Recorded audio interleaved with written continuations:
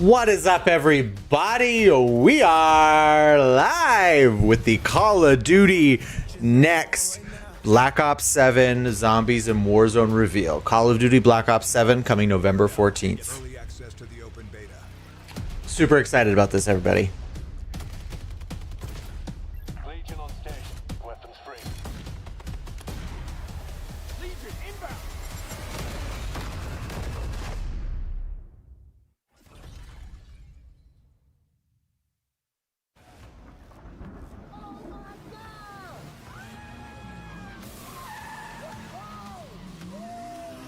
What's going on? We're here live at COD Next Black Ops 7.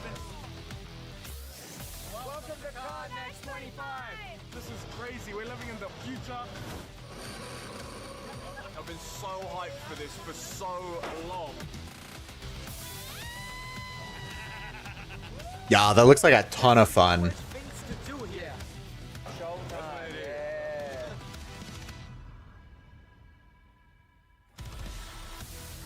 Welcome to Call of Duty Next. 250 of your favorite creators and press have arrived to reveal live Black Ops 7 gameplay and more. Today, Look at that we'll dive room. into 6 all-new Holy beta shit. maps and show you what's coming to Black Ops 7 multiplayer. Starting with Blackheart.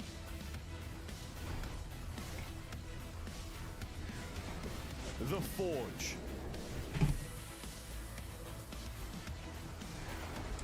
Toshin.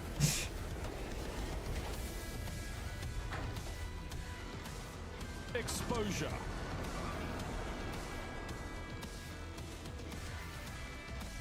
Imprint. Ooh. Cortex. We'll peel back the curtain on Zombies with our first live look at the new round-based Zombies map, Ashes of the Damned. We'll drop in to a first look at a new Warzone Resurgence map. Yeah. And we've got big updates for Call of Duty Mobile. And plenty COD Mobile. surprises in store.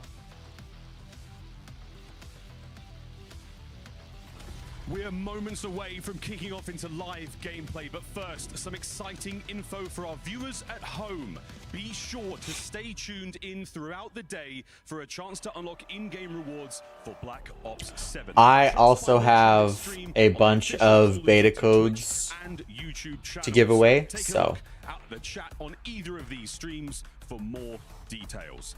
Everything you're seeing in multiplayer gameplay today will be playable in the open beta, with early access starting on October 2nd. Plus, don't forget to jump into the beta on day 2 of early access to experience a small taste of Zombies.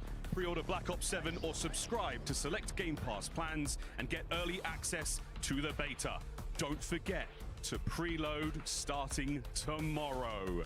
I'm Miles Ross, here now with Stephanie Snowden, Senior Director of Studio Communications, and we are thrilled to be joined by some of the team from Treyarch. Max Grant, Yael Miller, guys, welcome to the Omni Room. Happy to be here.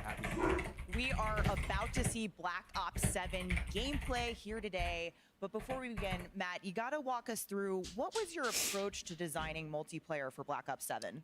Well, that would take many hours to really talk through. Long answer, but I'll keep it brief. So it really started with that 2035 setting, right? The amazing 2035 setting really allowed the team to get their... Yo, Rain, how's it going, dog? 10 years after the events of Black Ops 2, Right. which means we can really tap into that gold mine that is Black Ops 2, the content. You're going to see a lot of your classic favorites, of course, a ton of brand new content. Good. At COD Next and at launch, but really being able to just dig into that future setting, a lot of fun. now, Yale, we introduced Omni Movement in Black Ops 6, and that was a massive innovation. But you guys of Treyarch have really continued to refine core movement. What can players expect? Yo, Skull, how's it going, dog? I think, as Matt said, we really started by looking at what would that 2035 operator do. I thought you needed 4K GO for Unbreakable Greed was 9K. So things like I'm assuming that's a silk or different ways to attack maps.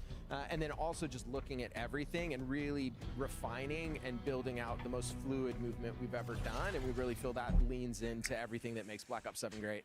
I cannot wait. And guys, it's now time to jump straight into Hollow gameplay. Knight, We're thank you. wasting No time whatsoever. Thank you so much again, fellas, for your time. I'm also looking forward to Black Ops 7 Skull. Live gameplay of Black Ops 7 here at COD Next. Take it away, casters.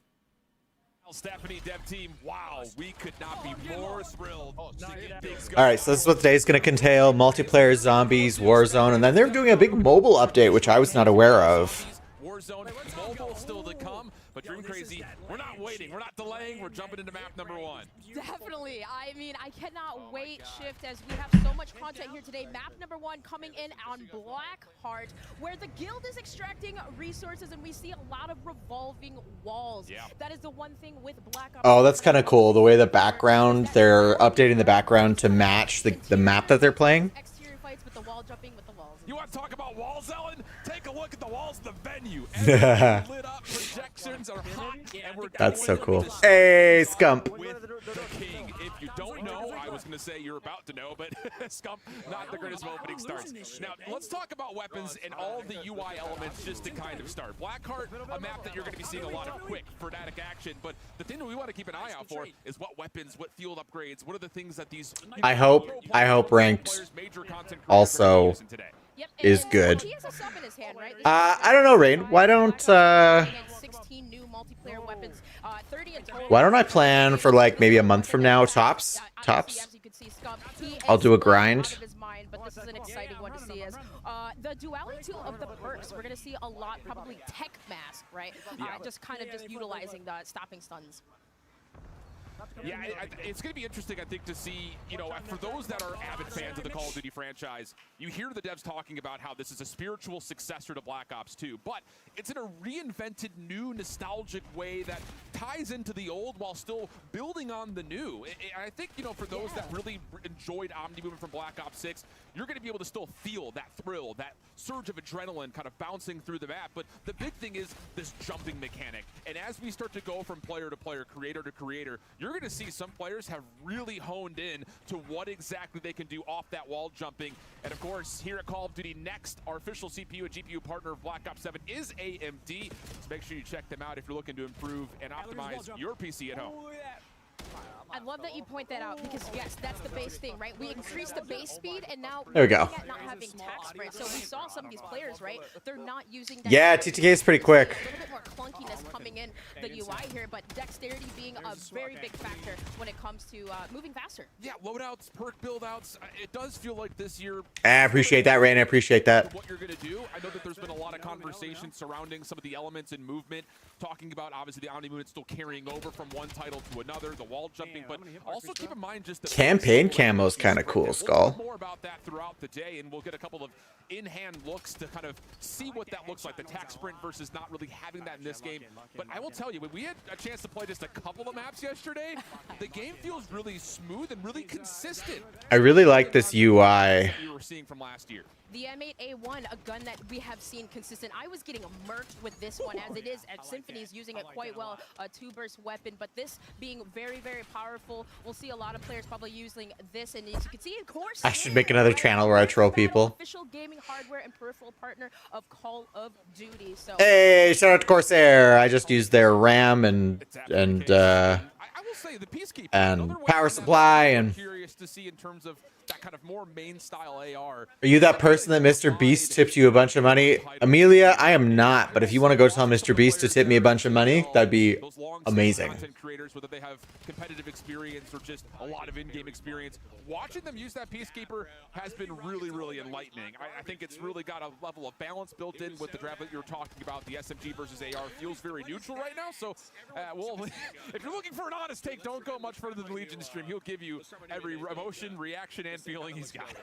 oh gosh, yeah, I mean reaction time, right? You have to be fast when it comes to some of these. I love the perks, right? The hybrid perks, some of the specialties. Oh, you can wall jump as much as you want? Using that, but look at Aiden. utilizing Oh, Aiden. Blackheart, that's what we were talking From about. Call of Shame to jump over an absolute shame. Take, flanks, right? So that's an area that you have to be careful with. Exactly the case. EWC champion. Hey, Rain, I honestly don't expect donations, dog. I do this because I love it. wall-to-wall. I mean, I'd love to be a full-time content creator, and that's the goal one day, but like... That you're going to be facing in the beta. So go ahead and head over to Scuff, gear up for Call of Duty, the official controller for Call of Duty. Get those back buttons going, make sure you can bounce freely, get those stead slides out of the way, and make sure that you're moving like the best of them.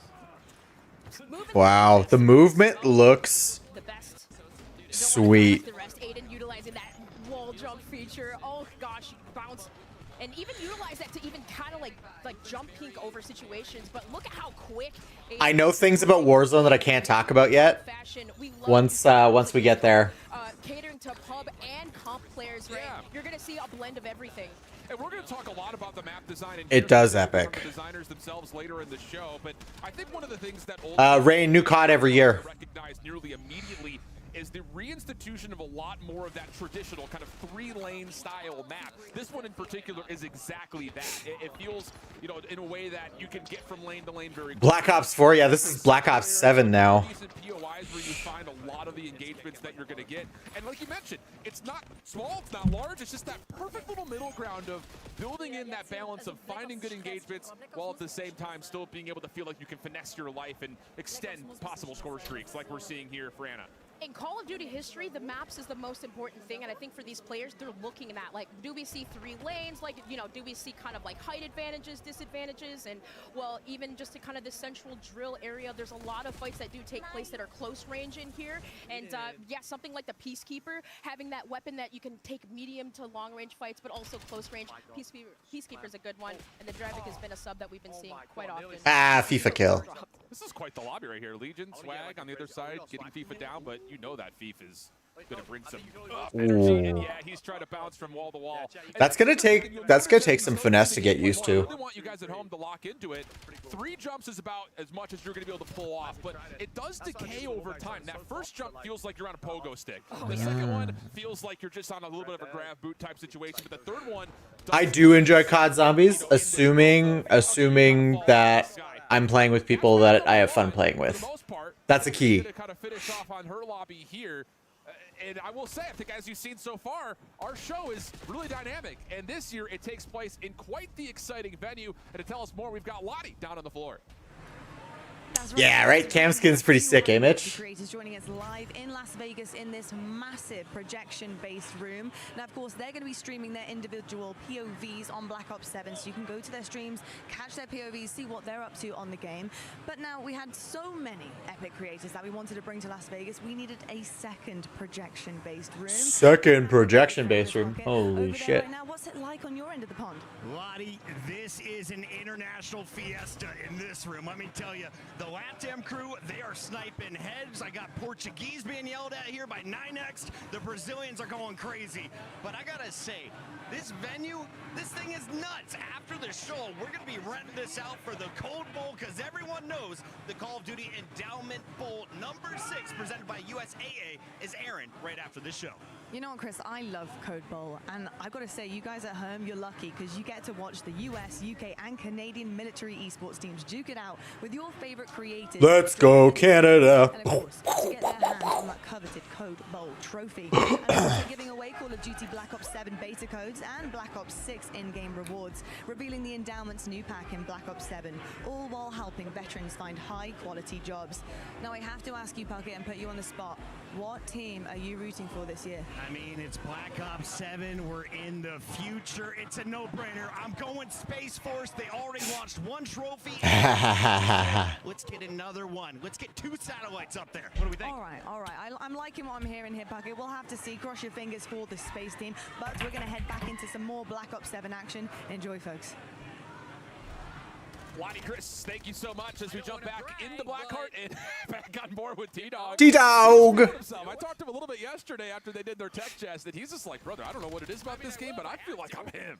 Yeah, like it's so smooth, right? And I mean, you can see him displaying that. But one thing that I think we really need to highlight is the overclock feature, right? We get this extra overclock feature, which basically allows you to upgrade your equipment. So, like, you have a stim shot, right? You can overclock that and essentially make it last longer, or Overclock. you know, anything that comes your way. So it's pretty cool that we have that feature in buffed equipment. We'll point your attention to it as we go, because yeah, the field upgrade is really interesting this year. We're bringing back things like active camo. Of course, trophy systems are still in place, which I know a lot of players that are looking to play more of that competitive style are going to really enjoy the fact that the overclock gives you more deletion of incoming utility. For some reason, oh, but you weren't watching my live stream for whatever reason.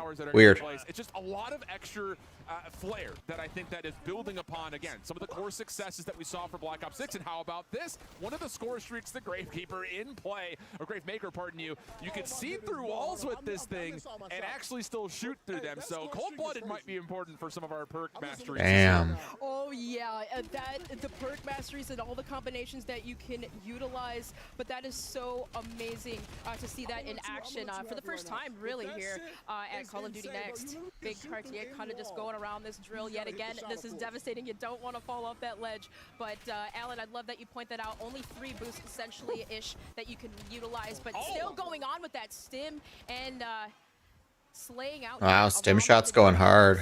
Clean. Ooh, can we keep it? Ooh. Let me see another one of those Gravemakers come on board.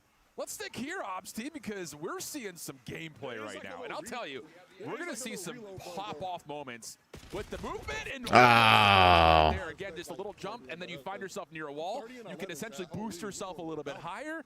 Really awesome to see that level of elevation be added into the mix. That's not his dog, but you don't want to pet that dog. Oh my gosh. So with that too, kind of like some of the hybrid perks, right? Support, offensive, you can gain bonus streaks. So maybe in pubs you want to do that. Indeed the case. So that completes our first instance of Blackheart. Up next, a deep dive on all things new Black Ops 7 map regarding. But we'll be right back. More Call of Duty coming up after the break. After the break. This is looking pretty sick. If I get Hollow Knight on PC, I can get mods? Official Huh. CPU and GPU partner of Black Ops 7. Share the wins. Elgato, the official streaming partner of Call of Duty. Herman Miller. Check out the latest Embody gaming colorways at hermanmiller.com/gaming.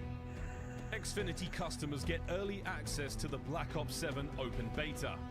Visit xfinity.com/rewards to claim your code today. You're invited to the Little Caesars Call of Duty Challenge. Open the Little Caesars app, accept and complete the challenge. You might win a copy of the new Call of Duty Black Ops 7. Same with PS5 or Xbox? Entered for a chance to win the grand prize. Oh, I guess I'm buying Little Caesars leading up to Call of Duty again. With George Kittle in a 1-hour epic Call of Duty battle. Complete the Little Caesars Call of Duty Challenge today. Welcome back. We are very excited to talk more Black Ops 7 multiplayer. We are joined by more of the Treyarch team. Miles Leslie, Associate Creative Director, and Brittany Perello, Senior Producer. Guys, welcome to the Omni Room. We made it. Let's go. Now, we just had our very first look at one of our multiplayer maps in action. That was Blackheart. But Brittany, that's just a taste. So what can we expect on launch maps? Yeah, we've got maps. We've got 18 maps at launch. 16 are 6v6 maps. Out of that, 13 are brand new. And we've got 3 Black Ops 2 returning favorites. We've also got 2 skirmish maps for our 20v20 mode that take place in Avalon. Nice. It's really in a variety of sizes, leaning more medium, but we'll have some of those fast, frenetic drops in there too. Awesome. What a map portfolio for launch. Now let's take a closer look at these launch maps. Yeah, we got Colossus here. So this is a BO2 callback. It's falling into the ocean. This map is super fun, looks amazing. Next is Den, Japanese castle that's been taken over by 2035 technology. Also a lot of fun with some wall jumps on the roofs there on the side. And of course, we've got Express, one of our favorites. Yeah. Watch out for that train. We're now in Japan, so it's looking really cool. Hijacked, another one now set in the Tokyo Bay. So cool. Fast, frenetic, classic. And Homestead is David Mason's childhood home, which is awesome. We could bring it back really cool way. Really fun map under the Aurora Borealis in Alaska. It looks amazing. Do I play Five Nights? I've actually never played Five Nights at Freddy's. Really fun. Paranoia. This map's amazing. You talk about Black Ops. We're leaning into the mind bending. We're in David Mason's mind, and you need to escape the nightmare here, which is a lot of fun. Looks great. Plays super frenetic and fun. And we got Raid. It's Yes. beautiful. Correct. Really never. Tokyo Hills, our iconic competitive favorite map, is back. So excited. This one's a lot of fun retrieval. You're in the Alaskan wilderness, and actually if you run through the snow, you leave behind footprints. So it's pretty cool to try to track some players through that. That's right, and Scar's next, and this is another Alaskan town, but we've kind of smashed it where this town's been taken over by technology. Collateral damage. Flagship is an awesome, another callback. USS Obama from BO2 now being decommissioned. Fight through it, sparks are falling on you. You've got every game except DBD and Secret of the Mimic. Yeah. I take it you like the games too, then? But with beta this week, you know, we need to take a look at what we're playing. We need the tips from you guys. So let's take a look at the maps coming to beta. Yeah, we've got 6 multiplayer maps available in the beta, all that you're going to be seeing today, watching the best of the best play. Yeah, it's really exciting. The first up is Cortex. So, human testing site.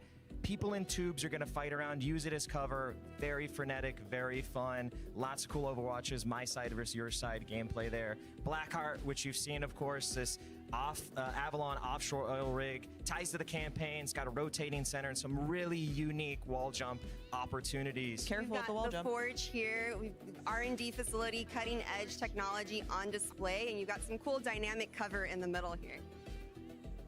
These maps Exposure look set in neat. Australia, we've got some really vibrant colors, some cool wall jump opportunities up in that rotating container. It gets Hey, some cool Jacob, ground positions. I'm giving away Black Ops 6 beta codes. If you want to head over to Twitter or even head over to my Discord, the link should be in my bio on YouTube here. You can enter to win. Really cool jumping in the center and really And then you for sure could try. And then the open beta is this coming weekend, so you'll get an opportunity there as well, Jacob. All the landmarks, and I've played a few, and they are very, very fun indeed. Beautiful stuff. Let's talk about how they play, though. I mean, how did you guys come to, the approach for designing these maps? Yeah, so we've got our classic 3-lane design style for Treyarch, clear definition, good path clarity, and really controlling those lines of sight. You can also see all of those spaces crafted for wall jump. You can get to traverse places faster without mantling, get in some really cool power positions, and there's a few must jumps that we use sparingly, but A must jump, you say? a must jump. But we really wanted to make it look like anything that feels like you can jump on it, you can. So have some fun. Totally intuitive. Yeah, and I've worked on every single Black Ops, and when you talk about the classic feel, like Brittany talked about, these maps have it across the board. Of course, they're bringing something new with Black Ops 7, but for me, an old timer, Bet, Rain. there's a lot to love Yeah, there. come And on, they you're an stand OG. right next to the classic maps as well. So Raid, forget Raid. You got some new maps now. No, I'm just kidding. We love Raid, we love Raid. But we got some new ones now. I also know, you said it before, but the landmarks, like, I know Brittany is a shot caller, so I know those call outs. Joel, so far it looks like attachments are tamed down. Visually, we have a ton of variety in terms of settings, in terms of looks. How did you guys think about that? Yeah, for us at the portfolio level, we wanted to make sure we had that variety. That's what Black Ops is. You're globe-trotting, you're going everywhere. We're in Avalon, we're in Alaska, we're going to Japan, deep into it. We're going into the mind. Only the things Black Ops could do, we're delivering that. Lots of unique gameplay, as you saw, lots of unique visuals, and all the landmarks. And we got more gameplay to get to. Casters, over to you. Thank you, Stephanie. Appreciate it. Shift back with Dream Crazy again. And as you see behind us, everyone's locked in. We couldn't even bother to try to talk to anybody. They're all locked into their streams, ready to go. And we're going to take a look at our second map here coming up, the Forge. As you heard, research and design base. But the real interesting thing about it is that dynamic center. The walls rotating around and pivoting, making that a very interesting battleground as we raise up into the Forge. The Forge, and also, too, 2 wings connected by covered hallways. It's just a lot of variety built on the harbor in Japan, and you'd love to see a bright and colorful map hold shift. But those walls, again, for every single map, it's not too much, right? But just a little, center point where it just can change the situation. Yeah, absolutely the case. Well, we'll take a look at it. This is another one of those maps, and Brittany had talked about this. Taking the ability of wall jumping to stop yourself from mantling and getting to those higher grounds faster. I will say, this is one of the maps that I got a chance to play yesterday, and I did feel the benefit of bouncing off of things to avoid that mantling mechanic and that animation to try to get you into the fight a little bit faster. That mixed with dexterity, your ability to try to zero in and center up a little bit faster too, really does make that elevation and that high ground battle a little bit more, I would say, feasible for those that find themselves on the low ground battling against it. I love that you say that, because it really just tests the player to, like, you know, kind of, you know, do you want to cover, you know, cover versus mobility type of mindset, right? Yeah. Moving around this map, though, you know, you can see here pros just utilizing, again, that M8A1. And for AR players, for these height advantages, for those power positions, it's really useful to climb up in those high ground, you know, and hit the high ground and lock it down on the map. I think the other thing that's really interesting, and I did see kind of looking over the shoulder TP yesterday when he was doing his test, you see a couple of spots where you have like this natural built-in heady, as we call it, where you get like that competitive edge where you're just barely over a piece of that center kind of obstacle terrain. But your ability to bounce kind of eliminates the power position of the low ground, kind of medium ground headies, because you can just bounce up over, get a better look at the player behind that cover, and actually take an advantageous gunfight. So it's, again, just really interesting to see some of our more experienced players try to utilize that mechanic to make fights that feel, you know, inadvantageous a little bit more neutral. That's an interesting idea, except I feel like when you go to do the bounce, whoever's on the heady is just going to wreck you. The Scout Pulse got a little information there, but hey, shout out to Elgato, share the wins, the official Rain for Call of Duty Next. Thank you so much for supplying us with all of your gear. And this is what map I will say, you kind of see a couple of players will, you know, re-identify the usage of doors, which is something that really kind of put a lot of focus into, the more automatic style. Something we saw a lot of more in like Black. Hey, Rain, I appreciate you watching my stream also. You don't just get those single doors that you have to pop and burst open. Now you've got these more automatic style doors that you can shoot, create a longer line of sight than you may normally expect by looking at the different central point of interests. And that's another one of those things that, again, you continue to build on what's been there and where the game continues to mold and morph as we move forward. The doors, that was quite you know, annoying bashing through it. So yes, it automatically kind of opening up for you as you walk upon them. But here on the forge, here going up top, you see Deus Amir kind of controlling this lobby observation area, but being very comfortable, full streak out, and also just kind of flying around the map with these specialists. We'd love to see him. He's utilizing the Enforcer specialist, just allowing extra health regen and also movement speed. Another thing that, you know, kind of I want to just turn your attention to as an audience member, those that are, you know, more familiar and kind of got Omni movement underneath their belt a little bit faster, you'll notice that there is a bit of that buttery slide movement that I was about to say. Like, we're used to seeing it from just a static jump into slide. You can get that same momentum little boost off of a wall jump. So, you know, that's another opportunity to kind of build on the movement that's already existed. And if you're looking to dominate every game, make sure you check out Origin, the official gaming PC and gaming laptop for Call of Duty. Whether you're at home or on the road, check out Origin to keep yourself in there, gaming, grinding, gunning. You know, he's not even using his streaks. He just wants to, at this point, maybe get a nuke. Deus Amir, you know, he's a competitor, plays in World Series of Warzone, and look at him now, just continuing on, going, and you can see too, every kill he gets on the right-hand side, quick regen, tech, sprint speed, movement speed, getting those indicators letting him know he still has his perks. Yeah, it's just another one of those things too that the indication of like the UI, it continues to grow. I noticed this yesterday, you know, you start to see like the who is targeting you, who did damage to you, a little bit of a boost now because you also see what you've been affected by, whether it's a UAV or a recon pulse. It's just really cool. There's no shortage of information on the game. So whether you're somebody who is experienced at Call of Duty or looking to jump back into it or play it for the first time, you're never really amiss from knowing what's happening on the map. Oh, got caught with the wrong gun out. SFG players across the world, Giddy, but not quite there. And he'll jump back over to the M8, try to get that burst weapon online.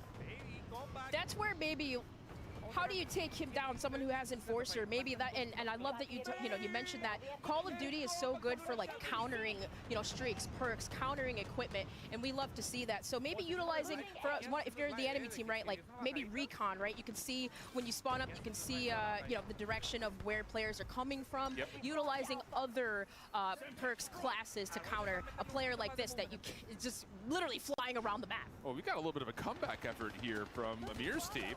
Up and over. over. Another look at how you can utilize the movement to break cameras and give yourself an advantage in a gunfight you might not expect. And Amir's happy to exclaim about that feeling. Difficult battle again in that modular middle center. As we take a look at Drop, another partner of Call of Duty Next. Customize your typing, the official keycaps for Call of Duty. If you're looking to customize your keyboard, look no further than Drop. All right. Affected by tracker, ADS auto ping. So you can kind of see, again, a little bit more of that recon being able to stop Amir here. But, of course, domination, a typical mode that we've seen in Call of Duty for so long.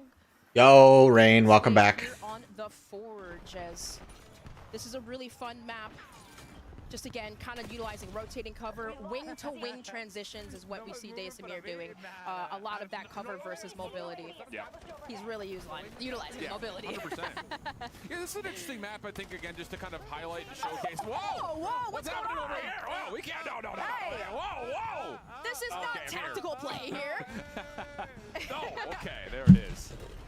Hey, I appreciate that, dog. Thank you so much. Still a part of Call of Duty. I know that was one of those things that we saw a lot of comedy in as it was incepted the last couple of years. And Amir is happy to say, shut your mouth. I'm at the top of the leaderboard. The game's looking incredible. Players are loving it. But let's take a look to see exactly how much the players are liking as we throw things down to Lottie from a From the Seat player check-in brought to you by Herman Miller. Thank you so much, Shift. Hello, Zin. I know I'm totally interfering with your gameplay here on Black Ops 7. I have to ask you, though, early days, all right, coming into COD Next, I have to ask you, what is your favorite map so far? Favorite map? You're going to sub on the TV? I appreciate that, dog. The Japanese vibe. I haven't been to Japan yet, so it's the closest thing I got. And so far, it's very, very vibrant. All the maps are very vibrant, which I think is very good. They're a ton of fun. But Toshin, I think, is my favorite right now. All right, love to hear that. Now, we have a room filled with epic creators, of course, one being yourself. But if you had to 1v1 everyone in this room, are you coming out on top? Who would I play, or would you come out on top if you 1v1 everyone in this room? Yeah, it's a guarantee. Hex might be difficult. Method, you cocky SOB. All right, and who would your hardest competition be in this room? Hardest competition in this room? Probably Hitch. Right. Really? He's got the gunny like that? Probably Hitch. That's not a friendship thing. Sorry? That's not a friendship thing, huh? No, not at all.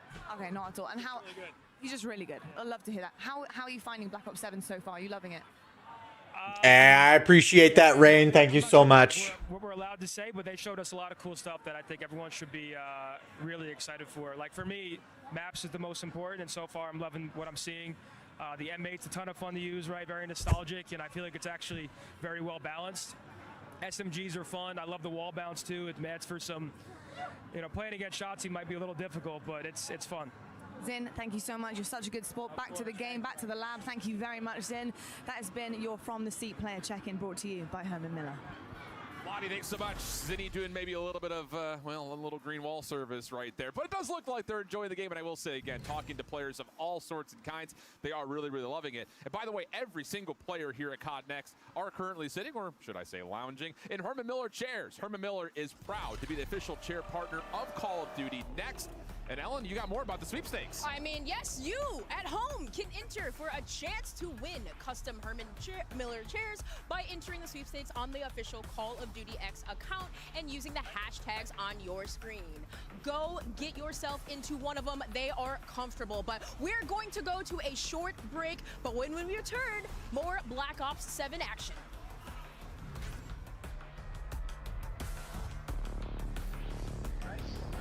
You've got one or two more TVs. Yeah, dog, I appreciate you, my guy. Thank you so much.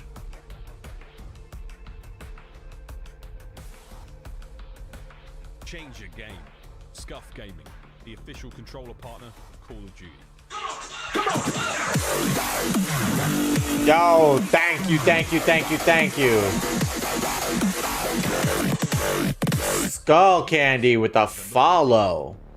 Customize your typing.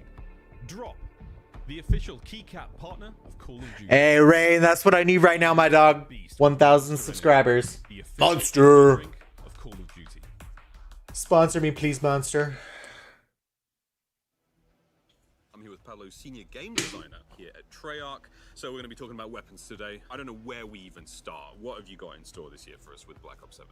The big focus for us this year is just weapon variety. Most of them are brand new to the franchise, which is really exciting. And we've been able to pack a ton of unique gameplay into our launch portfolio because of that. I think like one great example would be a new shotgun. It's called the M10 Breacher. I should make a reaction channel. But it's got a twist. I've thought about it. I've also thought about starting like an indie games channel, or not an indie games channel, but like an everything games channel where I literally just play anything and everything. Black Ops 2 weapons returning. Peacekeeper and M8A1, I think, are two great examples of our weapon goals. The Peacekeeper blurs the lines between AR and SMG, and the M8A1 obviously has its 4-round burst. Still extremely lethal, I will say. And now with Gunsmith, you can kind of build it in different ways too, which is really exciting. It sounds like there is a lot of variety. I should stream a video reaction later. I would need to create a big list of content. Is a big focus for us, and the 2035 setting has really helped us kind of push the gameplay in a lot of creative and unique ways. And obviously the weapons look amazing as well. You know, the aesthetic is really this cool marriage of sleek and tech, but still grounded. You know, the way we balance weapons. Grox MC? What is Grox MC? Of each weapon to further extremes and still find creative ways to balance that, keep them in check. Can we talk about Gunsmith? Are there any big changes there? We've seen a lot of feedback from players that they want more build variety, and we're targeting that in a few different ways. At the core, though, we're making sure that you can modify some of the key stats that people really care about across multiple attachment slots. Or if you are more interested in just a good balanced build, there's going to be different ways of achieving that. That's the game now. What can we expect post-launch?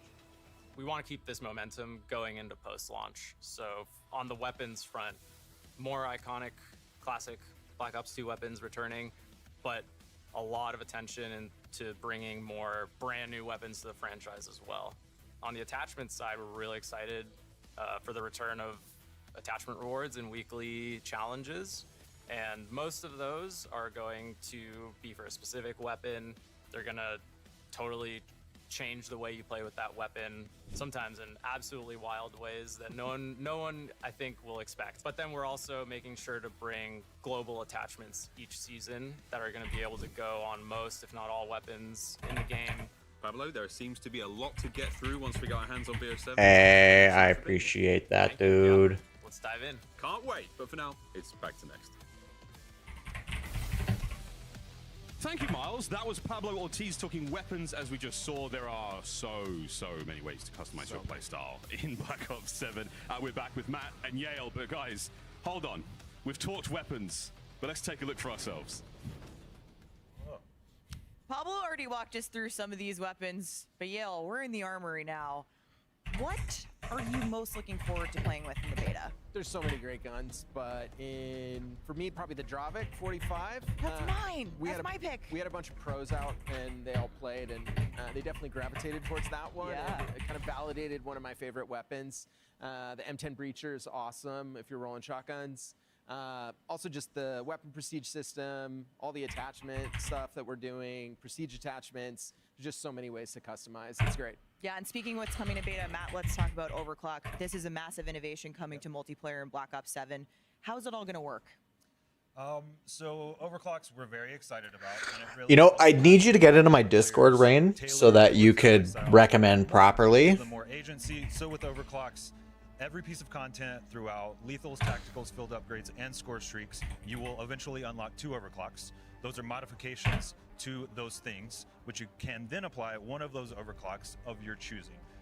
It adds a ton of depth to your loadout, and that's what we're really trying to do in Black Ops 7. Yeah, like bonuses, getting those bonuses. Bonuses, on yeah, stat bonuses, customization. functionality changes, some really fun stuff there. Some of them are crazy and awesome, and I cannot wait to use them. I can't wait either. Yale, have you got any favorites? Probably point turret. The fact that you can stick it on walls with one of the overclocks, it just makes it slightly more tactical to use. And then the Rhino's awesome.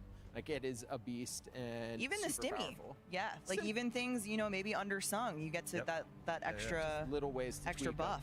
It's just nice that it's everywhere. Experience really matters, and you unlock. It feels like every single thing I'm playing with in this game has almost got its own progression system. It's so impressive, and yeah, I can't wait. I can't wait to play with camo. I believe I smoke should. Let me rays, just double verify here. across all the streaks. It's so fun. Matt, do you have? Yes, it's at the very top of the bio in my YouTube. Single favorite. Yale just mentioned the stem. You mentioned the stem. It is fun because you get to go back to kind of some familiar stuff. If I had to pick one, it's got to be the dog. Of course. And when he's on my team, he is a very good boy. If he's not on your team, he's a bad boy. he's actually What? I have a little bit of a surprise for you. Matt, you never said you were on because streaks. we have a visitor. Spawn's flipped, and he's back. Fortunately, he's on our team, so he's being a very good boy right now. Which overclock does he? Oh, okay. He's got he's got the sentry mode overclock, so he's gonna hunker down a little bit. And we did confirm. Yep, you can't to pet the dog. reenact And the MP trailer. Yeah, I'll go ahead and tell you. To be able to pet the dog, you have to have the sentry mode overclock. Oh, bonus, So, bonus. You've unlocked that one, and you've applied it. That's great. Yeah. What is it?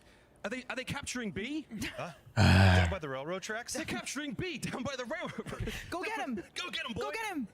Go get him! Go get him, boy! Go keep my spree going. Oh my gosh, we love he's him. been We the love star him. of the We love show at Next, but I will say he runs quickly, and so He does, be yeah. prepared for that And if you have one coming after you. DAWG. Yes. Just don't get it wrong. Dog. Yeah, It's a dog. Something we're also really excited about is the Specialist wildcard. That's Now, right. this is not going to be in beta, but it is in at launch. Tell us about it. So it's the first time a Black Ops game has ever had Specialist. It is a wild card because it is a Black Ops game. We love our wild cards. Yeah, we do. So if you give up your score streaks, which some of us, I know we've talked, Stephanie, you have some difficulties attaining score streaks sometimes. Don't you? You said it. Your words, not mine. But There's if you are perks one of for those, that, okay? Yeah, there are perks for that. So if you take the wild card, you will be able to pick 3 additional perks. So for a total of 6, you earn those 3 additional ones at 200, 400, and 600 score. And then if you are good enough, which we all are, at 1200 score, at 1200 score, you will earn all of the perks in the game, except for Tac Sprint. We got some feedback. We've heard a lot of feedback already. We're quick to adjust, so you will earn every perk in the game minus Tac Sprint if That's you get out. Awesome. at 1200 score. Damn. Real super soldier vibes. Gonna be very Wow. fun. I can't wait, cannot wait. Well, also last week, I also want all the Get perks. all the intel on some of the innovations coming to player customization. Let's take a look. I'm here with Alvin, lead game designer at Treyarch here on Black Ops 7. So welcome to the show. Thank you. Excited to be here. I'm excited to get my hands on the game. I'm very excited to see how I can customize my playstyle, which feels like more than ever in Black Ops 7. But the number one change I'm most interested in is the overclock system. Can you explain the philosophy behind that? It's all about adding more interesting choices and Excuse meaningful me. choices that adjust gameplay. So overclocks are upgrades that you can unlock over time as you use a piece of equipment or a field upgrade or a score streak. Eventually you'll unlock 2 and then you can choose one of them to equip. So it gives you options, maybe based on a mode you want to use this, but based on a different mode you want to use that. One of my favorite examples is the new dog score streak has an overclock that adds a sentry feature, which turns it into this really powerful turret. Another change that's been made. So Black Ops 6, we had the combat specialties, which was equipping 3 perks of the same type. Gives me Rain, are you in my mobile stream or are you in my horizontal stream? We wanted to expand on that system in Black Ops 7. You know, players seem to like the system, but maybe felt it was a little bit too limiting. And so with hybrid combat specialties in Black Ops 7, you can experiment with playstyles, and you can mix and match. So as an example, say you like offensive and stealth perks. Now you can equip any mixture of those. Boom, you're going to get a cool new hybrid bonus tied to those things. Staying on perks, there is a big addition to the game for the first time in Black Ops history, the Specialist Wildcard. What is the Specialist Wildcard? We were just talking about perks. We got a lot of cool new perks. Why not let players play with all of them? And what this lets you do is earn extra perks instead of your score streak. So you equip this to your loadout, you add more perks, and then you earn those on score. And then eventually, if you earn enough score, you can get all the perks. Thank you so much. There is so many choices to be made now as a player. My playstyle, truly, I'm going to go deep in that beta. I cannot wait, mate. Really exciting. See you in the beta. Thanks, Alvin. Back to the guys at Next. Shift back with Dream Crazy. So awesome to hear what's new for loadouts, whether you're looking at it from a level of perks, weapons, specialists, utility. Everyone feels like there's a level of customizing it to your playstyle. Yeah, there's so much to look at, Shift. I just can't wait to get my hands on it, but just kind of just having that ability to use the overclock feature to extend The holo does some of look the streaks. sick. And of course, looking at all of this on these beautiful maps. Yo!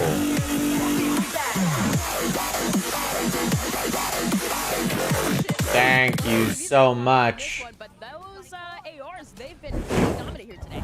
VH Revs.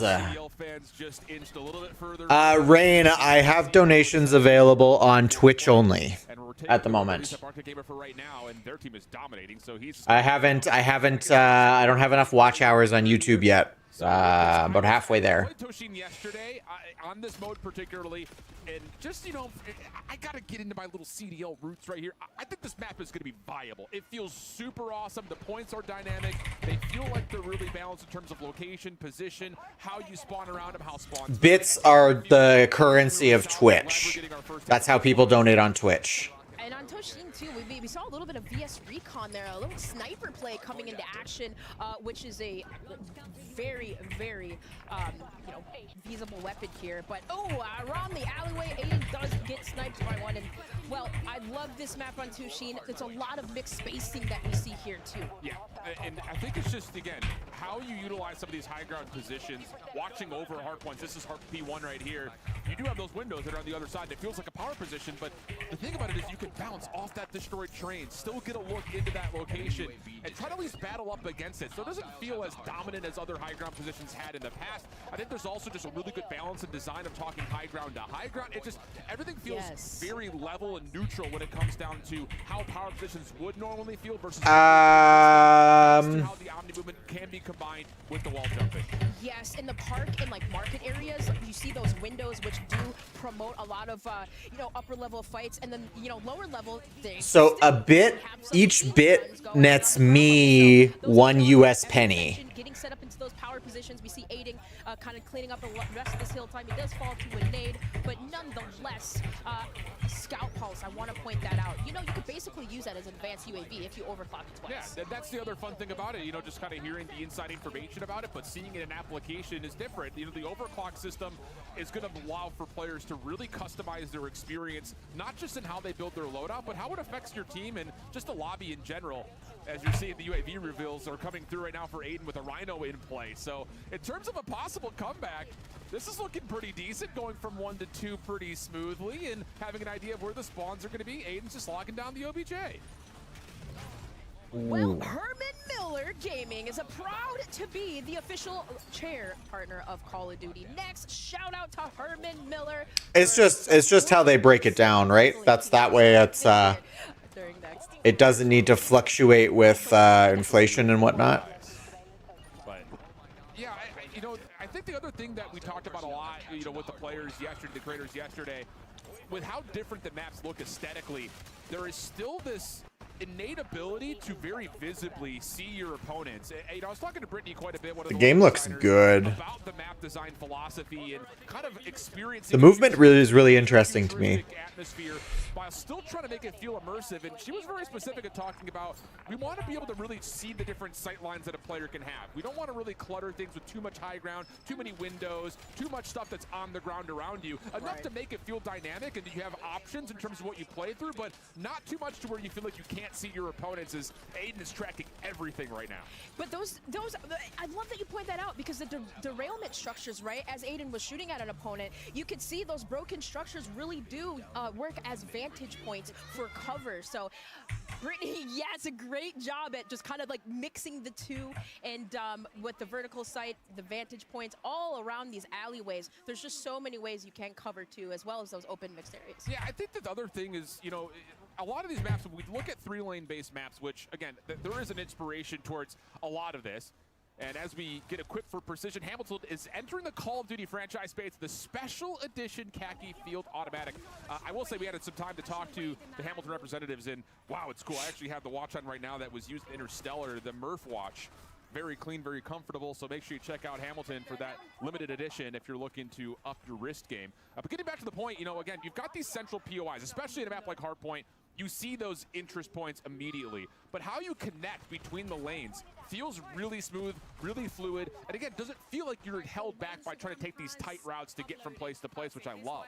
And it feels like each map is like that, right? We saw Deus Samir doing that on the Forge, right? Every single map, the map transition from lane to lane is so beautiful. And even if you are using something like the VS Recon, depending on what types of specialties and perks that you have attached to it, you can move very fast. And MZ, a reputable sniper by far for so long in the community, she's working it really well with these one-shot, one-kills. Looking clean, now off the spawn. Are we gonna see a quad feed? Come on, MZ, give it to us. Almost a chance for some collateral action. Whoa! And then almost to the pistol. She can't believe it. Almost absolutely tore apart. I'm a dogs guy. Yes, we do, MZ. We take those. Definitely some nice shots there. Almost through the wall, but What about you, Rain? we saw a little bit that earlier. Here we go. Little camo action. Ooh.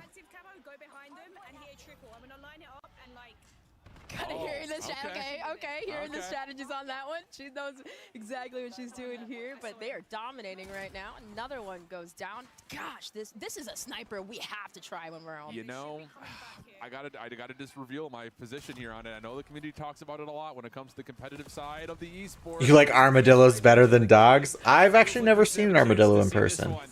But official pizza of Call of Duty is Little Caesars. If you're feeling hungry, well, check it out. Call of Duty. They're like mobile tanks. They are pretty cute in videos that I've seen or pictures. We continue on with the coverage for today. Everyone is talking about the new dog score streak, of course, and courtesy of Little Caesars, we get to see a little bit more with them as we sat down to talk to Dog for a pep talk. What's up, everybody? This is Little Caesars Pep Talk with the side of Black Ops Intel. I'm your host, Chris Puckett, joined by a very special guest. We got T-Dog Smitty, and T-Dog Smitty, I have a special present for you. You hungry? I am so hungry. Let's eat, my friend. Bring him in. Look at my guy. It wouldn't be a Black Ops Thank without you so much. a robo delivery service. It's launch week, it's reveal week. What's the content strategy? Get as much content as humanly possible. First, we want to look at the maps. Black Ops 2 guns are back. What's going to be new in this game that you're pumped for? The wall bouncing.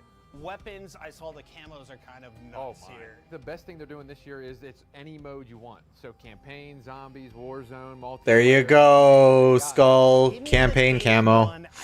Confirmed. As fast as possible, loadout. What are you running? Holy moly. The M8 felt really, really good when I used it. The Peacekeeper felt great. If you're honestly, right now, they're all pretty good.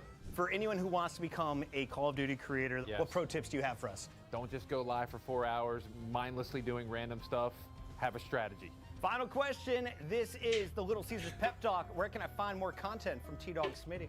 YouTube.com/TDogSmitty. For all of you at home, it is time to open the Little Caesars app, accept the Call of Duty challenge, complete it, and you could win Black Ops 7. Yeah, a free copy. And you are also entered for a chance to squad up with George Kittle, maybe T-Dog Smitty. Number 85, Little Caesars Call of Duty. Does it get better than that? I didn't think so. That was amazing, and we gotta love that dog. By the way, our creators are rocking Corsair peripherals throughout the venue, so you at home can enter for a chance to win the peripherals bundle by entering the sweepstakes on the official Call of Duty X account and use the hashtag below. But we'll be right back, and more Black Ops 7 coming right up.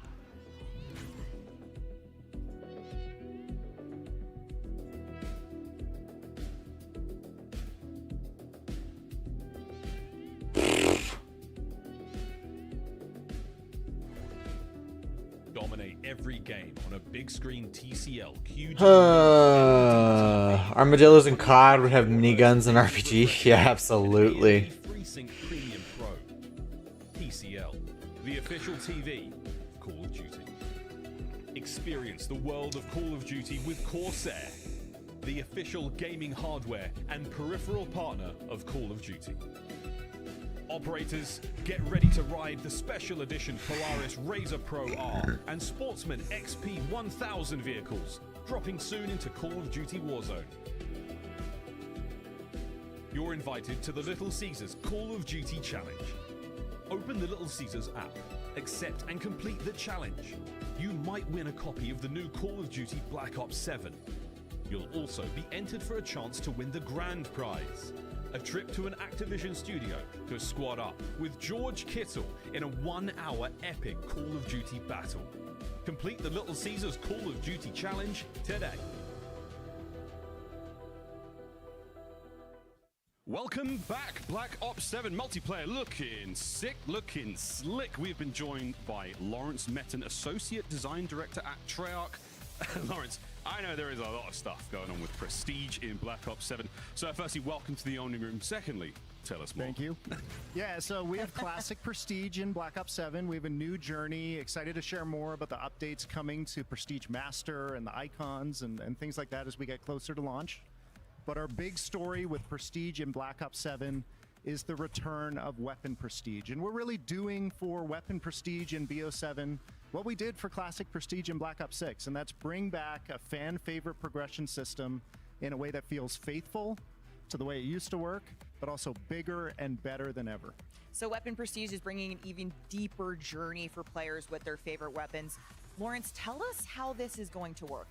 Yeah, so reach max weapon level, you're going to have the choice to enter Weapon Prestige. Doing so will automatically unlock a unique Prestige attachment that each weapon in the game has. And these are chunky, build-changing attachments that really change the way those guns play. You're also going to unlock a camo, and the Weapon Prestige system is packed with camos, some of which are remastered Black Ops 2 camos. So you may see some fan favorite camos on the screen here. You know we had to do graffiti camo.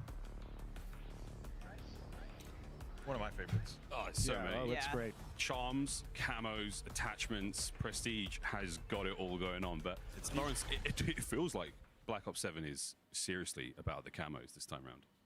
Oh yeah, we're going big with camos. So we have our core camo grind. We have camos in Prestige.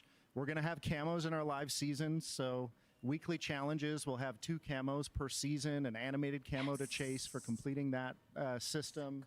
We're going to have camos in our seasonal events. And I mean, we're going big with camos. There's a redacted camo. Oh, I know. There's so much grinding, Mitch. He came prepared. Like we were like, there's only one thing you're allowed to wear. He's working through his headshots. He's early in his journey. I'm 5 headshots in on this thing. All right, I know we all love the camos. Matt, what's your favorite one? I mean, so Lawrence mentioned we've got some remasters, some reimagines. I worked on Black Ops 2. One of my favorites. It does relate to a breakfast meat. You know I've been outside your office with signs picketing for this one. You have been sliding bacon strips under my office door. Subtle, but we took it. So hey, I'm gonna go with bacon. Bacon camo. And it's never looked better. It's sizzling in this it is game. Hot. It sizzles. It's greasy. It's all of the all the things we need it to be. Okay, so while we unlock these camos and more throughout this progression journey, the best part is if you make something awesome, you can now share it with your friends. A first now in Black Ops. Lawrence, can you explain the sort of the build share for us? Yeah, weapon build sharing. We've wanted to do this for a long time. We've finally been able to do it with Black Ops 7. You can send a build you've created directly to a friend. You can grab a build from the kill cam. So if someone's got your number in a match and you're like, man, what's that guy using? Grab that build, throw it. All right, Reigns, thanks so much. Yeah, the build share is going to be neat. It's going to make our lives way easier when you guys are like, hey, tell me about that build. Edit a build, edit a weapon, and that build code updates. Anytime you see a screenshot of the gunsmith posted to socials or out of game, grab that build code, throw it into your game, and you're rocking that gun. Yep. My days of digging through the spreadsheets are over. Yeah, I can join I'm my so excited. I'm going to join my pro friends and be like, what's the build? They're like, here it is. Bang, straight into my loadout. Sick, that's so cool. It's I spent a lot Straight of into my time loadout. The social medias looking for meta builds, so I no longer have to do that. I can just grab a code, and I will also. Oh man, COD Community is going to be able to just publish build codes. Hit 'em up on a Saturday night and be like, hey. If you want to know anything, what is the best Pablo's weapon, your guy. Pablo? And now he can just send me a code. Yeah. Pablo build codes are blessed. Pablo If you get a build code Absolutely. from Pablo, Maybe you know it's maybe gonna we fly. will be blessed and get one from him closer to launch. But we've already seen quite a bit of gameplay today. But one thing we have not seen. Yeah, no more calling each out. is Absolutely. modes. More modes, new modes. We need to talk We about got modes. modes. So we are talking about Skirmish. That's right. Which is not in the beta, but will be there at launch. What's Skirmish all about, Matt? Yeah, so Brittany said we got maps, and I'm going to say we got modes.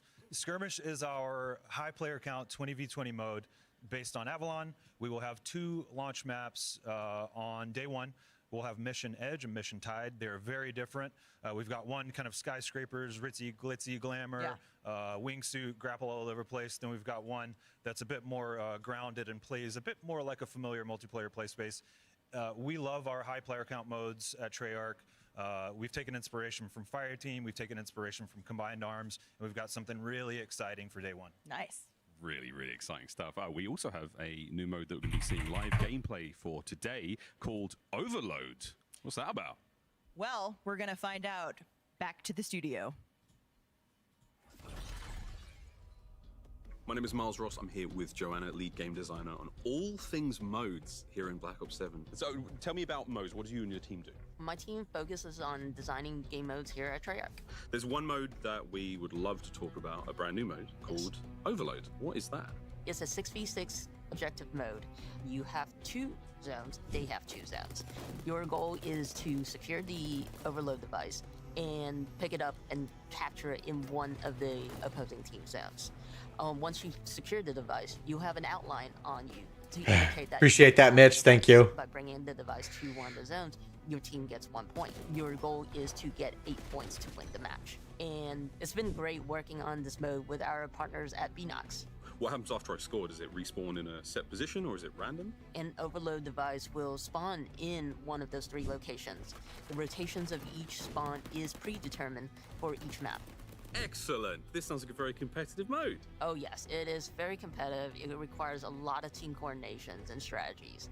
Sick. Okay, when it comes to internal playtests, you know, are you guys going crazy? I mean, who's the goal scorer for you guys? I would have to say I'm the one who tends to be the one picking up the objective and running the device, mainly because I'm an objective player, and a lot of my team members like Matt Trons and Colin Overhaul, they are the slayers in my team. So they tend to clear my way and so that I could capture the zone. So the boys are allergic to the objective. Noted. Good to know.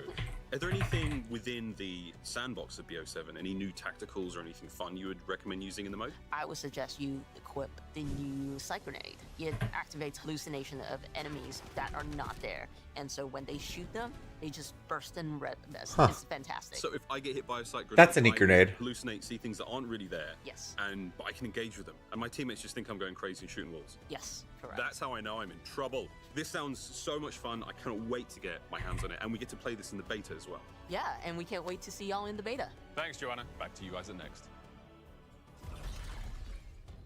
And you can play Overload in the beta. Pre-order Black Ops 7 or subscribe to select Game Pass plans and get early access to the Black Ops 7 beta starting in just 2 days on October 2nd.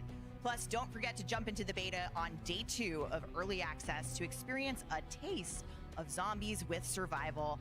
Preload the beta starting tomorrow.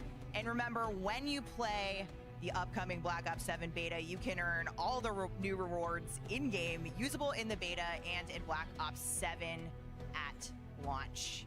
If you plan on playing the Black Ops 7 beta on PC, you must have Secure Boot and TPM 2.0 enabled to get in on the action. This is Make sure you PC players, you have that all set up. Players have the most secure and competitive play. Check out the QR code for more information on how to make sure your machine is compliant. Now let's check out some Overload. Woo! I cannot wait to see some Overload. I know all of us are itching to see if there's going to be a competitive future in this brand new mode. Some historical nostalgia, kind of maybe leaning on some previous game modes, but something that is so dramatically unique. And with the new mode comes another new map. Let's open up and find our way into the Australian desert of exposure to check out Overload.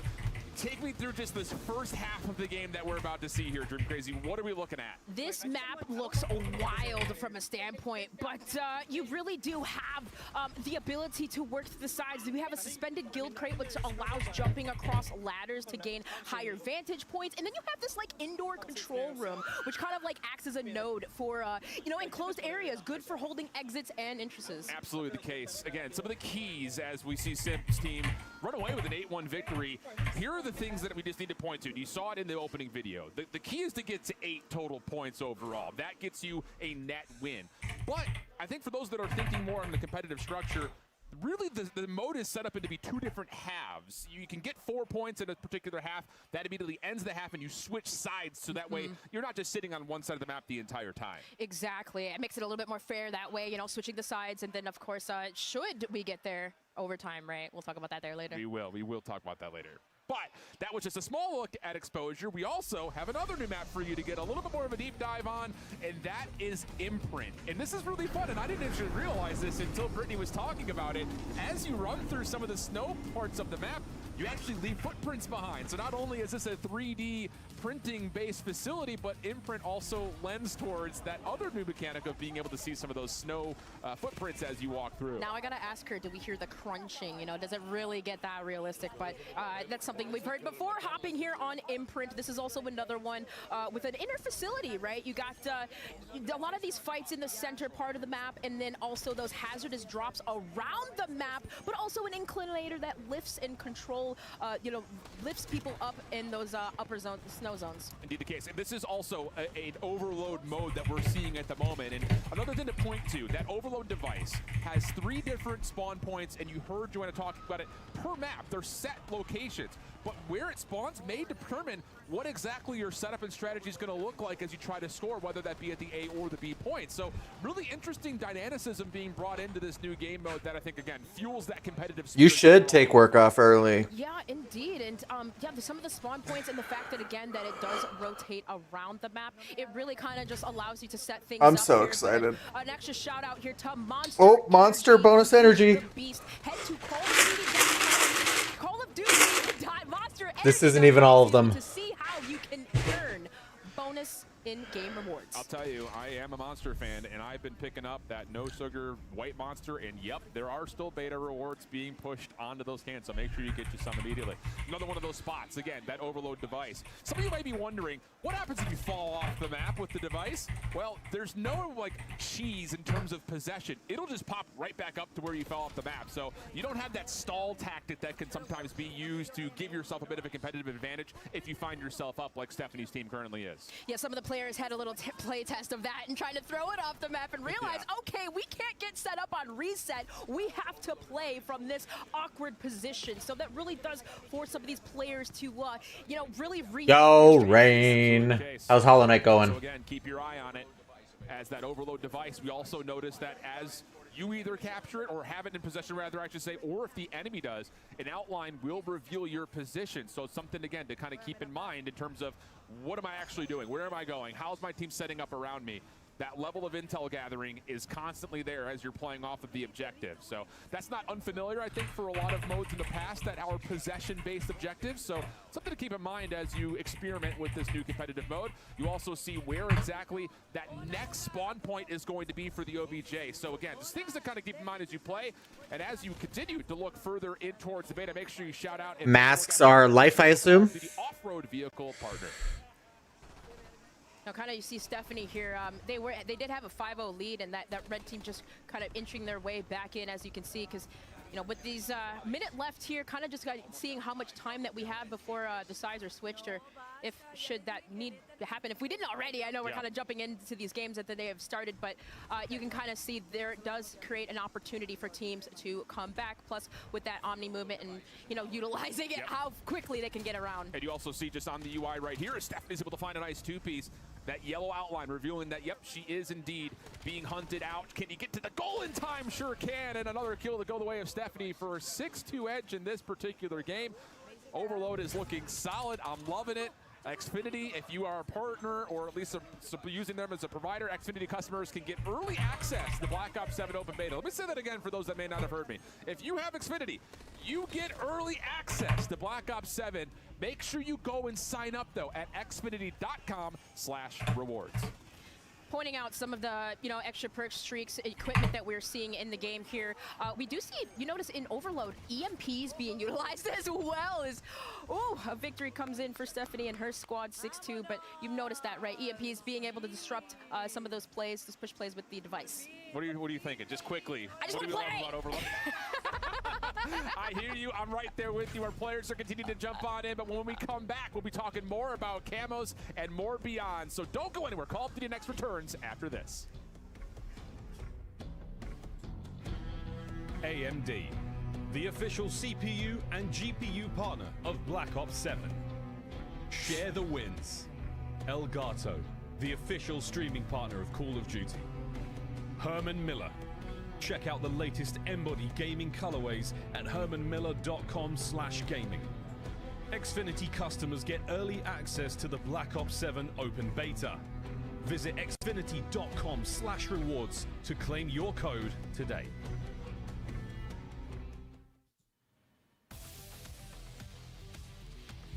Welcome back, Lawrence and Yale from Treyarch. I am excited to share that we have even more camos to show off. We're not done. As we said earlier, there are more ways than ever to earn camos in Black Ops 7, and that for the first time, that includes a dedicated camo track in the co-op campaign. Yeah, this is something we've never been able to do before. We have a dedicated camo track in campaign for the first time.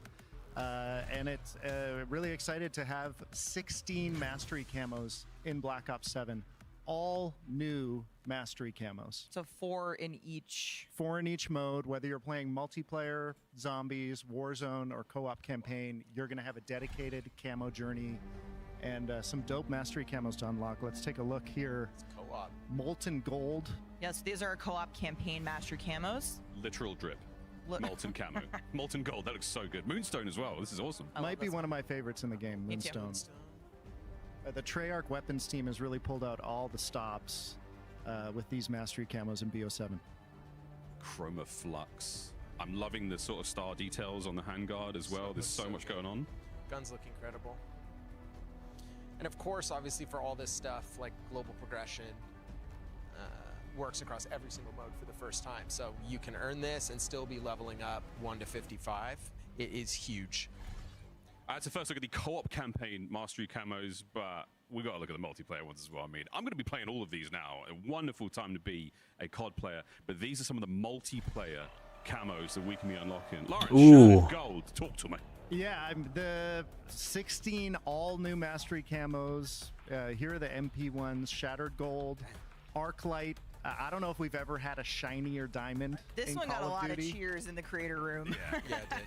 I like that. Holy shit. That's like Black Ops 7 vibe for me. So much creativity from the team to be able to pull these off. This one's one of my favorites. I feel like this one's going to be slept on, but I'm saying it. Tempest.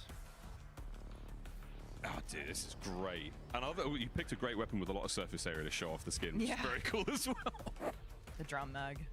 And yeah, rounding it out with Singularity, our final multiplayer mastery camo. In true final mastery fashion, this thing will change when you shoot it. So all 4 of our final masteries across the game have this dynamic nature to them that is just really awesome with automatic weapons and high caliber guns for sure. That is so fun. That is so cool. Well, Lawrence, there's a lot going on here. There's a lot of camos. There's a lot of rewards. How do I keep track of all of these? Let's say I'm having a big session. I've unlocked a ton of stuff. But I was on, oh no, I spilt a beverage on the table and I looked away. Oh no, what did I unlock? Can I find out that? Great question, Miles. Yeah, so we have a new feature in the game we call the reward feed. Pop open the reward feed. I like that. And it's got your history of all of your unlocks right there. So that's a phenomenal quality of life update. Multiple sessions.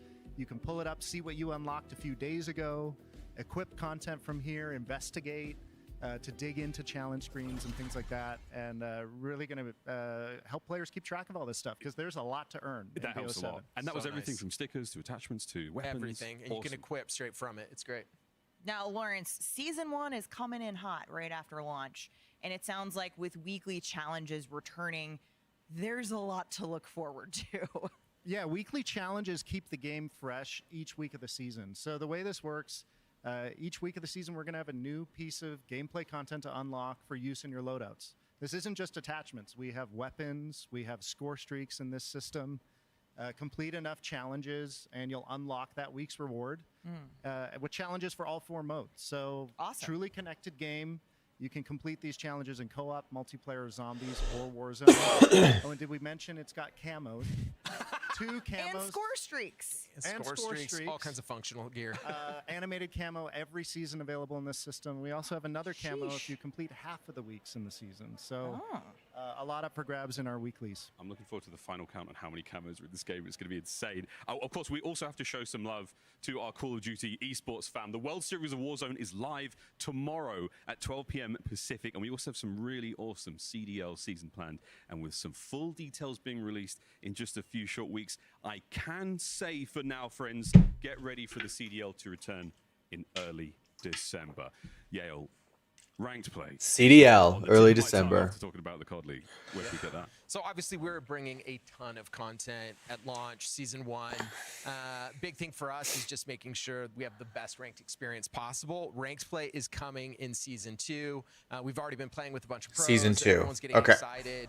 So much gear. And Lawrence, there's a couple also feature additions to that for people to explore. A couple things we can mention today. We're bringing back placement matches to get players closer to your rank faster. Right. And we know players want surprise camos. Whoa! And so we're doing ranked camos each and every season. Ranked camos. Camo, platinum, above. Gotta have bragging rights. It's key. So ranked play coming to multiplayer in season 2. Now, speaking of the live seasons, I've heard it said that season 1 is going to be the biggest season in Black Ops history in terms of content. Yale, can you confirm? So we are absolutely bringing it on this game. This is from launch to the end of season 1. We will have 7 Rain. multiplayer maps. 6 of those multiplayer maps are full 6v6. Goodness. This is the most we've ever done.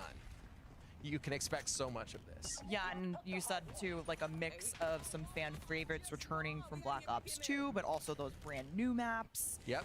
And if I'm hearing you right, that doesn't even count what we're bringing to zombies in season 1. That's right, 3 maps in zombies. So obviously you're gonna see some of that here, but in season 1 we're bringing 3 new. This may be the maps. COD where you go for 1 camos. round-based zombie map and 2 Love it, Mitch. survival maps. So this will be the biggest in franchise history. Oh my goodness. We are wrapping up multiplayer here, but every year there is one Black Ops map. Because you're talking about them, it wouldn't be a Black Ops game without it. So Yale, I gotta ask. I think some of our fans may have a guess on what this is. Absolutely, Nuketown is coming back. Woohoo! Harkening back to some of the love for Black Ops 2. It is awesome. Nuketown 2025. Thanks, Mitch.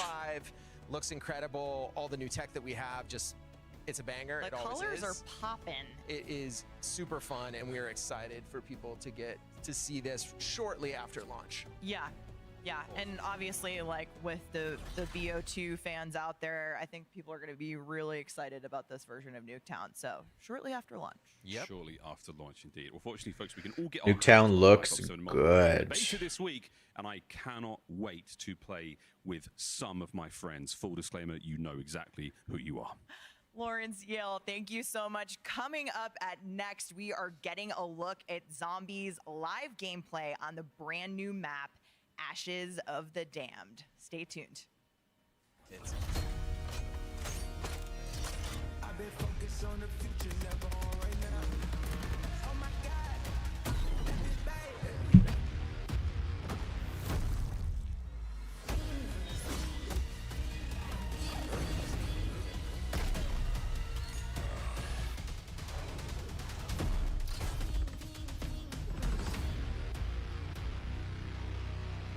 Pre-order now and get early access to the open beta. Change your game. Scuff Gaming, the official controller partner of Call of Duty.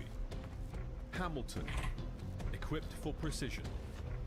Hamilton and Call of Duty team up for a special edition Khaki Field Auto Watch. Get yours on November 14th. Customize your typing. Drop, the official keycap partner of Call of Duty. Unleash the beast with Monster Energy, the official energy drink of Call of Duty. You're invited to the Little Caesars Call of Duty Challenge. Open the Little Caesars app, accept and complete the challenge. You might win a copy of the new Call of Duty Black Ops 7. You'll also be entered for a chance to win the grand prize, a trip to an Activision studio to squad up with George Kittle in a 1-hour epic Call of Duty battle. Complete the Little Caesars Call of Duty challenge today. Welcome back to Call of Duty Next. We are moments away from getting hands-on with Black Ops 7 Zombies, but things are getting a little scary. It is our very own survival map. Look at this.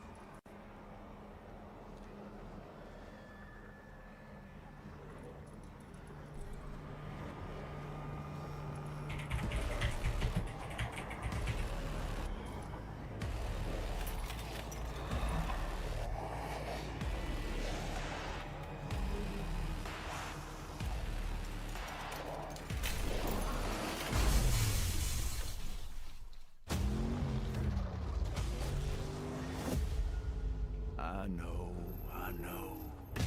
Y'all are confused. So was I. But as they say, this too shall pass.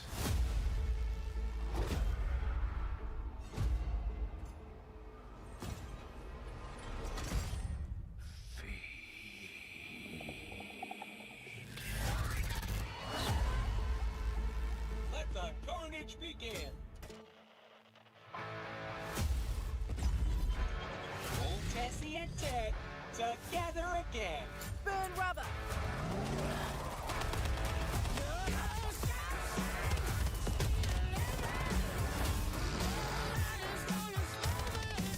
Oh, company.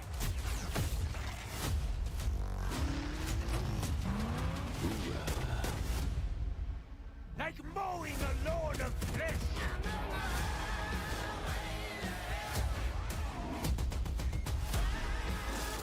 Old glitter. Happy New Year, demon spawn. Definitely wasn't English breakfast. Oh, literally at my fingertips.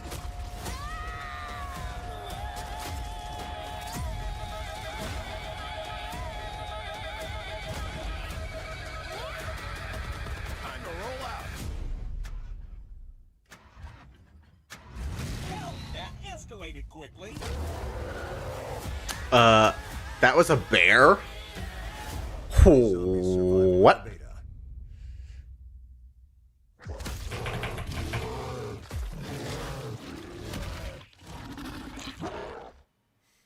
Yeah, what a trailer, what a song. Teams on point once again with another banger. Kevin Drew. I am so excited you're here, Steve Bianchi from Treyarch. Might I say, welcome to the party. You might. Like our old friend Richtofen. Yes. Welcome to the Dark Ether as well. It's time. But we're talking all about Black Ops 7 Zombies. And Zombies reveal was massive, Kevin. So let's just start out big picture. How did the team think about building the Zombies experience for Black Ops 7? Yeah, so Ashes of the Dam really just represents what we want to do with zombies this year. Just as we, the player, have been sent into the Dark Ether, this map is a Bermuda Triangle where all these locations, and it's the biggest RP round-based zombies map we've ever made. Every single one of these locations has been sent into the Dark Ether in various time periods, and each one has a unique story and atmosphere. And what was so important with this map was kind of looking back at Transit in Black Ops 2. Right. And something very unique about that map was bringing real consequence to moving from location to location because you had these extremely dangerous roads between. And so it's a real decision as a squad. You don't want to just go out in those roads. You want to move together. Yeah. And so today what the players are going to be playing here is a smaller part of the map. We want to preserve most of the experience for everyone at home on launch day. So what's going to happen is at 30 minutes, we're going to trigger exfil automatically at the next round, and everyone at that point, it's try to get out alive. And no main quest. No main Main quest. quest is turned off, All so the no quest stuff is spoilers. turned off. No Yeah. spoilers. There's still plenty to experience today in this map. Awesome stuff. And just a taste of zombies. We've talked a little bit about Ashes of the Damned. Let's take a journey now inside the map. Hopefully our creators are prepared for what's about to come their way. Look at this, once again, descending deeper into this absolutely incredible map, guys. It's glorious to look at. A little surprise as well. I wonder if our creators are locked Got some in. help on the way here. Are they going to see it? Are they going to notice? Oh, I see the lights already. Here she comes. Oh, it's always the Wunder vehicle to the rescue. That's old Tessie for ya. Tessie is actually here at Next. Yes. A lot of our creators, including ourselves, have had the pleasure to get in the real thing, jump on it. There's a Wonder Weapon on the top. Oh, it's so much fun. Yeah, I've been so excited about this map, and I'm so glad it's finally out there. We can talk about it. It's in the hands of our creators. So the live gameplay is kicking off. It's time to hop in. Let's take a look. Okay, so Steve, where are we at? We're seeing somebody, Mama K is getting in Tessie right here, I think, at Janus Towers. They're starting off at Janus Towers. It's transitioned from Black Ops 6 to here. They're going to have to get the Wonder Vehicle running. They're going to try to get to either the farm or Blackwater Lake. When they're there, they're going to experience some horrors. This is a creepy map. The Van Dorn farm is just terrifying. I love the barn there. There's like bodies hanging. The corpses are swinging. They can break their arms off, fall down and chase you. Well, now they're in the fog. You took no time to get in Tessie and start going into the roads between. Oh my goodness. Tessie's already taken a beating. That is one of the new enemies on the back of the of Tessie so there, right? those are the Ravagers, and you can see that they're little gremlins, and they love being in the fog, and they just took care of Tessie already. They're really good at jumping on and just starting to just tear it to pieces. Hopefully she gets out of there, because it gets really hectic. So. I was about to ask you, so obviously in these spaces between the locations on Ashes of the Damned, now, you can get out of the Wonder Vehicle, but Steve, should you get out of the Wonder Vehicle? Well, we call this the fog. These roads, these transitions between areas, it's very dangerous. The round rules are not the same as regular rules here. So zombies can continually respawn, and when you try to kill them, they actually just poof into like dust and can reform, right? So you have to just try your best to get through there. You gotta run, you gotta fix the car really quickly and get out of there, because you're not gonna be getting points, you're not gonna be getting drops or power-ups. So keep on, make it through. So we're obviously seeing the Wonder Vehicle there, but we need this. This map is so big that we need a vehicle to get around it and drive between each of the areas.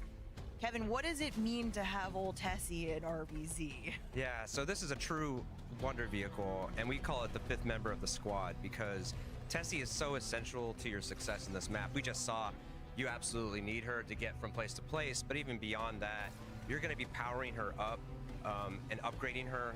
Initially, you'll find her, she's a bit slow and disrepair, but the first thing you do is find a familiar bus driver's head in the starting area and install it in the dashboard of Tessie. So now you've got to get a bit of a automated repair and some personality as well. And then from there, I think we'll see a lot of that today is getting the Pack-a-Punch. You're eventually going to get to Ashwood and find a disrepaired Pack-a-Punch, and you're going to take that jet thruster, put it in the back of Tessie, give it a boost jump, as well as, for the first time ever, giving yourself a mobile Pack-a-Punch, which is awesome. Oh my gosh, we're hearing Mama K like she's loving the map right now. She's looking up. What a moody, lighting situation you have throughout. Yes. There's a lot of atmosphere in this map. It's very creepy.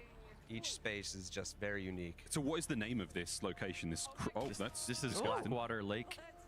It's this old cabin that's been transported here, just as everything else. This is really like a Bermuda Triangle type of area, so all manner of places from all over can show up here, and it's just cool. The really cool thing too you'll see is there's unique zombies to each area. So there's some lost hikers here, some backpackers and stuff. In Janus, you'll see Janus Tower security and employees there.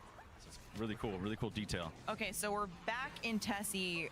Steve, what are some of the upgrades? What are some of the other upgrades that you can make? The Abomination skin upgrade is one of my favorites. So you're increasing the durability of the vehicle there, which really helps. It actually is chomping through zombies as you're driving through them. The beam attack is super powerful. It just blasts through, cuts through your enemies. It's great. There's also the DG2 turret, which we just saw. Super helpful. You get a player on top of there, help clear the hordes ahead of you. It's electric attack and chain to other enemies. It's really powerful, really awesome. Kevin, this doesn't look like the cabin anymore. No, so we're back. We're over at Van Dorn Farm. So right off the bat, you can get to go left or right, and this is the other path. And somebody got lucky and got a ray gun around 6, which is awesome. And it's scum, so you can only go one way. He's a lucky boy. So this is you know, lovingly referred to on our team as the murder barn. Oh, yeah. Talk to us a little bit about what's going on here. So the Van Dorn family, they got to the Dark Ether here. They're just a murder family. They're crazy. They took out everybody. You see the bodies hanging here. Some of them are still wriggling around and moving. These zombies can break out. They can break their heads off, jump down and chase after you. So it's just super cool horror vibes in there. It's terrifying. I love it. So someone just got to Ashwood, and they're upgrading the Tessie with the Pack-a-Punch here. So they've already got the power up, and Ashwood is kind of our central location. It's this 1800s kind of western town that was just dropped in this place, and it's kind of right on top of this chasm. So if you look up, there's this massive bridge with a generator. It's just a really cool space, a lot of verticality. Combat roll actually is really useful in this place. Just be able be able to jump off that bridge and just roll right over to Tessie at the garage. You got any augments for that? Yeah, Flopper totally supports combat roll. So it's great. You got to think about wall jumping as well as rolling now. There's a lot of flopping going on. Yeah, there is. There's a lot of opportunities for some purple explosions. But before we get too far on Ashes of the Dam, this is such a big map. I want to throw it back to Treyarch so we can learn a little bit more. I'm joined by Anthony, Senior Lead Designer on Zombies here at Treyarch. So welcome, how you doing? Pretty good, how you doing? I'm very ready, I'm very excited. We've got to talk about the all-new, massive round-based zombie map, Ashes of the Damned. Tell me everything. Yeah, Ashes of the Damned is one of our biggest maps ever. It's around the studio, we like to call it a kind of Bermuda Triangle of these varied locations that have been host to terrible events that have caused them to be pulled into the dark ether. Bad things happening all over the place, and now they're all in one central location for us to play with. Yeah. It sounds perfect. Okay, so there are many locations that we're sort of dealing with and we can talk about on this map, but where do we start? So you'll start outside of Janice Towers, but you're definitely not in West Virginia anymore. This is a dark, ruined version of what we saw at the end of Black Ops 6. The upheaval and destruction around you really drives this home and sets the tone for what's in store. From there, you'll have two choices. One road leads to Van Dorn Farm, the other leads to Blackwater Lake Cabin. Okay, choose your own adventure. Let's go to Farm. Van Dorn Farm is an homage to Transit Farm ripped straight out of a horror movie. This was the home of a murderous family, complete with an underground kill bunker and a barn lined with their unfortunate victims hanging from the rafters. Extremely spooky. Okay, if we go back, let's head to the cabin. What have we got there? Yeah, Blackwater Lake Cabin is where a famed horror director drowned his lead actress, believing her death would birth the ultimate terror. But as it so happened, the lake had other ideas. Okay, Anthony, I appreciate you not giving away too much. There's spoiler-free territory here. What's beyond the cabin, though? You can shoot those and go for the critical damage there. But I mean, this thing is tough. The car can't even smash through it. I mean, it's formidable. This guy's a terror. He just harkens back to some of our earlier games where you just keep trying to run away from him, and he's unrelenting. Yeah, unrelenting is a good way to put it. But also, we got to have a moment for the zombies because we love a pun on this show. Yep. Yeah, we just had to do it. Because if you go inside the building, he might not be able to get in there, but the zombies will definitely be able to get in there. Yeah. Now, something else I've been dying to talk about, and we saw a little bit about this during our zombies reveal, is the debut of a new version of some familiar faces. I am, of course, talking about the original crew with a new look. That's right. So this is our iconic crew, the original crew, but this is the Dark Ether version. Returning is the original voice cast, so Steve Bloom, Fred Tatasciore, and Nolan North, and we're going to be premiering Nelson Lee as Takio this game. And so while you might recognize the crew and their personalities, they have different backstories and a different reason why they're here that we're going to discover throughout the year. Yeah, no spoilers. No spoilers. Super cool. I also see some, more familiar faces. The OG crew won't be facing the Dark Ether alone. Steve, what other characters are joining them? Well, we have returning from Black Ops 6, Maya, Weaver, Carver, and Gray will be here too. As you've seen in the Reckoning, they mysteriously vanished. They show up here now. They're in the Dark Ether. They're meeting up with the original crew here, and their souls are drained. They're going to have to all work together here to escape, right? So it's really cool that there's 8 operators you can choose from to get really good dialogue. Different combinations. It's amazing. I feel like narratively that's going to be just so fun because I'm thinking about how incredible some of the lines are. The writing's always on point, and just how they're going to interact together, I'm like, Yeah, ooh. we'll be making some new friends. Yeah, Rick exactly. Toffin and Gray are both scientists, but very different kinds of Very scientists. different kinds of science. Awesome. Okay, we're talking about what else players can look forward to, folks. Don't forget that we have the beta starting in just 2 days. Pre-order Black Ops 7 or subscribe to selected Game Pass plans and get early access to the Black Ops 7 beta starting on October 2nd. Don't forget to jump into the beta on day 2 of early access. That is when you will experience a taste of zombies. Preload the beta starting tomorrow. Also, this is a fun one. The Gobblegum Monster Pack is here, but only for a limited time. Pre-order now before the Black Ops 7 beta ends, and you'll unlock a monstrous amount of Gobblegums. The pack includes 1 of every rare, epic, and legendary Gobblegum. That's 9 rares, that's 9 epics, and it is 10 legendaries, plus 3 perkaholics. Use them in Black Ops 6 starting tomorrow. And don't forget, once you pre-order, make sure you log into Call of Duty before the end of the open beta on October 8th to claim this pack. Christopher Puckett, you've got some more Gobblegum news, don't you, sir? Yes, I do, Miles. Look at this thing. I got the Gobblegum mini dispenser replica.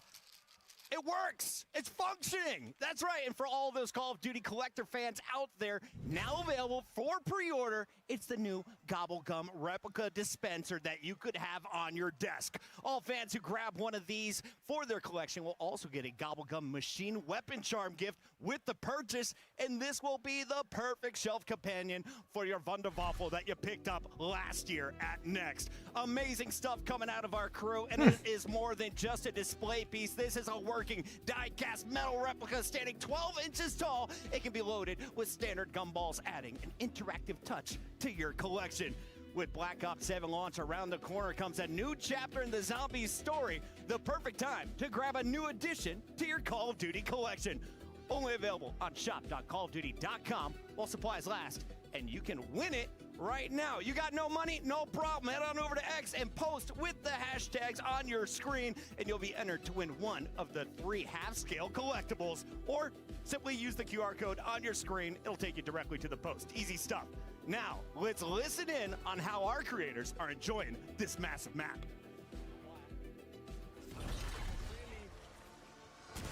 This is main quest. Welcome back, Rain.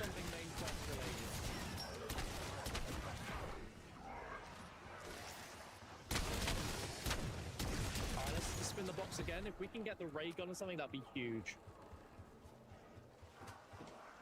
Oh, the box looks sick. I want it. Okay, SMG. What? I am not underwhelmed. I am whelmed. Okay, should we open this up? Kind of intrigued. And also, there's a bin? What is that? The camo with the map, the purple in the back, it looks so good. Look at that. Yo! It looks so good.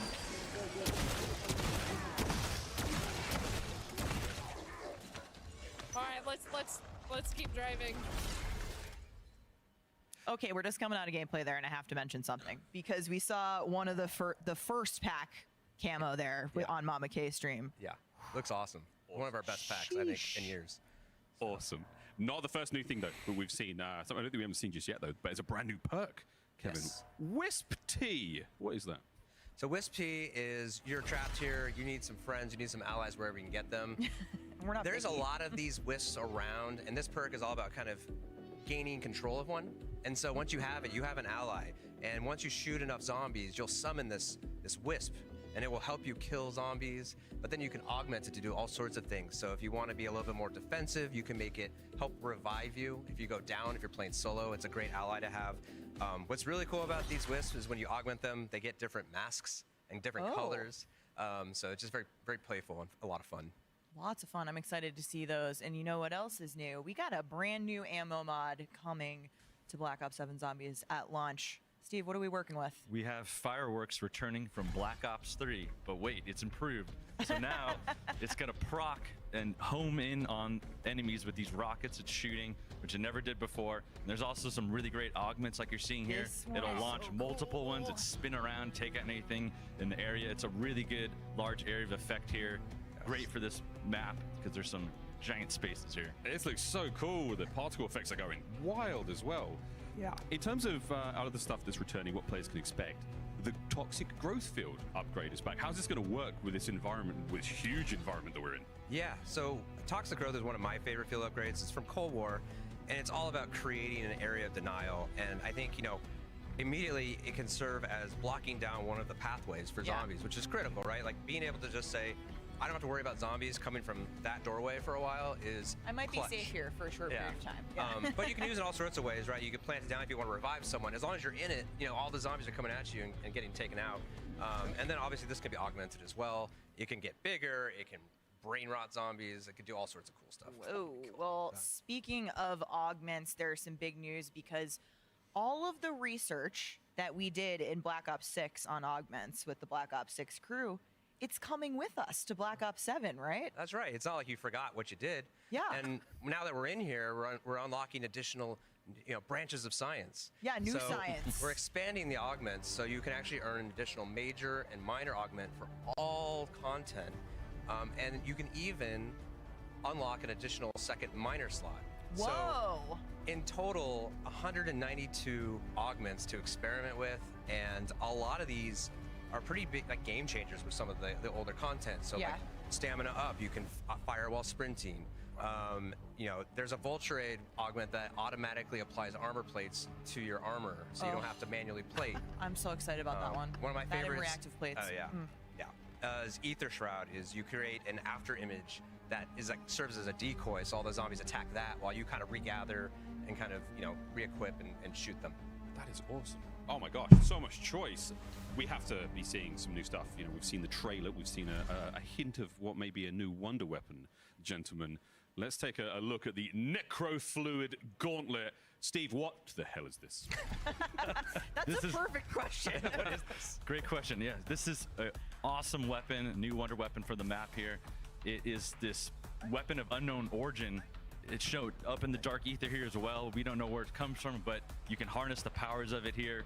It has a great melee attack with the claws on it, but it also harnesses this black viscous liquid here that you can manipulate, so you can fire that out. It goes through enemies. You can recall that back as you're doing that. It'll actually also pull in items, power-ups, and damage enemies on the way, but it also refills the ammo into the weapon, which is completely amazing, right? It's really fun. It's like if you manage it well, you're never going to run out of ammo. Exactly. That is awesome. That is really cool. Interesting. Wow. Well, maybe we'll find out where it came from or how it got there. I'm excited. That's gonna get nerfed But instantly. In addition to round-based zombies, we're also bringing survival maps back from Black Ops 2. So last week we went to Treyarch to learn about what's headed to survival. Anthony, welcome back. Let's talk about survival maps. We mentioned Van Dorn Farm earlier, and this is the first survival map coming to the game, and it's the first time Treyarch is bringing survival to zombies since Black Ops 2. Yeah, that's right. Van Dorn Farm from Ashes to the Dam will be our first survival map of many. This focused area of the full map is all about staying alive with what you've got. No main quest, no frills. You'll be able to play it during the beta, and you can expect more survival locations based on our round-based maps coming post-launch. Wow, okay, cool. So confirming we will get more of these post-launch. That sounds like the perfect option for people who want to warm up and maybe vibe with friends before jumping into the main event again. Yeah, exactly. And while survival isn't as forgiving as directed mode, which is also returning, it's still a quick and easy way to jump straight into some zombies action. Of course, we'll still have our standard mode, and we're adding a new curse mode that'll make zombies even deeper and more challenging for our hardcore players. Sprinkle in some Dead Ops Arcade 4 on top of that, and we'll just have a huge experience for our players. It sounds like a lot to play, and we cannot wait. Anthony, thank you so much. Back to the show. Plenty to digest there. There's so much to digest, Miles. It was a true pleasure getting to sit down with Anthony to talk about survival maps. Steve, what is the team most excited about? There's so much that you've put into this, but what's top of the list? The survival maps, it's awesome because you can just jump right in there and play. There's the Pack-a-Punch is there, the Wonder Fizz is there. You got everything you need to survive. There's no quest, so you can just have a really great experience and just enjoy it, you know? Yeah. Yeah, I mean, it's just very much like Liberty Falls from Black Ops 6. Like, there's some nights where you don't want to think too hard. Yeah, you just want to try to get to high rounds, and this is what the mode is all about. And what's interesting is it's, you know, not a lot of work to just get set up. You have that success, but it's actually pretty hard to get to high rounds because they're so small. You can't just take a zip line or a jump pad out of there.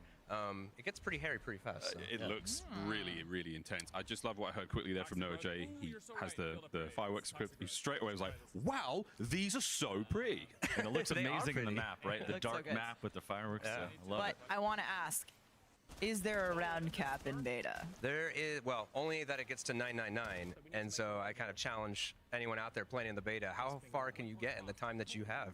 Can you get up there? We'll see. I don't know. I guess we're going to have to wait and see. Tag us. Yeah. I want to see it.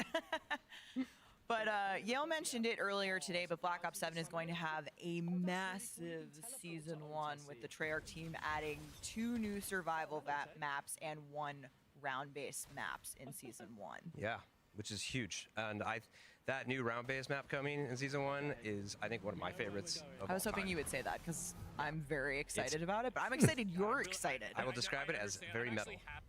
Metal. So metal. You will with that. Okie dokie then. Snip action here from Noah.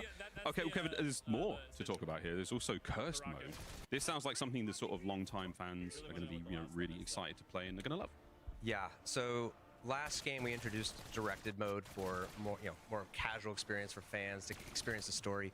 This year, Cursed mode is all about engaging our most hardcore players. They're seeking challenge, and it just immediately, we're not going to tell you how to unlock this on day one, but I'm sure our audience will find it very fast. And as soon as you get into Cursed mode, you're going to immediately feel the difference. We're bringing back the classic point system, which is more complex, but you're going to need that because this is going to get a lot harder. You're only going to start with a pistol and no mini-map. And so the whole idea of this mode is it's about discovery, and you're trying to find these relics within the mode, and once you find them and unlock them, they apply additional difficulty modifiers to the mode, so you can actually disable things like ammo crates or limit yourself to 4 perks within a match. You start to tier up. Like, why am I doing that? Yeah. Well, there's definitely bragging rights, but we also reward you in a variety of ways. And then one of those things is unlocking additional power. So once you get to tier 1, you're actually going to unlock the ability to just purchase gold armor in the mode, which just automatically regenerates your plates. So along the way, you're making the mode so much harder and facing your challenge, but you're also getting a couple tools to help you out. Cool. It sounds really challenging. It sounds like I was sweat. Yeah. Can I complete the main quest in Cursed at launch? Absolutely. The mode is all about kind of going back and trying to complete the main quest again at these higher difficulties and getting additional rewards. Oh my god. Oh my god. There's a lot to play here. Is this the garage in Ashwood? That was. Okay. That was the garage in So Ashwood. what are we doing there? Is that kind of like Tessie's spot? That's the main place you're going to upgrade Tessie. It's got a way to warp Tessie back to there. If she breaks down, you want to brave the fog, just get there, pay the price, Tessie will be there. Tessie auto regenerates there. You can also actually pay to warp into Tessie there. So if your friends have Tessie on the other side of the map, for a small fee, you can be there with them. That's cool. I mean, it's also, it's a big map. There's lots to do, lots to traverse. It's really nice that we've got different options to get back in the action quickly. And if Tessie goes down, God forbid. You also have jump pads in the level. So as you're driving through and unlocking these new destinations, there's alternate ways to quickly travel back and forth. So you don't have to just use Tessie sometimes. All right, I've heard there are some juicy new Zombies Mastery camos coming to Black Ops 7. Kevin, let's take a look at what we got. Let's look at the goods. So first up, we got Golden Dragon, which is That's very pretty cool. scaly and very, very shiny. That's cool. Very beautiful. That's very looking cool. great off that Aurora Borealis. Oh, Bloodstone looks nice. Bloodstone, incredible looking. Doomsteel, I think this is my favorite. Look at all the clockwork and the intricacy there. Oh yeah. I think Lauren said earlier, but the weapons team just continues to outdo themselves. And then our final camo is Infestation. which I think just looks incredible, and it very much ties in with our necrofluid gauntlet. Oh yeah, the vibe of the map. It's I very, heard Lawrence call this camo, and I quote, absolutely disgusting. and I would agree. In the best way possible. In like the best zombies way possible, but Ooh. All right, our players are getting sort of a little towards the end of their allotted time here on Ashes of the Damned. I mean, is there any, I don't know, is there any other sort of fun things that you guys are allowed to share? And still, I mean, this. I would like some more tips about the fog, right? The So fog Steve talked sounds about the horrible. fog. The fog actually does have some investigation there. There is gameplay to uncover. I mean, right now we don't have quests and things and side quests on, but you're gonna want to explore there, but you have to be prepared to really fight, right? Have Fight a and self-revive run. maybe, right? Have some perks with you. Have your gun upgraded because it's a challenge, right? So yeah, explore the fog at your own risk, but Yes. there are some potentially some rewards. It's your there. own peril. Yep, Yeah, at your own exactly. peril. oh my god. Oh, There's our we're bear. seeing the Zersa. And there's an effect on your screen when Zersa hits you. It's like a scratch mark. Yeah. The bleed effect. Yeah. That'll actually shut down your auto healing. Oh.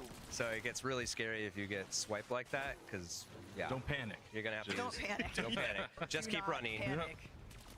So that's Noah just knocked off one of the beehives there, and it creates a little area. Now you have to still take that out once it's dislodged from his body. Yeah, Zersa's. It will I didn't home in realize on you. I didn't realize how big Zersa is compared to your player. That's also terrifying. Not to Yeah. mention the sort of bee like ranged attack as well. That's Yeah. intense. It's the oozy honey for me. I'm not gonna lie to you. The first time I saw Zersa, I was like, It's a lot of slime. smelly. I could smell it from here. Noah's doing great though. He's got a nice little. He's got a good circuit. Oh yeah, he's So a pro. you mentioned earlier that Ashwood is kind of like the central Yeah. location. So the whole map is really, it's a figure 8, and Ashwood is at the middle of that. So it's just this kind of nice, regathering location, and having the garage there for Tessie is part of that. Yes, exactly. It's a very easy, fast travel jump to get to this location, to have access to the garage, to have access to a lot of the things in the map. Really centralized here. See, there's some zip lines you can take up Just to the heading top. back upstairs. Yeah. That would be a cool addition. So a lot There's of. that was one of the jump pads. No, that was just a rappel line or there you a go. zip line up. So here we are back at Janus, the starting area. T-Dog is still at the start of the map. I would like to think he has come Maybe back. he came back. Well, But you never know, He's got actually. a pack-a-punch there, so I Yeah. assume that Yeah. he made his way back to here and is getting ready to exfil. Okay, so we know that the rounds are coming to a close here for our creators, and that this is about exfil. So how is exfil going to work in this game? What can you tell us? For the first time in this game, you can actually do a solo exfil. So you'll see these yellow phone booths around the map at all the areas. You'll hear the phone ringing. If you answer it, you can choose to exfil. So now your teammates can vote to opt into that if they'd like to, and then they can warp to that exfil location. Then you're gonna have to face the Zersa. You're in a confined space here. It's a do or die situation, right? But it's your not other just friends, any Zersa, right? Yeah, No, an it's HVT Zersa. Thank you. Yes. It's like the Mama Zersa. Yeah. Yikes. And then, but your other friends, even if they didn't opt to exfil, they can actually jump in there and help you out if they want to be, but that's at their risk. They could go down or something can happen. But once you're successfully out, they can continue playing without you. Yeah, that's really It's really cool. I'm going to use this all the time because I feel like it's always like, you know what, dinner's ready, I'm out. You guys keep going, or I'll stay in and you leave. And I love that they kind of calculated risk if they're helping you and they do go down, but at the same time, like, they might just leave you and be like, good luck. Yeah. You got You it. take the HVTs or it's on your own. We also simplified it this year. It's very clear. It's just kill that HVT and get out. And get out. It's Okay. not like kill 50 zombies and it's just kill that and you're good. That's very cool, guys. Oh my gosh. Zersa, what? Is there any rules? I mean, if it's brown, lay down. If it's undead, go for the head. Is there a... Go for the weak spot. Go for the weak spot. Hope your weapon is pack-a-punch. Okay. Oh, the gameplay looks fantastic. And, of course, folks, for the very first time ever, we have zombie survival in the beta. And this was just a little taste, a little succulent enjoyment moment. Interesting to see or play. Yeah. So survival's all about these smaller maps and just focused on exactly that, surviving. And in the beta, we're gonna give you so many gums because we want you to just experiment, especially some of the new gums. And this is the first time zombies in the beta. This is incredible. Yeah. It gives us an opportunity to react to players' feedback and just see like how what happens in high rounds and how we need to react. So We're gonna so be great. excited about that. It's gonna be amazing. I always think that when we can go home and play the game sitting on our own couches at home, like that's the moment it's real for me. Mhm. So beta always is that. I'm like, I get to play it out of the office. I can't wait. But just being able to play Yes. zombies in beta is gonna be awesome. You're on the main Taste of stream survival. That's fine. Alrighty. Saying Well, I my think honest we're thoughts about wrapping it. up here with our zombies gameplay, but there's You remember that scene? been amazing talking about all of the content coming to the mode and Black Ops 7. But Treyarch was like, hey, why not more? We need more. We want more game. And so we have Dead Ops Arcade returning to Black Ops 7. Yes, so Dead Ops Arcade has actually been with us since Black Ops 1. It's a game within a game, and if you don't know what it is, it's a top-down arcade shooter that kind of remixes a lot of the pieces of Zombies and some of the other modes to create this massive experience. And this time around, it's 80 levels. It's packed with all sorts of secrets to discover. It starts out top-down, but there's ways that you can go first-person. There's side-scrolling. And for the first time, you're actually going to be able to share a global progression. So you're going to be able to still like rank up while playing this. Earn XP. And what's really cool is that you can use gobble gums in this mode as well. Wow. And what we've done is remapped a lot of the gums to behave differently. So it gives like new use to some of the gums you may not like to use in standard round-based zombies. Awesome. It's like you might find a good way to use them here. So Awesome. That's really cool. Well, I mean, there's so much content. But that is not all, folks. I mean, we do also have a cabinet, a Dead Ops 4. I was about to say, I watched Miles get smoked in Dead Ops Arcade last night in real life. Kevin and I were eating pizza in the background, cheering him on here in the DOA. Check it out. This is a custom Dead Ops Arcade for PC by Origin and AMD. It's so cool. I liked Dead Ops Arcade when I used to play it. I got a short taste of this last night. Again, yeah, you were both enjoying dinner, but it was really cool. I couldn't go that far. It was so much fun. I mean, it's the first time that I've experienced Dead Ops Arcade. You know, I'm relatively new to the zombies world, and this was so much fun. And that was our custom. Well, this now is our custom Dead Ops Arcade 4 PC by Origin and AMD. You can get your hands on this by entering the sweepstakes on the official Call of Duty X account and using the hashtag COD NEXT and hashtag AMDXBO7 sweepstakes. That is awesome, and the game is pretty cool too. Yeah, it's super cool. Game is good. PC is Amazing. awesome. Shout out to AMD on this one. AMD is the official CPU and GPU partner of Black Ops 7. Kevin, Steve, thank you so much for being here. We're all going to be grouping up together to play Survival in the beta. I can't wait. It's going to be great, guys. Up next, we are diving into what's new in Warzone, including a brand new Resurgence map. Stay tuned.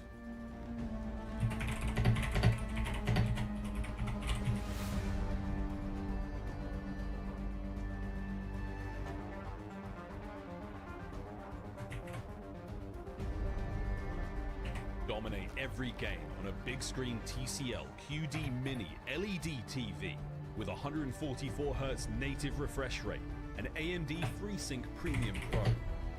TCL, the official TV of Call of Duty. Experience the world of Call of Duty with Corsair, the official gaming hardware and peripheral partner of Call of Duty.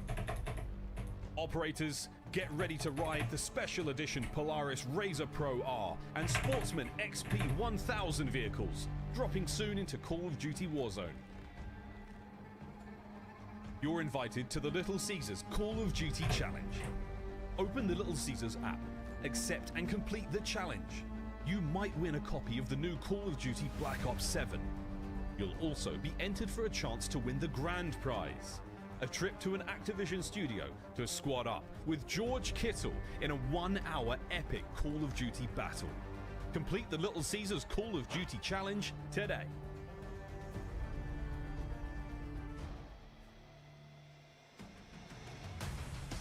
All right, y'all. Well, this next part loads. I'll be right back. Gifts that all the creators are getting at COD Next this year is actually the watch that is on Axel Burmack's wrist in the game, and it is from Hamilton. There's actually only been 5,000 of these made, which is absolutely insane. It's going to be released on the same day of Black Ops 7, November 14th. All the creators getting their hands on it. You could too. Make sure to check it out.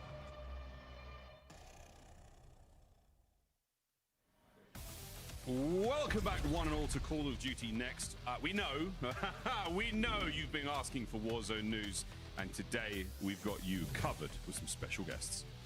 That's right, because we are going to get our very first look at the all-new Resurgence map, Haven's Hollow, as well as major POI updates coming to Verdansk in Season 1. We're also going to have all the intel on what's coming to Warzone. I know many of us are curious about movement, so there's a lot to talk about today. Well, live gameplay is coming right up. But first, we want to welcome in Matt Christek, the creative director at High Moon Studios. So welcome to the Omni Room. Oh, yeah, thank you for having me today. Excited to be here. I know, no, we're getting into it. We're good. We're about to get going. But Matt, High Moon has been involved in Call of Duty for a long time. You guys have been making awesome content for campaign, zombies, Warzone. What's it like for the studio to be bringing this new map to life? Yeah, we're honored to be able to work on these experiences and bring them to life. We've been on Call of Duty for a long time, but these are massive projects, right? So, we can't do any of this stuff without our partner studios. So I just want to give a shout out to, our friends at Raven and Beanox. We really couldn't do this without them, but I think we're set up for a great start, for Warzone this year. It's going to be an incredible year. Big shouts to the team. Well, what are we waiting for, folks? It's now time to literally drop in. Here's the first ever look. All right, yo. at Haven's Hollow. Let's fucking go. Also got a tag map.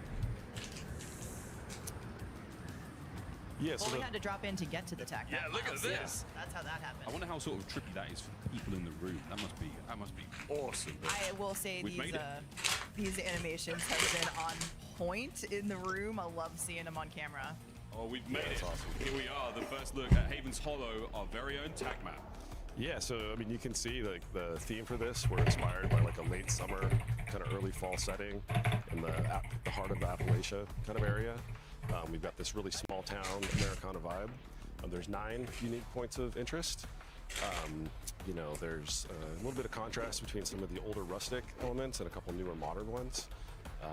But you're also going to see 2 that are maybe a little familiar. Right? We've got the Main Street, which has some elements from Liberty Falls, and we've got the mansion from Shattered Vale.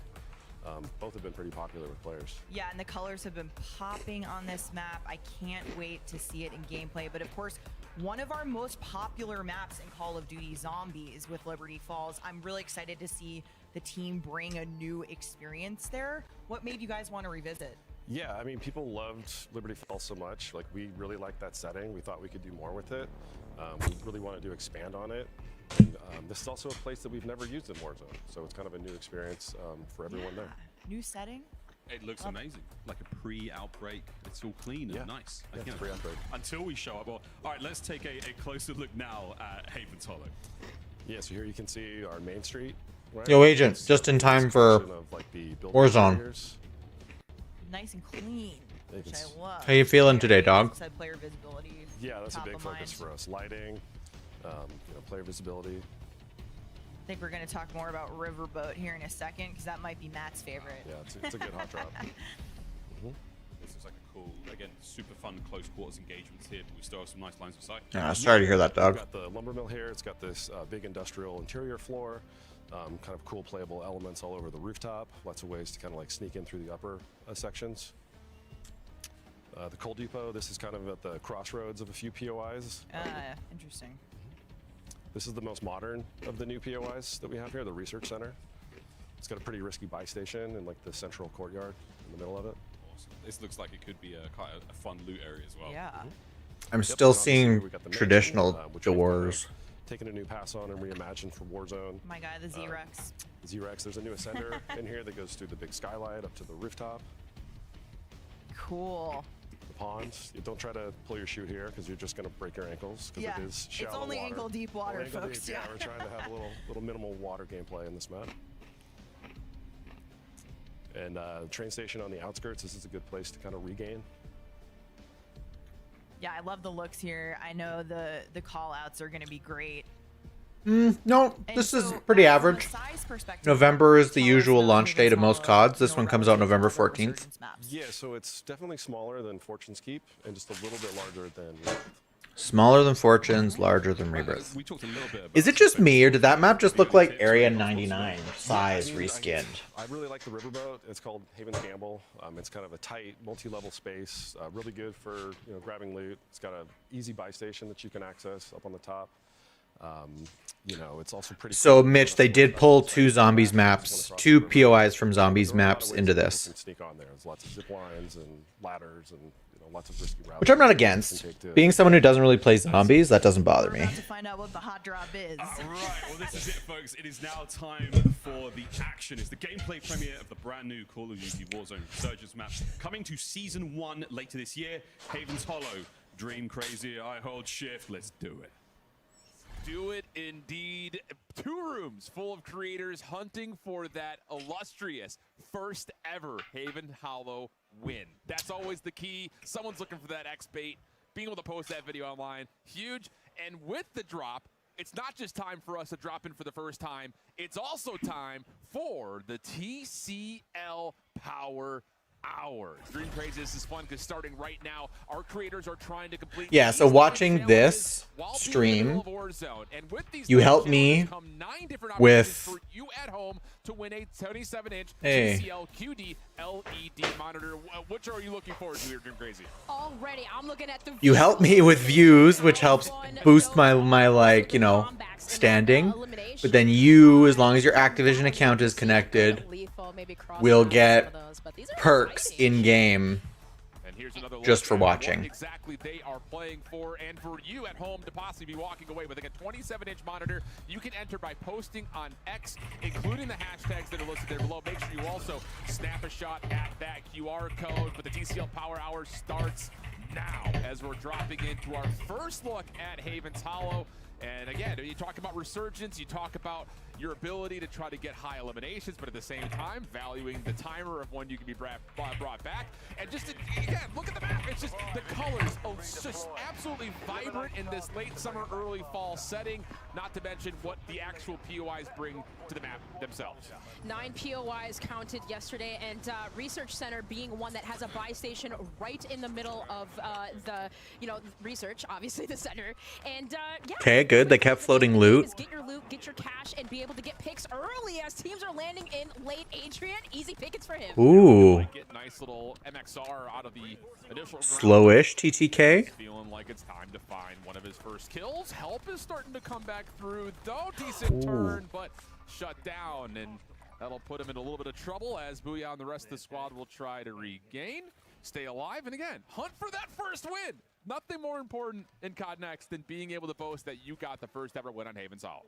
One of the things that the dev team highlighted is just the fact that you do have multiple levels, multiple layers where you can regain. So just being able to find a regained spot after, going down early is challenging. But look at Symphony. He's already on 8 kills right now, making it look pretty easy. The MXR-17 seems to be a ground loot weapon that we've been seeing here. Adrian also had one in his hand. Yeah, I mean, it's always really fun, I think, just to take a look to see when we go from multiplayer to Warzone, how the weapons kind of transcend, or maybe not, from one to the other, and what actually feels good in hand. Because often we see Map does look pretty good. It looks way better than Area 99. into the Warzone space, but not always the case. But again, if you missed it earlier, Xfinity partnered with Call of Duty Next. If you are an Xfinity customer, you can get early access to. Yeah, they'll still have our guns and everything. Sign up at xfinity.com/rewards. We're talking free access, people. Head on over, get yourself ready to go, get yourself preloaded, ready to drop in on October 2nd. Symphony just finding picks and being able to pick out other enemies' loadouts here. He finds himself finding an M8A1, a gun that we've been seeing here all day, be very, very powerful, as well as that Drevik in hand. So hopping on board with Aiden now, kind of just working away outside the perimeter of zone, rotating in from the Warzone gods, though. This is, pretty comfortable. They know exactly what to do. Pick up your UAVs, find information, and continuing on rotating in on the side of the barns here. They are doing just that. EWC champion, you know for a fact there is nothing more prioritized in his mind than being able to follow that up with the first ever win on our new Resurgence map.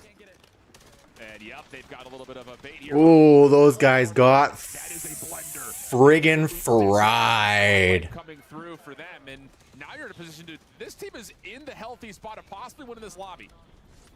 That was Decky and the boys he took down, and So your Warzone guns will still be a thing. Your in Black Ops 7, you will not have any carry forward, but Warzone will have carry forward. zone is closing in. Top 3 for these guys, who are going to be our Ooh. winners for Haven's Hollow. Well, they've got all 3 members left. 7 They're not in a good place though. lobby, and yes, we are going esports mode with this commentary. This is what we want to see. First ever Haven's Hollow win. Can Aiden, Thief, Symphony be the squad to do it? Shut down one team, just one more player to find. They're looking good for it. It's calm, it's casual, and we're taking bodies. Oh, diddied. Finalize the elimination. That'll be good for a power hour box, and there it is. Diddied. Jeez. He went to go full Didium, and then he's like, oh, maybe I shouldn't at a friggin' COD Next event. That's so funny. It is beautiful. It is bright. I feel like visually you can literally see everything. And that's the key. You know, I think a lot of players, you know, when you look at kind of the history of where Call of Duty has been in the last couple of the titles, you know, there's always a question of what's the visibility going to look like in kind of more, you know, generic settings. We talk about like things that are in modern times, or most recently for Black Ops 6 going back to the 90s, a very gritty, very grungy game. This one feels very vibrant, very different, very fresh. And I think players are really going to enjoy that, not just across what we saw in multiplayer, but we also saw it in Zombies, and now we're seeing it specifically in Warzone. If you want to get the full spectrum and make sure that you're looking at high quality, make sure you check out AMD, the official CPU and GPU partner of Black Ops 7 and Call of Duty Next. A lot of the players were saying that too. Like, this is just a beautiful blend, it feels like, of like all games. You get a little bit of Black Ops 2, you get a little bit of Black Ops 3, you get Black Ops 4 elements, even some kind of IW elements in it. It's just like a blend of all Call of Duty, it almost feels like, but it's very fluid, and you can still see that fluidity continuing on here in Warzone. Well, we'll head over to Scump, Shotzi, Methods. A little bit of trouble on the outside of the circle in Zone 5. No more resurgence at this point. If you're unfamiliar with the mode, you eventually do not get that immediate rebirth back in.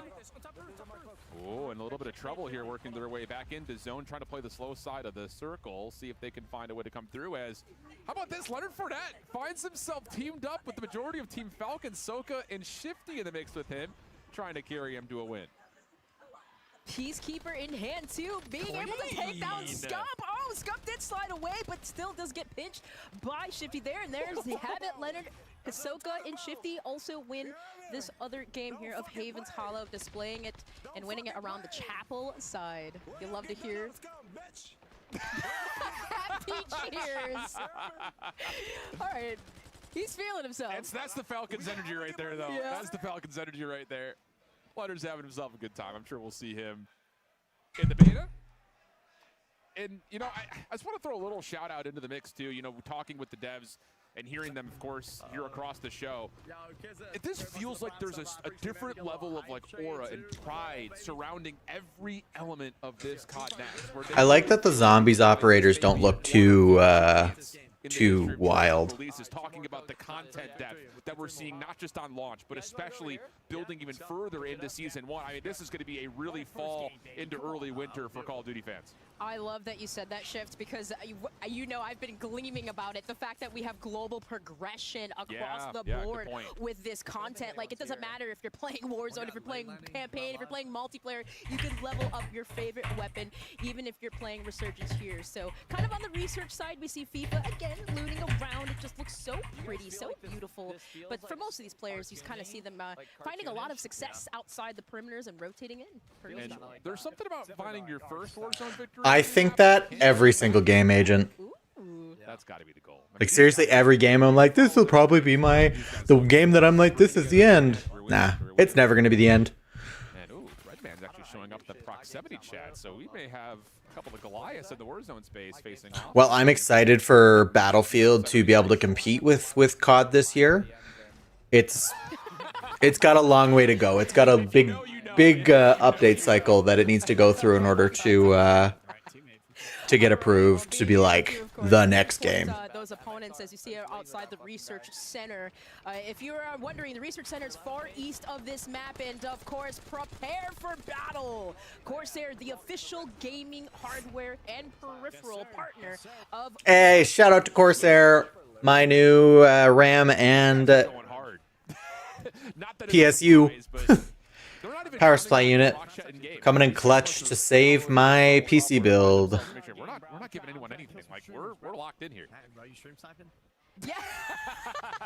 These guys, yeah, they'll always keep you laughing, always feeling the group. But yeah, I'll be honest, I think I love just kind of just like looking at Recoil looks good. of the legendary MXR17, which almost kind of looks like gives me HVK vibes Yeah, for it's a good BO3. shout. Also, too, kind of just taking a look at the loadouts of what some players decided to pick. The M8 with the Dravik seems to be quite popular with Mountaineer, Quick Fix, and Tempered. As you know, Tempered does give you that 2-plate slot as you can heal up quickly. Yeah.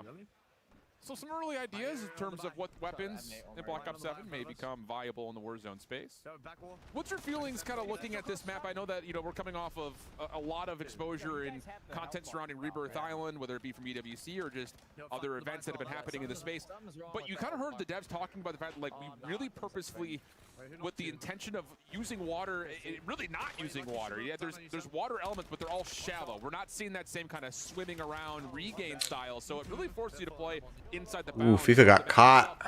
What do you feel about that compared to other Resurgence maps that we've seen in the past? I like it because, you really just have the water that's kind of on the far east side of the map that separates, the mansion area. And then it kind of just goes around the map, so it kind of creates this outermost regain situation where you have these hot spots but then regain spots, and it's kind of like a blend of both internally in the map, but it's not too much where you just get caught and you can't regain at all, right? Ooh. Oh, repulse.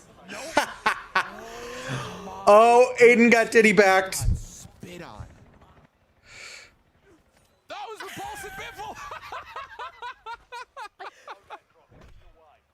Not today.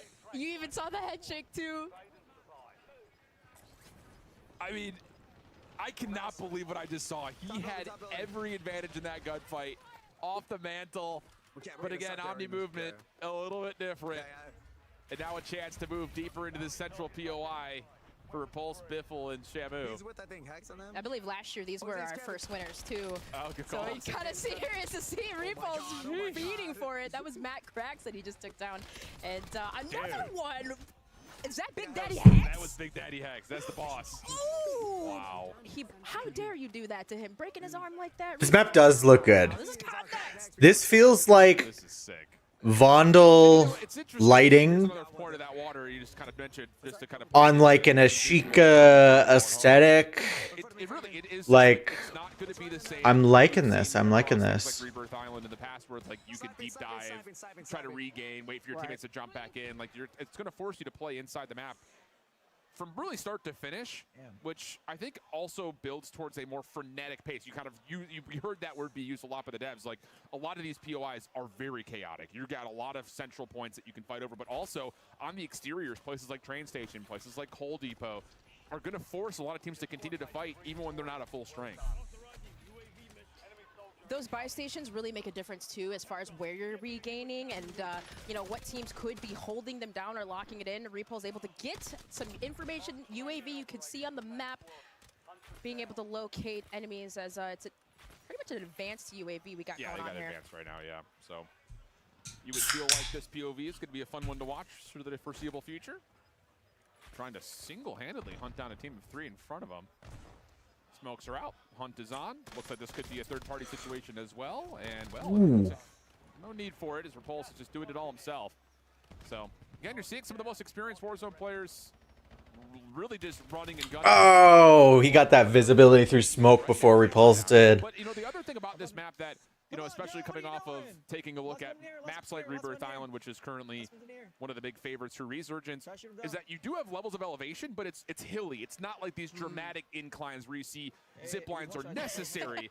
I think that, again, leads towards how does the movement of Black Ops 7 transition into the Warzone space? I don't think I've caught anyone doing wall jumps yet. I'm thinking, okay, I don't have to break my neck looking up at peak or like the verticality. It's not too high. It almost seems just pretty level headed. You know, some of these buildings though, where you do have multiple levels, where you could potentially hold the high ground or maybe even land on the roof, could be beneficial. But nonetheless, I agree with you. It does seem very like blended out. It's not too much in terms of verticality. Did I just see 19? I saw 19 for Pulse. So.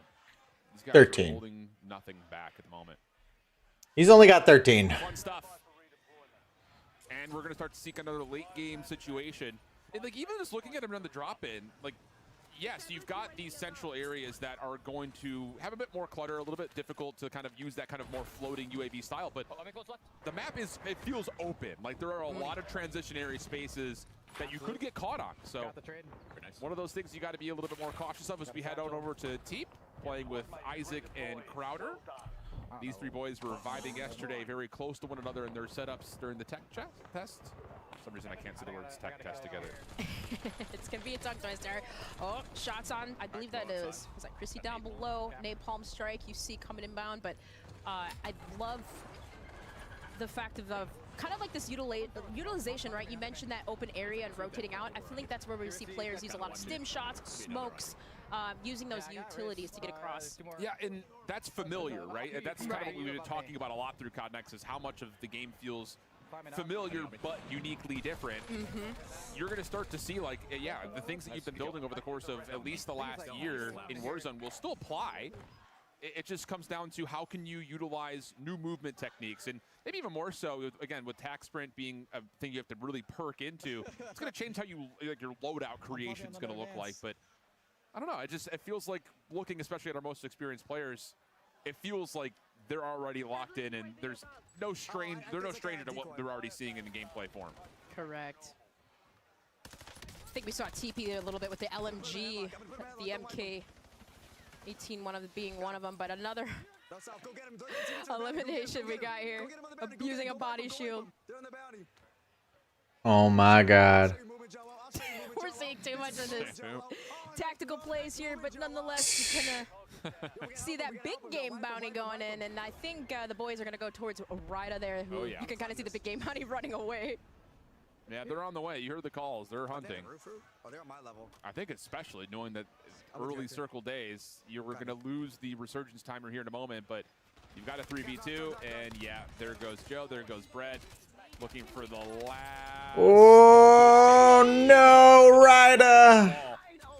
And the resurgence does get disabled. This is the World Series of Warzone crew just being like shitting on each other. That's so funny. Spawned right back in again, so maybe a chance for that team that they found as victims to regain. I have to say, visually, Mansion looks so clean, especially with the hardwood floors. Yeah. Again, there's not a lot of dark spaces, dark corners where players have talked about. Sometimes it's visually hard to see enemies and opponents, but I just visually again, have to stress, even inside buildings, how good it looks. Yeah. It's just, everything feels so clear. And the other word that we've heard the dev team talk about a lot is lighting. Yeah. How much focus they put on the exterior versus the interior of certain areas. And you're right, you get dark contrast versus light bodies. Other areas that feel like you have an idea or an opportunity to utilize cover, but it's still like you're not incognito, I guess I should say. Like you're not camouflaged by the environment around you. And it's just, I think that's something that people find a lot of fun with, being able to know where your fight is going to be, and it feels like you're on an even footing. And there it is, another look back over towards the Z-Rex and what this area starts to look like, especially, again, that dome, that big atrium, where that natural lighting can still illuminate a lot of these darker corners. Still providing that realism element to the game. And we just love to see that. So kind of just, I think I believe this squad here, Repulse, Biffle, Lucky, they kind of cleared everything out, but just making sure, still kind of as we roam through Mansion side. Yeah, 3v1 situation, so they're going to get a win here. But Repulse is going to have some clips to send to Twitter later. that much For we know. sure. I was like, man, they wiped everybody so dang fast. I was like, yeah, you're right. I didn't even realize that. Yep.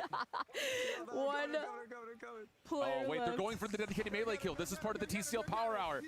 They're going for the dedicated melee kill. If you want a 27-inch TV, get loud in chat, because this is what you need. They're on the hunt. Get there. Run there. Sprint. Get there.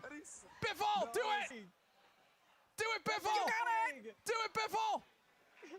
We want televisions. Yeah! Oh, man. Bro. Oh, we love it. That's a perfect way to take a momentary pause. Biffle Repulse lighten things up here on Haven's Hollow. We'll be back. More That's Warzone coming up. Don't go amazing. far.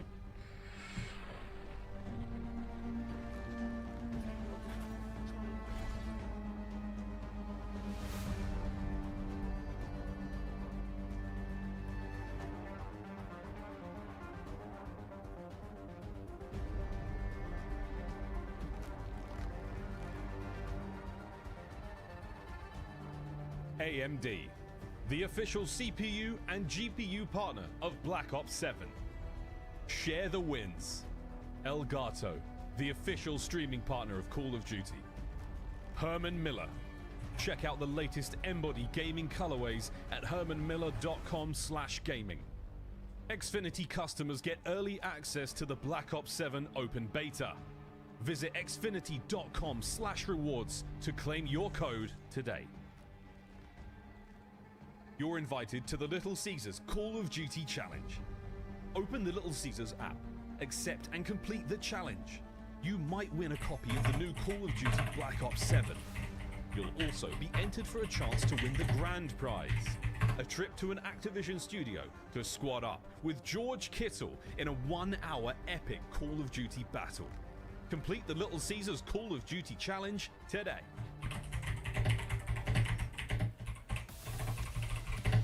And those were our first ever matches on Haven's Hollow here at Call of Duty Next. Amazing action, the dedicated melee. We got the enhanced body shield kills. We're excited to welcome back Matt Christak from Hyman Studios to talk a bit more about this map's design. Matt and maps. Man, I'm like so hyped from watching those matches that I can't talk.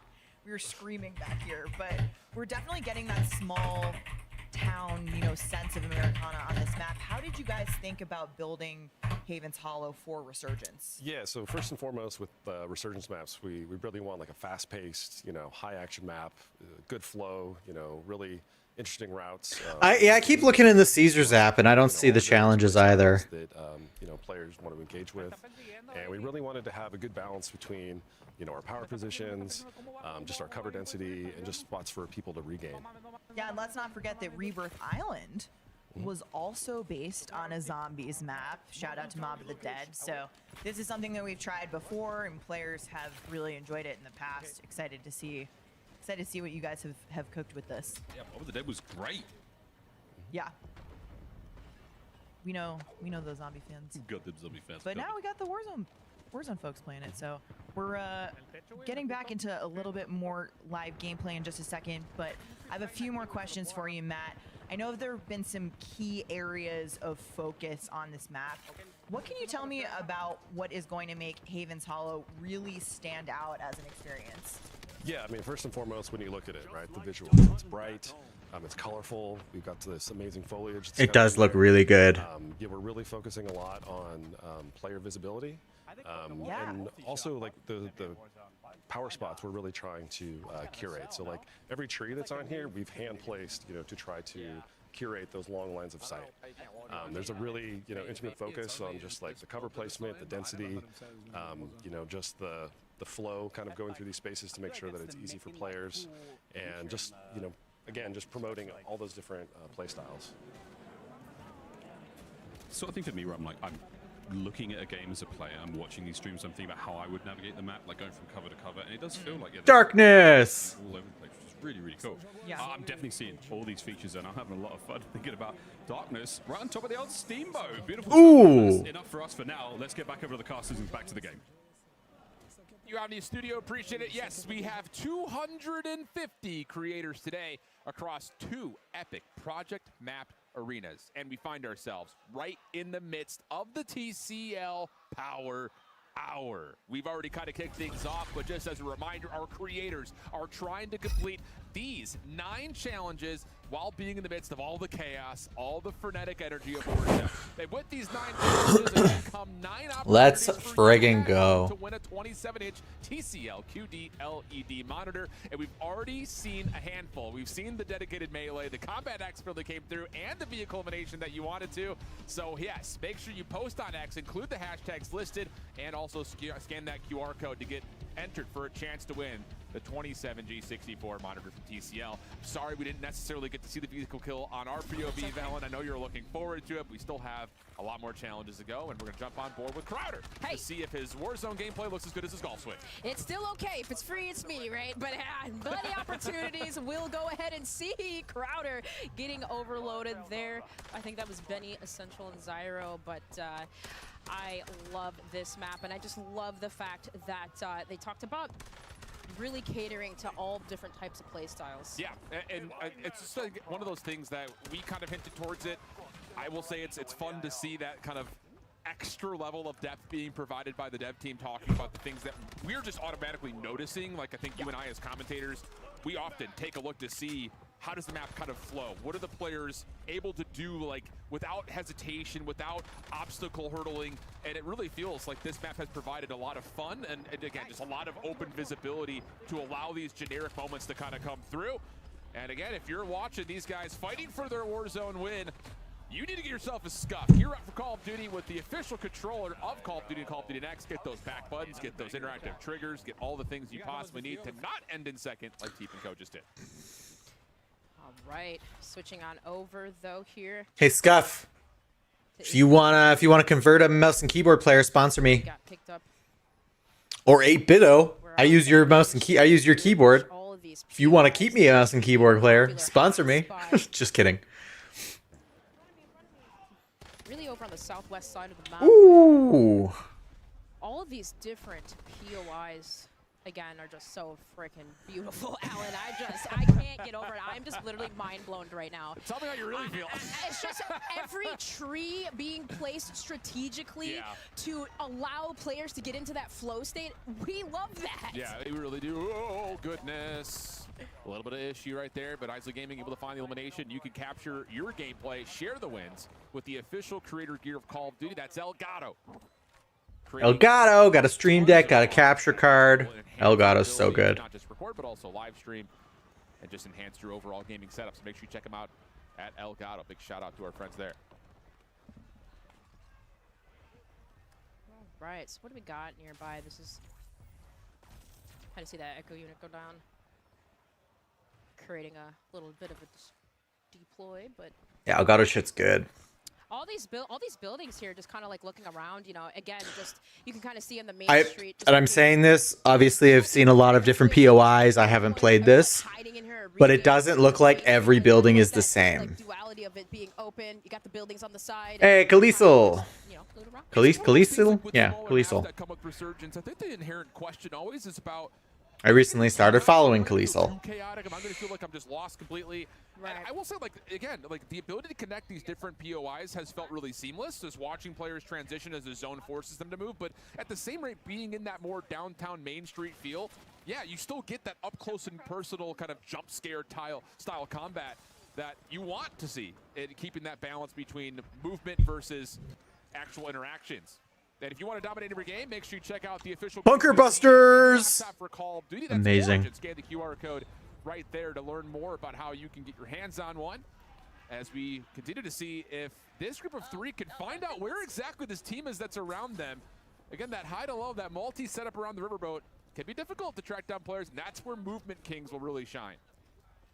Speaking with Khaleesi here, the player we see on her screen, she was just so happy to be at COD Next, kind of just like surreal that she gets an opportunity to test this game, and you know, just kind of just seeing just the energy from all of the creators. This is my dream to attend COD Next. This is Khaleesi just rotating. Not only COD Next, but like all of the companies that put these kind of events on. To push him maybe back down, but nonetheless, I like this riverboat regain spot. Whoopsies. It's okay. Float out in the water. That's fine. It's again ankle deep. It's ankle deep. It's fine. It's fine. No one's mad. No one's mad. So a chance to build out the loadout, see if they can find some engagements, get things going for the squad. And You know, it's another thing too. You know, you talk about just the atmosphere that surrounds this map. I think especially compared to where we are right now in Research with Rebirth Island, like again, it just feels like everything has a unique element to it, where you feel like you're being transported from place to place. Well, they're gonna try and hold this team. Autonomous kind of level and nature of how these points of interest are set up. As we get a little bit of a jump scare here, as Good play. Finally find some contact around the outside of the Haven's Hollow mural, and also seeing a team load back on in after the resurgence. Ooh, they got a nasty head glitch. Decent shots. Now a chance to follow. Ooh, darkness. Damn. Leave that squad a little short-handed. And I love the Grass 45K, the usage of that attack sprint speed. You got that little extra boost there. So Steiner doing a really good job, kind of just breaching, going quickly with these gunfights, engagements. You don't want to hold on. You don't want to basically. Oh no, Tiffy. But I will say this all coming soon to Warzone. Operators will get to ride a special edition Polaris vehicle. But in typical COD Next fashion, we decided to go a step further, and why not have our creators ride Polaris vehicles in a real life? Oh no, she missed him to the left there. Damn. Are you guys ready? We are ready. Yo, Artifact, thank you so much for the like. Grandma, you driving? Wow, we look so good. Oh, we in now. I'm scared. Let's go. Vamos, vamos.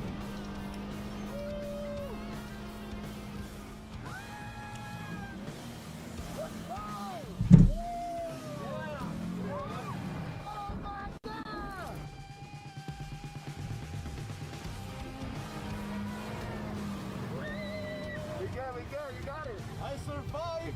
You were really cool. That was sick. Thank you very much.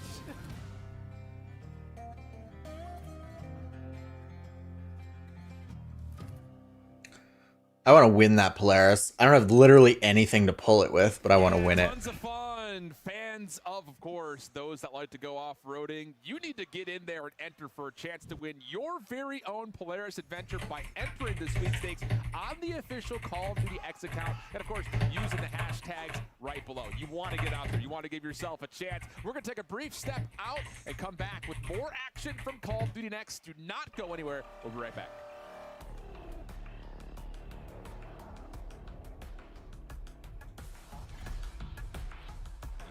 Scuff Gaming, the official controller partner of Call of Duty. Hamilton, equipped for precision.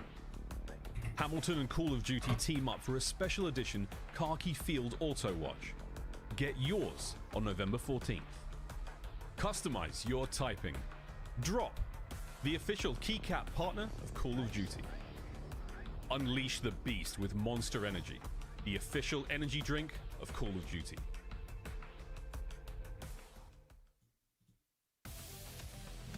Welcome back to Call of Duty Next, live from Las Vegas. We are excited to have Raven joining us now to talk about some of the key updates coming to Call of Duty Warzone. Welcome Senior Software Engineer Francesco Galletti and Lead Producer Jason Rohde from Raven Software, gentlemen. The Omni Room, welcome. We're so excited to have you here. We have so much to cover, and we want to hit on all of the updates coming to Warzone. But I want to start out by talking about how Raven is approaching the Warzone experience. We know there's been feedback from the community on prioritizing Warzone. Francesco, what can you share with us? Absolutely, Stephanie. We've definitely heard that feedback over the last year. The team is hard at work continuing to evolve the Warzone movement. It's not going to be one-to-one with multiplayer this year, but we're obviously trying to have fun, bringing in those... Not going to be one-to-one with that's what we want. We want separated Warzone multiplayer experiences. 110%. Sounds extremely cool. Like, this sounds like a ton of fun. Francesco, do you have any sort of fun examples for us on the movement changes? Absolutely. Yeah. So for tactical sprint, we are removing default tactical sprint, and we're increasing the baseline sprint speed to compensate for that. If players are still looking for that tactical sprint, it's not going to be available in the sprinter perk. And you see, it's a big change stuff. Like, we're talking about perks more later on, but are there any other movement features coming to Warzone? Yes, so we're introducing the all-new combat role coming to Warzone. It's going to be in the Mountaineer perk, and it's going to be awesome because it's going to let you reduce even further fall damage and keep the momentum as you land. This is one I've been using a lot. It's become a crutch, so to say, falling off too many buildings. But Jason roasted some of the creators in the room yesterday getting set up. He was like, "For all of you out there, I know you have fall damage problems. I got you. Like, we got you covered." Hey, it happens to the best of us, and now we have a perk to help out with that. Another feature that we want to talk about is loadout customization. So, you know, this is we saw some of the researchers' gameplay, and there's a lot of new things happening. Francesco, what can you tell us? Absolutely, a lot of new things coming for a lot of customization. So we are going to remove wildcards. We are baking in overkill by default for everyone. Overkill by default. We are having the return of 5 attachments. That's going to make it easier for us to balance and meta based on the feedback. That's my question. How are you guys approaching to balancing and shifting metas now with these changes? Yeah, absolutely. Our philosophy this year is to expand on build diversity, making that every attachment choice is going to be a lot more meaningful. Also, we're going to be shifting meta more often, like we said, and make every category for weapons feel a lot more distinct. Jason, we were talking about this earlier in the show. Sorry, I have to cough. But earlier, I got you, dude. I got you. We were going to sort of talk about the weapon builds as well. So we've seen it now for MP. Of course, like with Warzone, this is a huge thing. Because my friends are endlessly like, what's the best stuff? What's the best stuff? I'm like, take this. Is that coming to Warzone? absolutely, yeah. We're stoked to have weapon build sharing coming to Warzone Season 1 for Black Ops 7 weapons. It's fantastic news. All right, so the feature is going to make things a lot easier with the squad and for content creators as well. I mean, we're seeing these players run as many attachments and stuff as they can now. It's going to be a ton of fun watching them put out content, have a good time, and get us loaded with the best stuff. Speaking of the best stuff, let's throw back over to the casters for some more gameplay. Shift, Dream Crazy. Let's rock.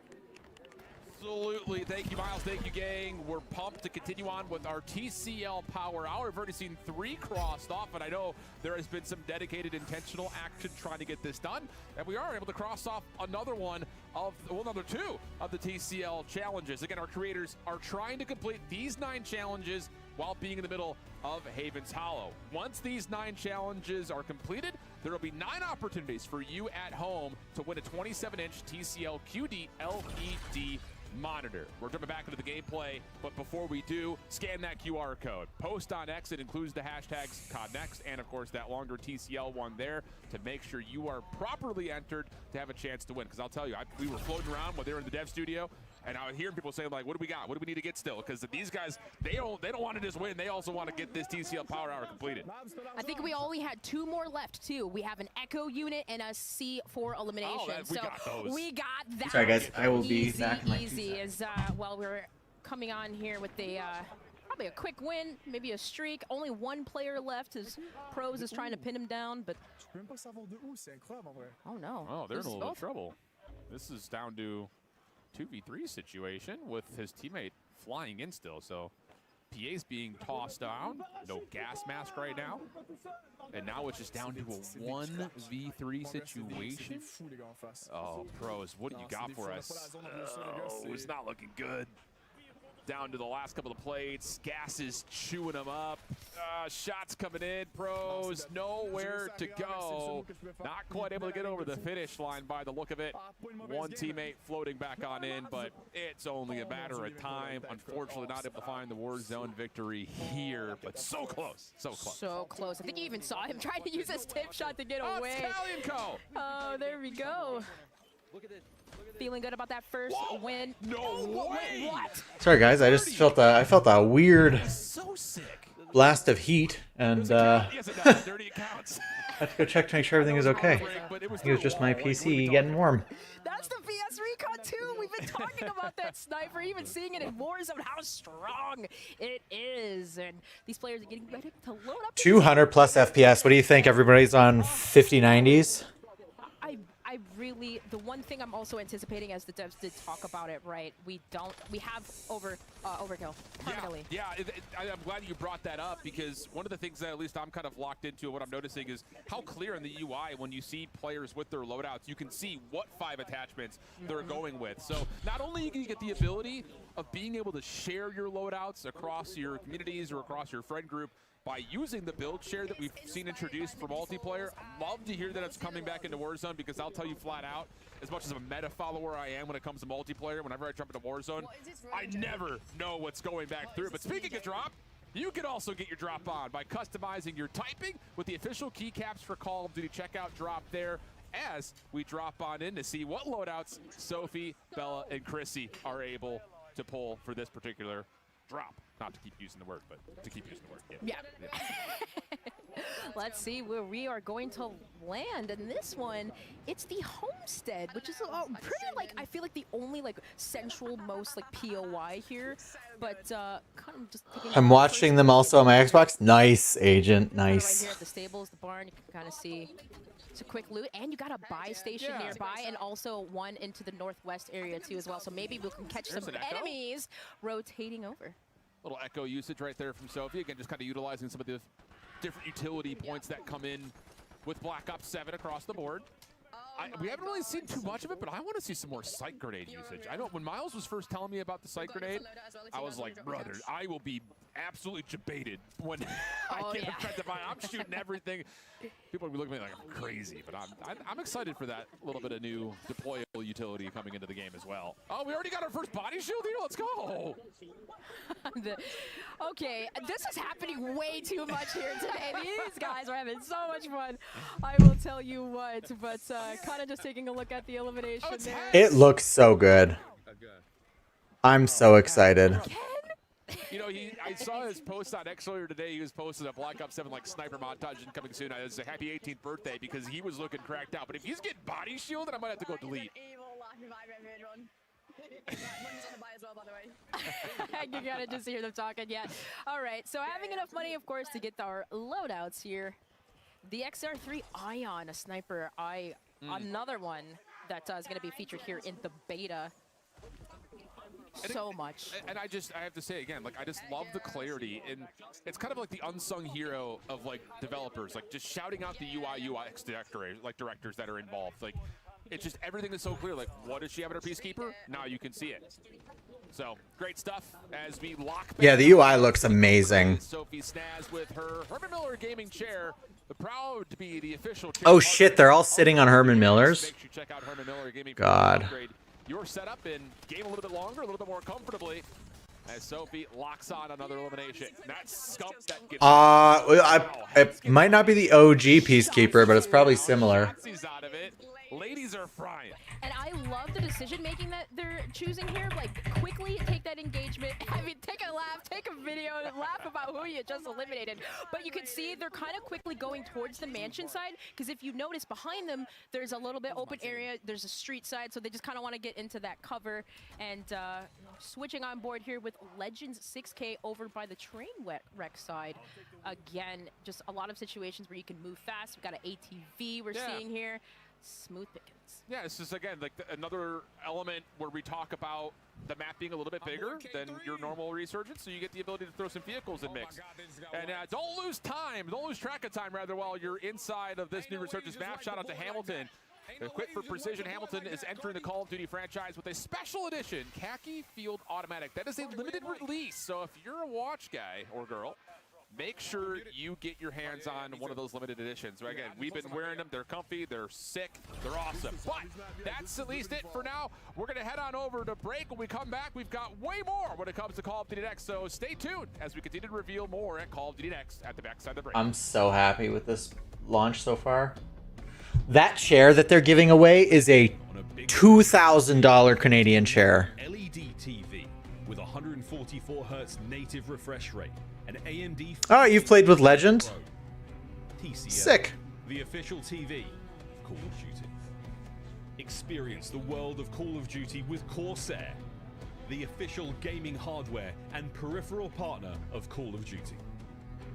Operators, get ready to ride the special edition Polaris Razor Pro R and Sportsman XP 1000 vehicles, dropping soon into Call of Duty Warzone. Ladies and gentlemen, welcome back. Jason Francesco, welcome back. We've got more Warzone intel to get through. Jason, we saw a peek at this in the live gameplay, but there are some changes coming to how perks. That room is so cool. Warzone. It seems to be right in line with the approach we talked about earlier that Raven is prioritizing the Warzone experience with gameplay updates. What have you guys been cooking on perks? Yeah, we are continuing to restructure and update perks across Warzone to create a more balanced experience. Mountaineer. Fit a variety of gameplay styles.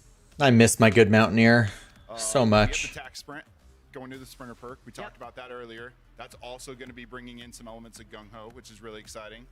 We also have the ghost perk, which will now hide players from advanced UAVs at the cost of a less forgiving movement situation. And also we can't forget the all-new adaptive perk that merges old elements from previous perks like Resolute and Reflex into a brand new perk, giving you the edge in sticky situations. Dang, okay. Absolutely. Jason, sounds like we've got to make some pretty serious choices as players when it comes to our loadout now. Yeah, across the board, we've cleaned up perks so that are either redundant or were just rarely used. Our data showed that not enough of them were leading to meaningful loadout decisions.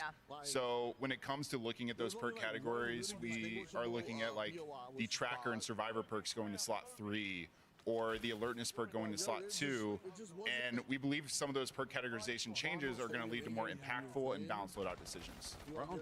Jason, with a game like Black Ops 7, we got new toys, new gear, new lethals, new tanks. Season 1, November 14th. Thinking a little bit more strategically about what. I'm pretty sure it launches immediately. Just thrown all the toys in right away, right? Yeah, we want to bring what makes sense into Warzone. We want to make sure it fits the modes, the gameplay.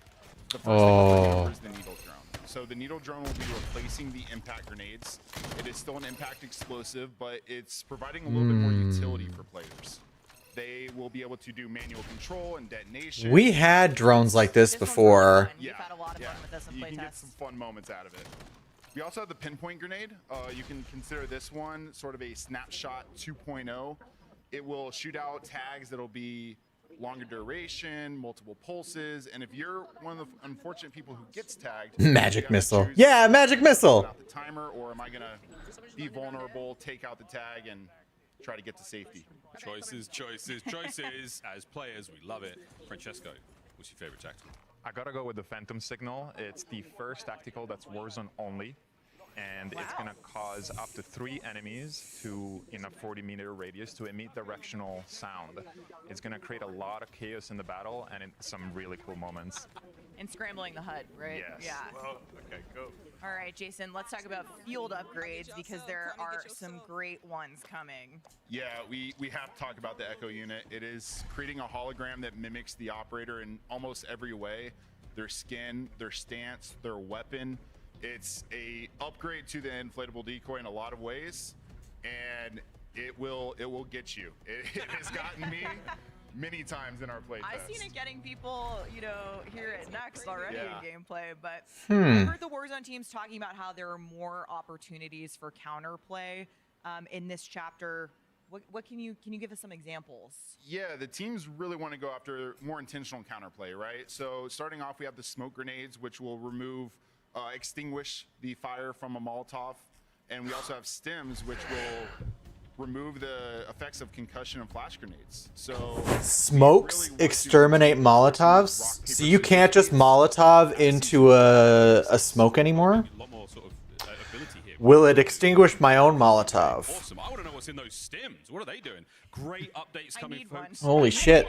I'd like a stem shot, please, folks. Well, we're not going to get it, but we are going to get some live gameplay. It's back over to Dream Crazy, and it's back over to Shift. TCO Power Hour. What's going on, folks? It's still going on, Miles. TCL Power Hour continues as we need to see, are these last two going to come through? We saw the Echo unit get utilized, so now we're all rooting for C4 eliminations, because if our creators can find a way to do that, they are going to open up an opportunity for you at home to win 9 separate TVs from TCL.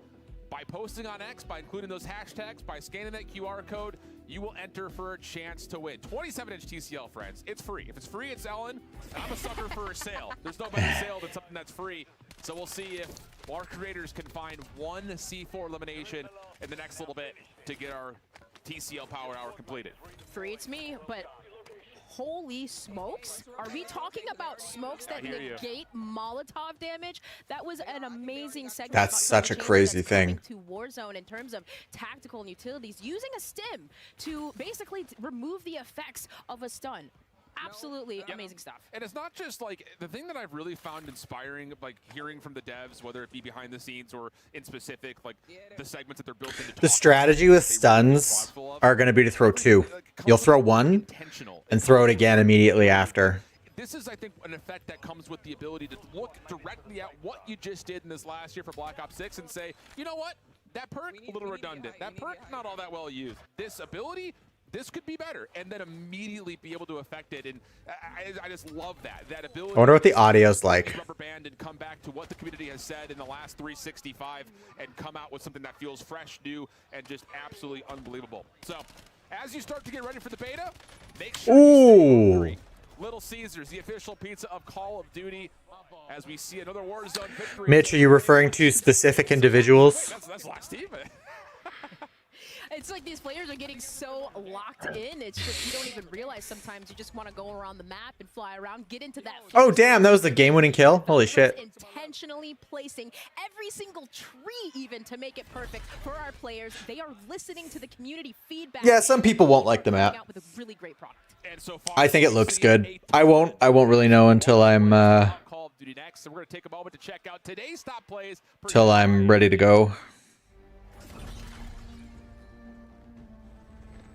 Right, well, this was one that we had saw with Scump getting pinched here in this situation. And of course, Leonard Shifty and Ahsoka taking the dub. You see even just bouncing in the background, just the excitement, the joy that comes through. We heard This part of the reason why it's so short, Death, is the one, they're jumping between 2 different games, so you're not seeing the whole of any game. And 2, unless you're watching somebody's specific stream, 2, it's just a standard resurgence map. The games are going to be normal length. There's also not 50 players in each game because there's bots, because it's COD Next.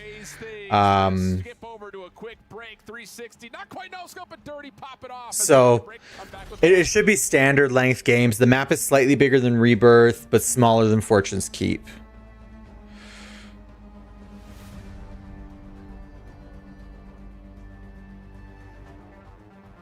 You're invited to the Little Caesars Call of Duty Challenge. Open the Little Caesars app, accept and complete the challenge. You might win a copy of the new Call of Duty Black Ops 7. You'll also be entered for a chance to win the grand prize, a trip to an Activision studio to squad up with George Kittle in a 1-hour epic Call of Duty battle. Complete the Little Caesars Call of Duty Challenge today. We are back with our developers because it's time to talk about the iconic Verdansk. Welcome, Assistant Creative Director Carl Beauregard from Beanox. Carl, what can you share us on the updates coming to Verdansk? A lot, actually. But first, I just want to say that I'm really grateful to be here to represent so many great people who are working on Verdansk across the world. Now, together, we love Verdansk, just like our players. And we really wanted to make sure that for Season 1, we deliver really impactful changes to the map. So, together, Beanox, Raven, and High Moon, we've delivered not 1, but 2 major point of interest. The first one is a brand new signal station. 3 studios, 2 POIs. That's kind of funny. Well, I think we're infilling as we speak, but let's take a look at the updated TAC map. There they are. Very first look at Signal Station coming to Verdansk. Carl, we'll start with Signal Station. Tell us about this one. Yeah, it's brand new, modern, clean. It's an eye-popping addition to the map. It has a unique gameplay feature that players can take advantage of. Why does this look like Apex? Right there, it features multiple buildings with unique visual, but more importantly, gameplay flow, right? You have the control room right there. You just saw the server room. Actually, is this just a DMZ map pulled out?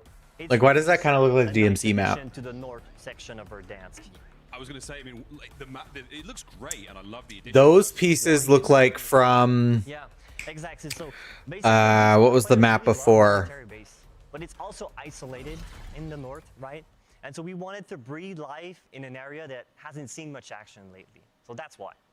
Yeah, it sounds extremely cool. And one thing that I love is just we're seeing it around us now. Yep. But knowing that's good, that visual. Al Mazrah, not Al Mazrah. Into this POI. Hopefully, some players are going to drop there today. We're going to get a look. But I think you mentioned earlier that there's a unique feature in store for us with Signal Station. Absolutely. I'm thrilled to talk about it, really. Signal Station will introduce what we call the tactical heat map. It's a feature that gives you crucial information. Urzikstan. on the battlefield. So it's really great. Basically, in I a feel nutshell, like it shows the threat level that around you on the is very Urzikstan military base meets DMZ. Heat map is not in this build here at Exactly. Next. So here you can see it, the entire Verdansk displayed in front of you. You have it, that's your personal version where you can see where most players are. It's really useful. It looks really useful. It's giving, again, us as players a lot of choice. We can... Tactical Grandma! A little bit of information around it. Steffi Evans, Mixie. Yeah. As we introduce Signal Station, so that's what we've done. If you're an aggressive player, you can go there and use the heat map to go towards the red zones to get those high kill games. And if you want to play tactical, you can go towards the green ones or the yellow ones. You choose your own pace with the heat map, and that's what we love about it. And it actually gives a true reason to go at Signal Station. Yeah, you're coming at it. We need the intel. You want to get that edge as a player. I know our sweaty players are going to be there looking for, you know, where to head for more kills early in the match. Yep. But a reminder, what we're seeing here at Next is an alpha build of Warzone. So like I said, that heat map is not available today in this build, but something that players are going to be able to jump into at Season 1, which is very exciting. It is. It is. Now, it's not the only POI we have to talk about in Signal Station. It looks great, but there is another whole different POI happening on Verdansk for Season 1, and that is Factory.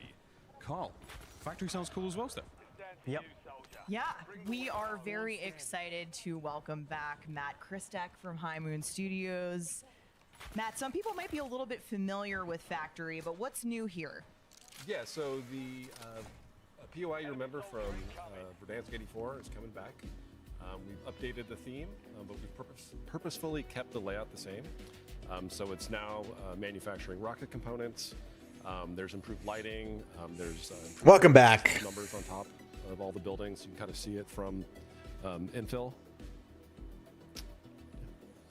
Yeah, I love how clean this map is, and like you said, because you kept the same layout, we're gonna know our way around, right? It's got a new look, but this feel is gonna remain the same. Yeah, you can see the new rocket parts, you know, different pieces of cover.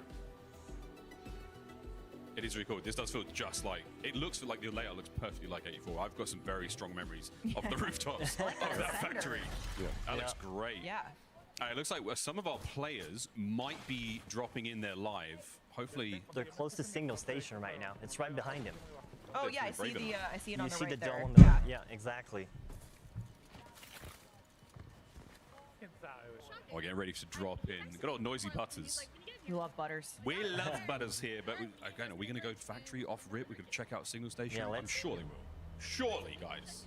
Like I said, I feel like people are going to be really drawn to Signal Station in infill just because of the verticality and how that dome is just like, yeah, It's so here I go. impactful. You almost see it from anywhere in the map. That's the beauty of it. It's like you're at Superstore, you see it. You're at the Overlook, you see it. You're at the stadium, you will see it too. So you can't really miss it out. It's a great landmark to Verdansk. This drops a little far off, but I'll see if anyone's going for it. But this does look like a lot of fun, like a really, a nice addition to the map, guys. Well done. Yeah. No, Carl, I love this spot back in the day, so I'm really excited to see it come back. Miles and I were playing Verdansk 84 together, back then. Here we are. Yeah. But, what's it going to feel like? I mean, we tend to really find success when we strike the right balance between fan favorite returns, like a great factory that feels good, that Matt just described, and then a brand new addition with Signal Station, as you can see right there on the screen. The beauty of them right now is they're both sharing a similar art direction, so they feel connected visually. So I think At the end of the day, those two additions will really help Verdansk, and that's what we wanted as we look at this map, and we wanted to have a beautiful future, right? Yeah. Now, like I said before, keep in mind, alpha build. This is an alpha build of Season 1, so some things might be changing between now and when players can play it at Season 1 launch. And you guys are looking for feedback on this too here at Next, which is awesome. So we might even see some changes, right? Absolutely. You may see some changes in the future. It's normal. We're looking for feedback here at Call of Duty Next. So we're just very proud of what we've accomplished so far, and we can't wait to see what players do with it. Guys, cannot wait to see the real deal when it comes to Warzone in Season 1. But for now, let's check back in on the TCL Power Hour with our casters. Miles, thanks so much. Yes, we can confirm that all 9 of our conditions of the TCL Power Hour have been completed, which means 9 lucky folks at home will receive a 27-inch TCL QD LED monitor. Thanks, of course, to TCL. Wow, Dream Crazy. Like we said, if it's free, it's us. Hey, yeah, and that's amazing, too. Thank you so much to our players for getting those challenges done. Absolutely. A little bingo shout happened. We went over, we confirmed it. Yep, C4 elimination had happened. So, again, make sure you keep your eye out for it, as if you were part of all the signups, you may be eligible to win one of those. But now, let's get back to the studio with our devs. Thank you very much, squad. Oh, we get close every single time with that TCL Power Hour. Okie dokie. Well, Season 1 sounds like it's going to be big for Warzone. Personally, really looking forward to using some of that needle drone. I'm a big fan. Lawrence Metten from Treyarch is back, joining Jason Rhodey now from Raven. And if you know, Lawrence loves a camo. What have we got, man? I keep hearing this, Lawrence. Yeah, well, I mean, have we mentioned this game's got camos? Camo. Just like it did last year, but it's 16 all new mastery camos. Really excited to show them off. Our weapons team has been going above and beyond and really breaking out all the tricks for these mastery camos. I think this is one of the loudest reactions we got when it came to the creator reveal. So Golden Damascus. I like that. New take on a classic. I love this one. Starglass is really cool. It feels like the color kind of shifts depending on the light that's hitting it. It looks green here, looks bluish here.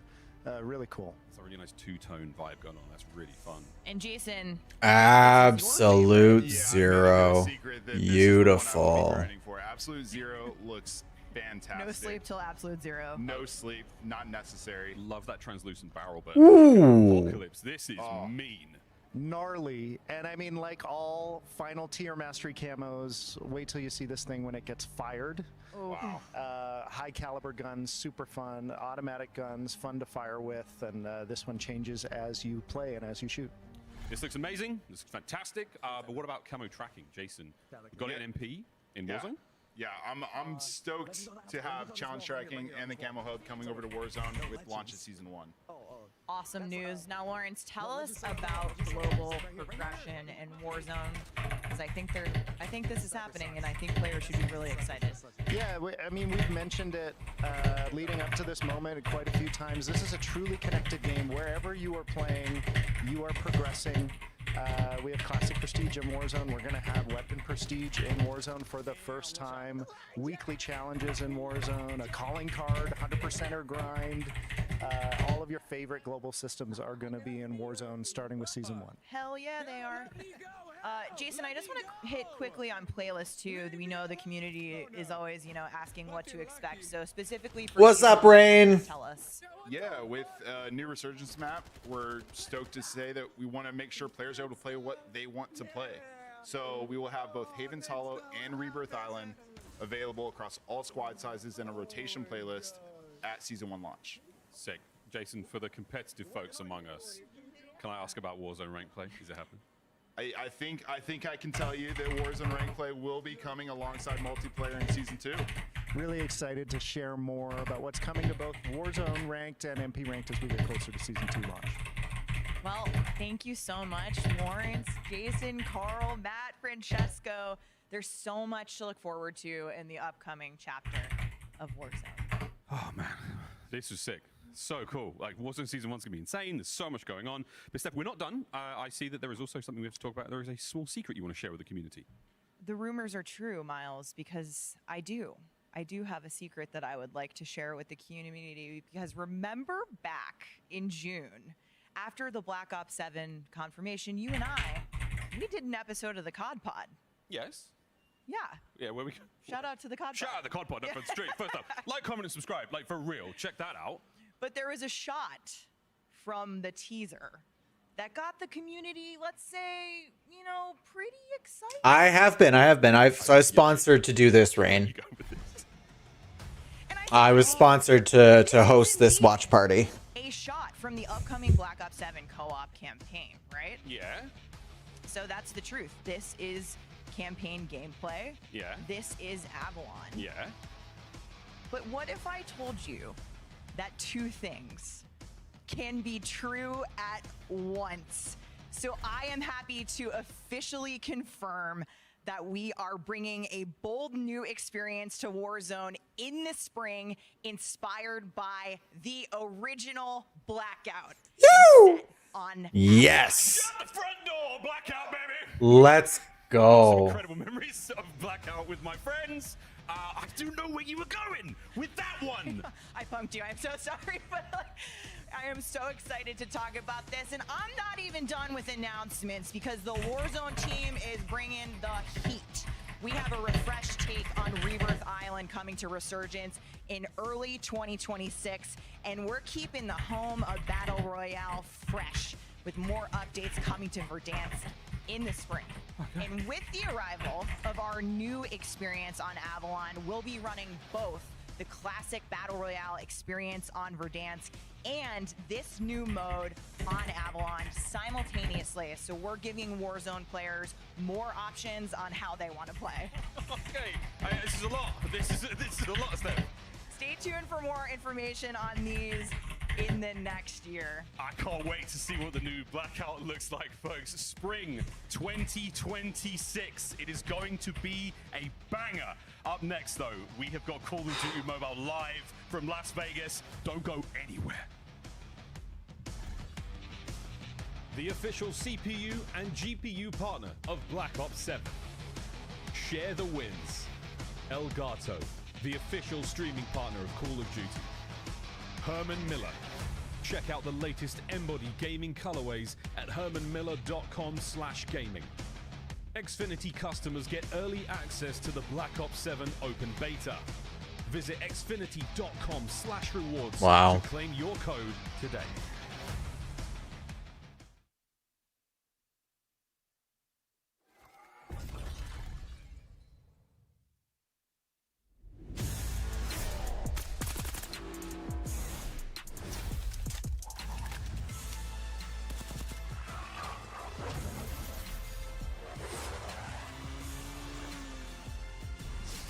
I play Call of Duty Mobile every day.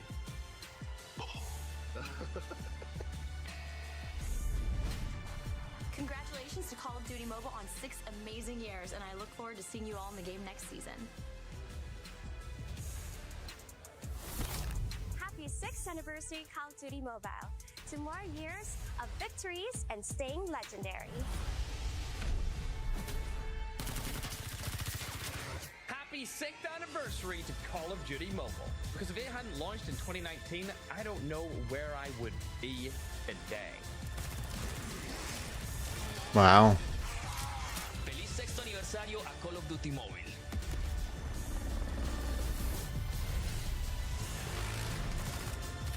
Oh my god.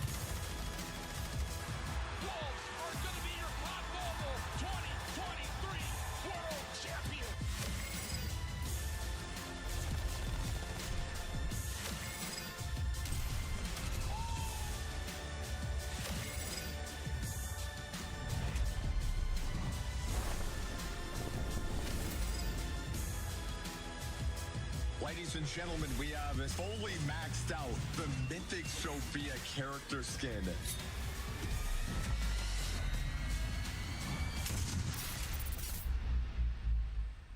Should become a COD Mobile creator. Welcome back to Call of Duty Next. For over half a decade, Call of Duty Mobile has been the definitive mobile shooter globally. And now, as it approaches its 6th anniversary, it's pretty clear that things are just getting started. I'm talking new gameplay, improvements with new collaborations, and the return of fan favorite content, and even a brand new way to play.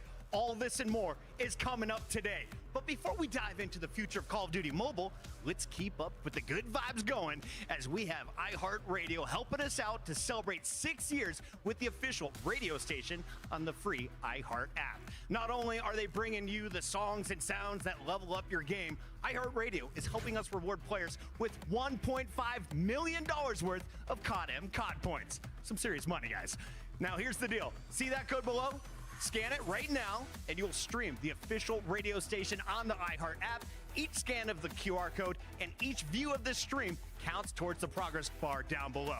So once we reach 100%, we will be rewarding the COD community with $1.5 million worth of COD points. Serious money, a lot of serious stuff to talk about, but joining me to share all of the big news, all of the big things happening on the small screen, we have Matt Lewis, Vice President at Solid State Studios, and Leo Yao, Head of Timmy J3 Studio. Gentlemen, thanks for coming. Can you tell me, what are we about to see? What's going down in COD M? Yeah, we really got a lot to talk about today. 6th anniversary, new limited time modes, the return of some classics, and towards the end, something pretty special. Should be fun. You know, Leo, we've worked on this game for close to a decade, which is just crazy. And I feel like while we've tried throughout the years some really different things, different experiments, one of the through lines, the consistent elements, has just been making sure we're just a definitive AAA mobile shooter.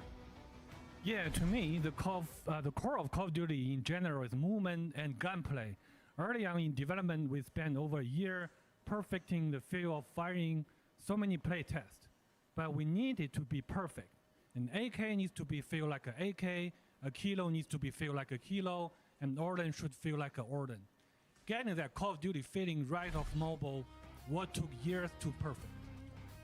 You guys definitely did perfect it, and I love that you focused on the fundamentals. When you zoom out, though, what I love about COD M is how it embodies kind of the best of so many eras of the Call of Duty franchise, all in one title. But this game has so much more than that, doesn't it? Yeah, the cross-franchise collection is just so special. You know, we have gameplay, I think, from like a dozen different COD titles, it's plus insane. a bunch of... It is. It's just crazy. And like when you think of the hit list, you can load into MP, Crash, to Hacienda, to Nuketown, to Terminal. It's just incredible. It's the same for BR too. BR is also awesome. We have these amazing originals like Isolated, and on top of that, just classic bangers like Alcatraz and Blackout. Yeah, what makes me feel the most proud is the original maps and mods we've created for COD M. But I also think the real magic comes when we take the classics and reimagine them for our players. And one of our biggest and boldest gameplay experience in our history, an experience that follows this recipe, is actually in development now. That's pretty incredible news, and I can't wait to hear more about this later. Now, obviously, I can't help but notice that some of the weapons we're seeing these creators playing with today, these, of course, are the famous legendary and mythic weapons, right, guys? So Call of Duty Mobile fans are super excited to see these guns back in it. But what else is in store on that front? Operator skins and weapons blueprints in Call of Duty Mobile are a huge source of pride for us.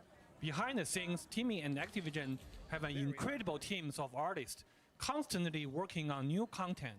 We've been dedicated to making amazing blueprints and skins players can earn for free in-game from the very beginning. We really want everyone to earn cool stuff just by playing. Yeah, making sure playing is really rewarding and that the cosmetics, they allow you to express yourself, it's a really fundamental, important part of what COD M is.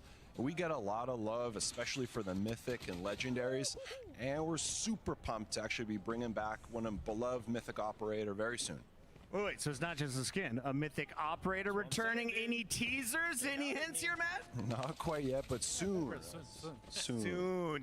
Fine, guys. Okay, so you're staying true on the AAA mobile shooter front, staying with your roots of combining the best of the past along with the boldest gameplay experiences ever to come to COD M. It's been fantastic stuff.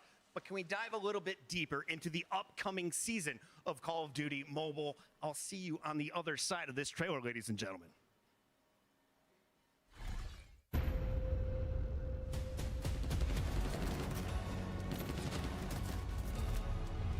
Watch your six.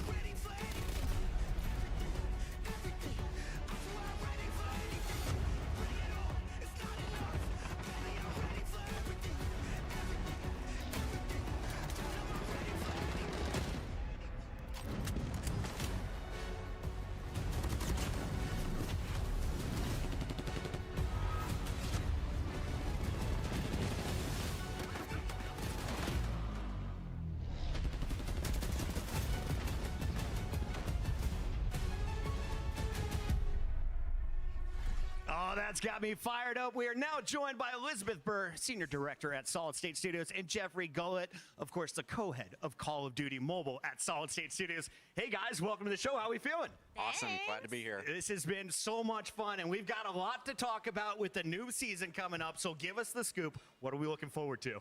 Yeah, we're all super excited about what players are going to start seeing very soon in Season 9, and then continuing through Season 10.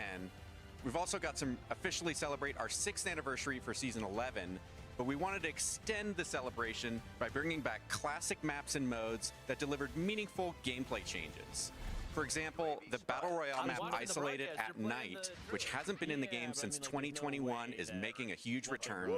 There's also the return of the night maps Hackney Yard, Summit, and Crash, which is something players have been experienced briefly back in 2020, but content like this has been in demand for a while now, and we're bringing them back so new fans can find out what all the hype was about. We're also adding the much sought after Going Dark Battle Pass to the Battle Pass Vault in Season 10. Yeah, and Season 9 is a really fun season since we got to celebrate Halloween, and you know Call of Duty loves to celebrate Halloween. Oh, yeah. Yeah. So the much-loved Haunted Hacienda makes a return, plus Pumpkin Confirmed, an Attack of the Undead modes, and we also have the Super Infected playlist that will be live as well. But of course, the big Season 9 news is our collaboration with WWE superstars Alexa Bliss and Undertaker.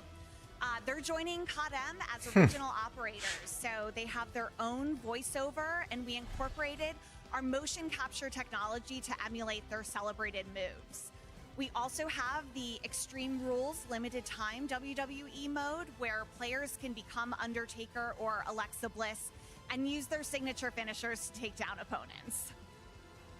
This is awesome. I mean, anyone who's ever owned a trampoline has dreamt of doing a tombstone pile driver. I can do it on my cell phone now in Call of Duty Mobile. Alexa Bliss, though, this is what a lot of the new fans are fired up for. Her finisher in-game is nasty. The motion capture, what we're seeing right on screen here, this is one of the coolest things that happens in the Call of Duty franchise, and I love that we're seeing it in your game. Yeah, this was really exciting that Alexa was able to come into the motion capture studio. We captured her likeness, but then she also worked with the team, as you see here, to get down her exact moves perfectly, and it really shows in the game. So many awesome skins. The operators available. Season 9 has been incredible. The Undertaker is here, and we have so much more coming. When you look at this process, though, how much effort went into bringing WWE to life in Call of Duty Mobile? Well, it doesn't just happen overnight, that's for sure. So, you know, this was a collaborative effort across all the teams working on COD and, you know, our partnerships team, everyone. So it's just so exciting to really see this finally come to life, and, you know, to see all the great weapons that we've put out there for this season. I'm just so excited to see the players get to have their hands on it over the next day or so. And to quote Tim the Tap Man, I mean, Call of Duty does some pretty great stuff with their weapon skins, but you guys do it differently in the COD M universe. I love what you've been building in Season 9, and we have Season 10 just around the corner. Jeff, this has been a blast here at Next. I know the COD M fans are going crazy, and you guys have had so many great partnerships. Are you playing Undertaker or Alexa Bliss first? I'd probably go with Alexa. She's just so cool. I love her. I love her moves, and she's just so funny. It's really great. Play in pain. Absolutely. Play in pain. Elizabeth, though, that is not the only partnership we have done. You guys have done so much in this world. Can you tell me about some of the other things you've worked on? I know. We've really been having a lot of fun with our in-game content. We had 7 Deadly Sins and Gundam. We had Ronald Acuna's La Bestia bat in the game, and, you know, we just celebrated the launch of Mythic Dark Shepherd with DJ Zed, you know, just a couple weeks ago. So it's so fun getting to surprise players with these different collabs, but we're also, you know, making sure that they still feel really true to Call of Duty Mobile. Oh man, I can't wait to see what's next. Let's take a quick look at Season 9 Midnight Rumble hitting Call of Duty Mobile this week.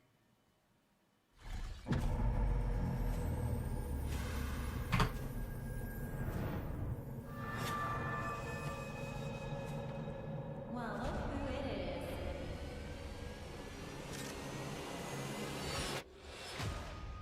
Are you brave enough to come play with me?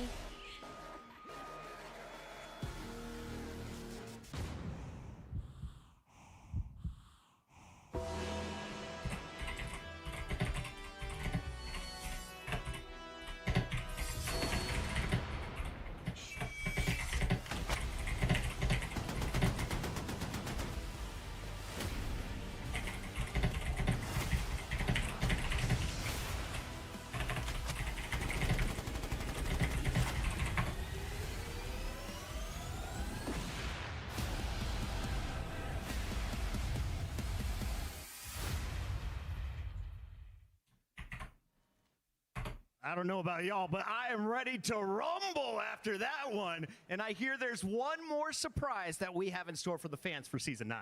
There is, and I think you're really going to like this one. So as part of our 6th-year celebration happening this fall, we wanted to bring back the GOAT of Mythic operators. I mean, the GOAT of Call of Duty. And my personal favorite, because he's a fellow dog owner. Of course. The one, the only, Mythic Ghost is returning to COD in Season 9. This is going to go like hotcakes. Ladies and gentlemen, you heard it here first. Mythic Ghost back in COD M. So much news. We need a quick break to recover, ladies and gentlemen.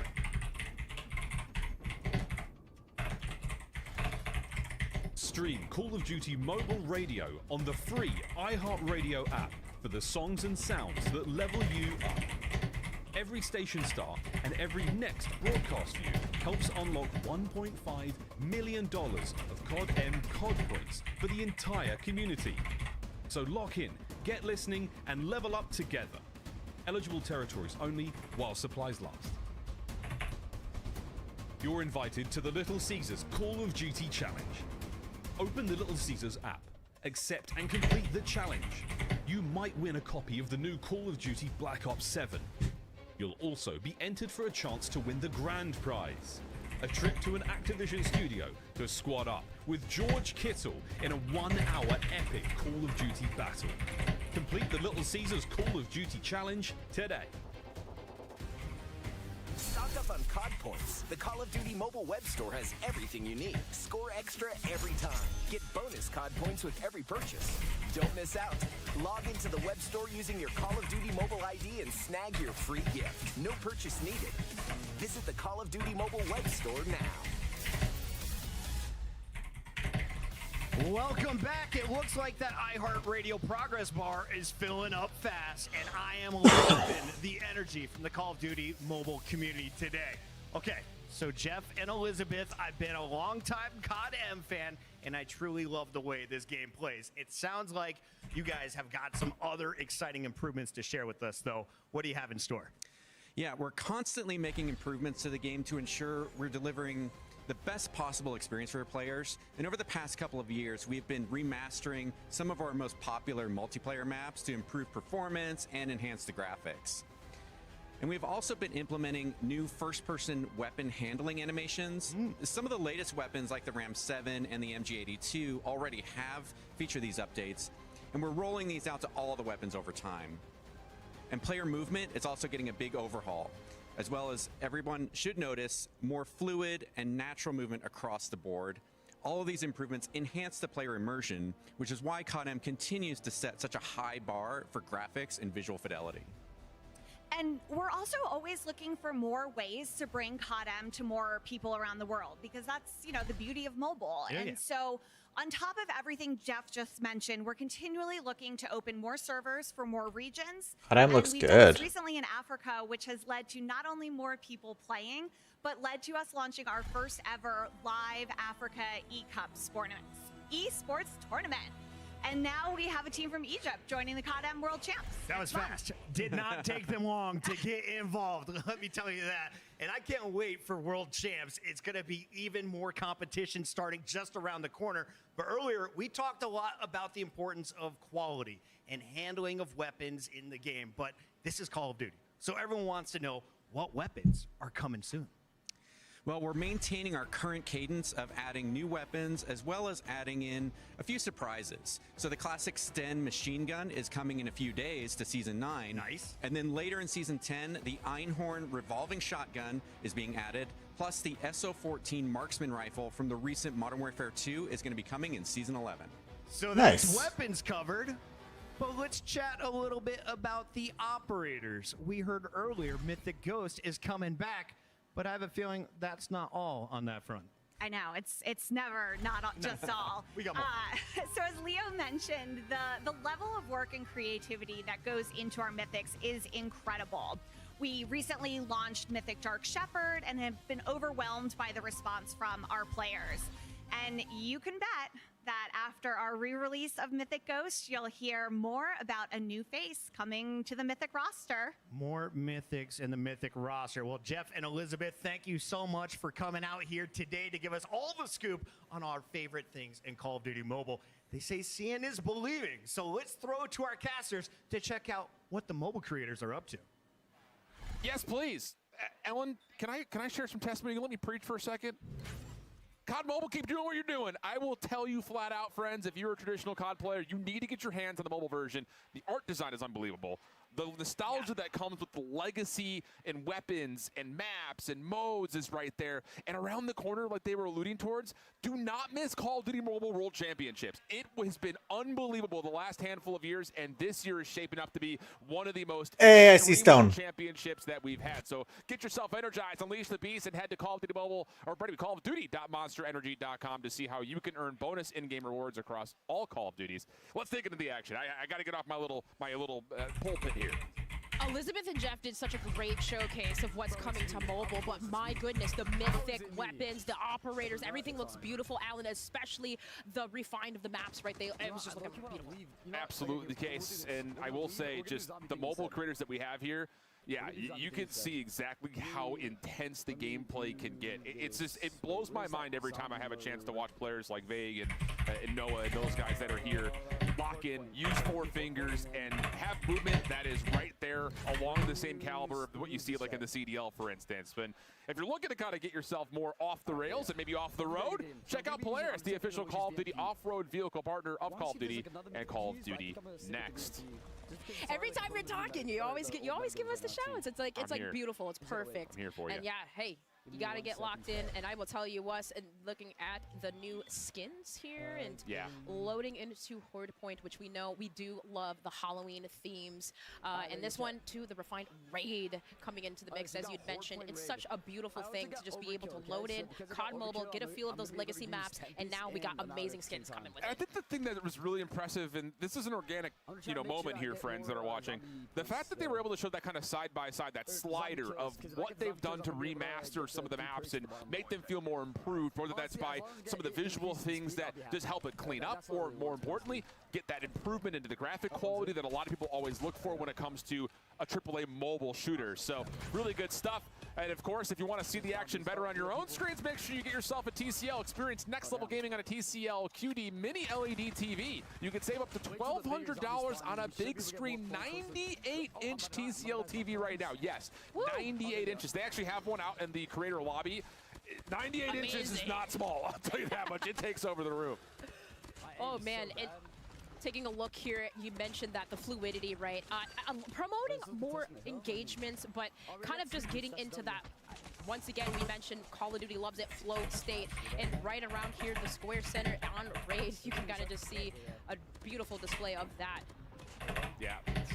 Yeah, Vague's good, by the way, just in case you hadn't noticed. It's just, again, it's just watching how, I want to just turn your attention down to the bottom right-hand side of his overlay. Look at how he's manipulating this tablet with 4 fingers to essentially still pull off the movement that you would expect from some of the normal multiplayer Warzone's best. It's just, it's next level, and it's just a ton of fun. It's impressive. It really is. Yeah.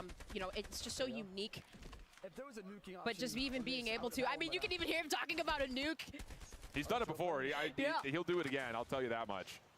Vega world champion in the Call of Duty mobile space, so he's got the talent, I'll tell you that much. Oh, no. Oh, yeah. Yep, Tempest in play again. It's just, this is what we're talking about. Like, it has every element of all of your fan favorite stuff from any Call of Duty you can think back to. They said like from 12 different Call of Duty titles they pulled from to make this game what it is today. You gotta love to see that too. Just a classic Tempest being able to chain enemies. Haven't really utilized that since BO3, but I love to see it continuing on. I mean, this is just looking so fun, especially with all the zombies on the screen. Call of Duty Mobile. Alan, I'm telling you what, I got my tablet with me. I'm going to go and download this right now. You need to. Re-download it, rather. It's just amazing how beautiful it's looking so far. Tablet, phone, whatever you got in your pocket. Well, I don't think you can fit a tablet in your pocket, but regardless of that, now that you've seen what's coming to the game in the near future, I think it's time for us to see what the next chapter in Call of Duty Mobile has in store with us.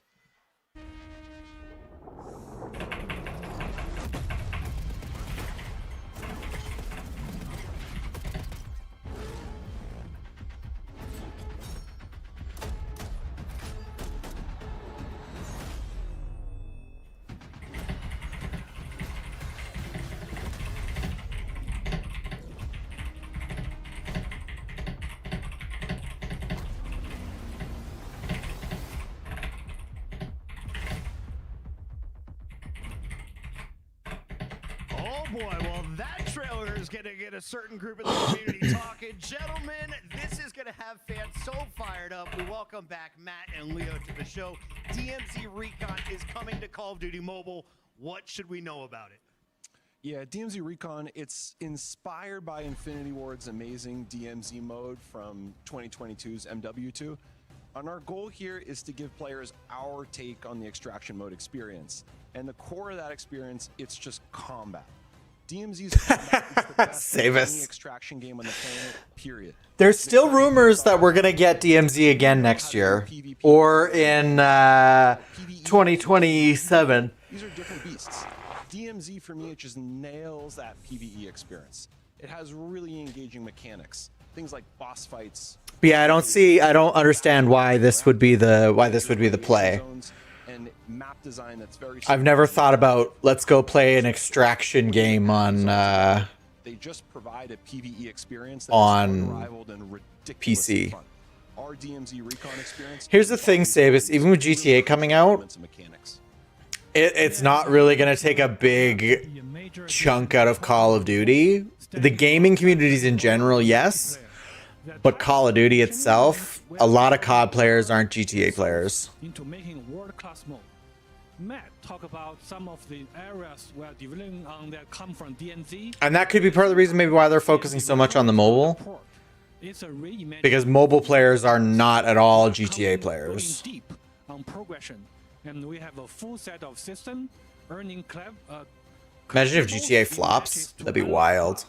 investing in It a won't, skill tree but to shape a unique playstyle, and the big draw for extraction fans, grinding for gear. It's important that progression feel impactful. I actually am not even following GTA's release schedule. But what can you tell us about what we saw in the teaser, gentlemen? I know it was less than 30 seconds, but there was a lot in there. Yeah, there's a lot. Yeah, you likely have noticed that some new points of interest that you haven't seen before. We have a brand new map made just for DMZ Recon called Serpent Island. The points of interest on Serpent Island will be different from other large maps. They will be much more varied and intricate. Yeah, the goal has been for us to build a place where players, they just feel immersed, a world that feels lived in, a place where they can make new discoveries each time they drop in. It feels like a place you want to be able to come back to. That's our goal. That's what we're aiming for. And the team, we've been thinking a lot about, zones within the map, making sure they feel unique, making sure they feel things that are, just like separate, distinct, almost like biomes. And to that end, we have unique factions that players can encounter along the way that feel like almost local to those biomes. For us, the goal, it's just really to make it feel more than a map, just a little bit like a world, a place you want to go back to. It definitely looks like that. And for someone that is familiar with DMZ already, how would you say DMZ Recon adds or changes to that formula? Because you said it's not a port. This is a reimagining. Yeah, it's a good question. There are a lot of differences. For us, a port we don't think is the right approach. We want to make sure that it just feels unique and it feels ownable. So one of the areas we thought really a lot about in the spirit of differences was progression. How does what I do in this match carry over to the next? How does my 1,000th match feel different than the 10th? These are really important questions for us. Well, now the big question that everyone is going to be asking in the chat right now, when can players get their hands on it? It's a good question. We don't have a release date just yet. Sorry, fans, but we're really, really hard at work. Like, we have many hundreds of people just pouring our souls into this. We're going to launch as soon as it's ready. The soonest you can know is just by looking on all the social channels. We'll make sure the first time we're ready, that's where we'll update for the newest drop. You already got them booked. I also hope any games that are just like, hey, let's drive up the cost of video games, flops. The folks at iHeartRadio have delivered head I can't stand that. One of the reasons I haven't even thought about picking up Borderlands. delivered. So follow the instructions on the website, drop in your COD UID, press submit, and keep an eye on your inbox because we're sending you 880 COD points. Now be sure to act quickly for your share of $1.5 million of COD points. It's redeemable once per user and is available while supplies last. So, Matt, Leo, anything else you want to add before we close this baby down? Yeah, more than anything, I just want to extend a huge thank you to players who've been with us over the last years. We couldn't have done it without them. When we look ahead at the next 6 years, we feel like the roadmap and the content in some ways even more exciting than what we had in the past, which just feels awesome to say. Yes, thank you to all of our players around the world, and we hope you are excited about all we have in store for Call of Duty Mobile. The next chapter begins now. What a fun update to Call of Duty Mobile. Throughout the day, we've been capturing the biggest reactions from creators. Here's a look at the best ones in our TCL Reacts Reel.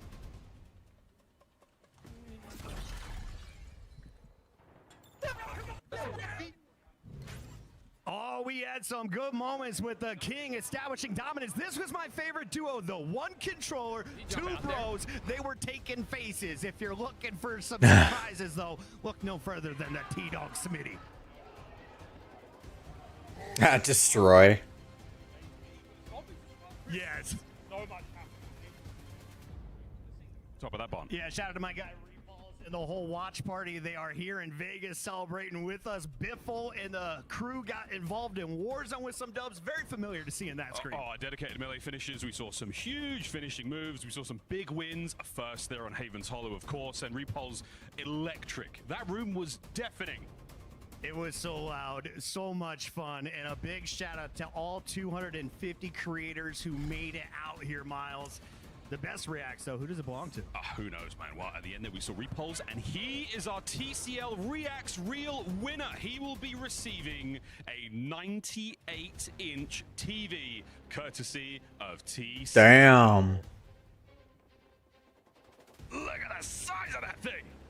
Just what Repulse needed is a bigger monitor. This thing is taller than he is 98 inches, Miles, and you know that one's going up in the man cave. That's going up in the man cave for sure. Well, Chris, what a day, baby. Dude, it's been so much fun. We've been walking around the venue, exploring the world of Call of Duty. Every bit of it has been a blast. It really has. I mean, I think that's it, Chris. Yeah, that's right, Miles. That is it for Call of Duty. Dang, yo, couldn't give him the extra 2 inches. Moments away from the Code Bowl. Repulse needs it too. Military esports teams and your favorite Call of Duty creators competing in Verdansk for the Code Bowl trophy. Tiny Stay little tuned on to this man. Black Ops 7 beta codes, the announcement of the Endowment's new pack in Call of Duty Black Ops 7, more rewards, epic gameplay, and to help us raise awareness for the value the veterans bring to the workplace. On behalf of everyone working behind the scenes, thank you so much to the developers who've been pouring their heart and soul into these products, to the production team who put on such an insane event, and of course, the creators for giving us so many epic gameplay moments. Miles, this has been insane. It has been insane. We've omni-moved through 6 upcoming Black Ops 7 beta maps. We took a ride on Old Tessie through the biggest round-based zombies map ever. We dropped into the new Resurgence map, Haven's Hollow, and 2 new POIs to Verdansk, and revealed a new mode coming to COD Mobile. Now, let's jump into the Call of Duty Endowment Bowl. We'll see you in Black Ops 7. I'm excited for the game. I'm excited for the game. It looks pretty good. They've made some great quality of life changes, I think.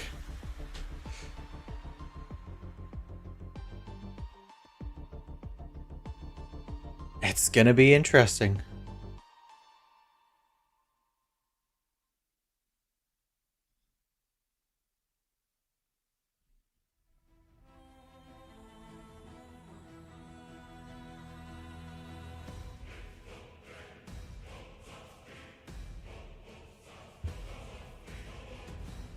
Honestly, dog, I don't think so. People are gonna play it for 2-3 weeks, and then they're just gonna be bored with it and move on.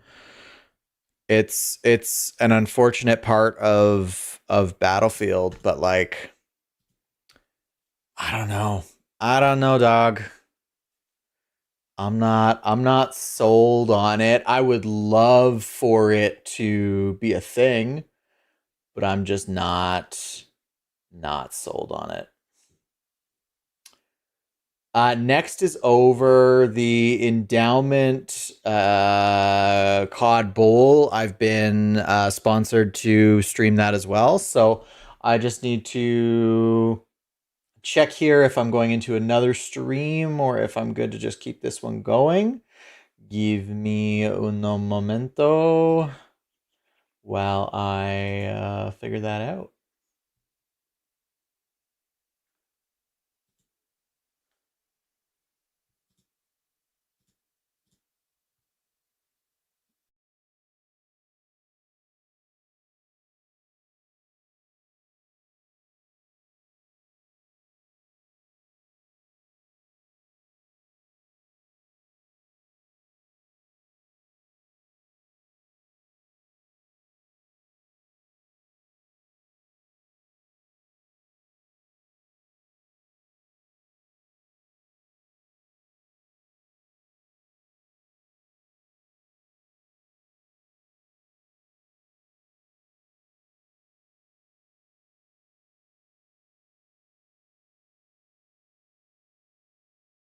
That's money.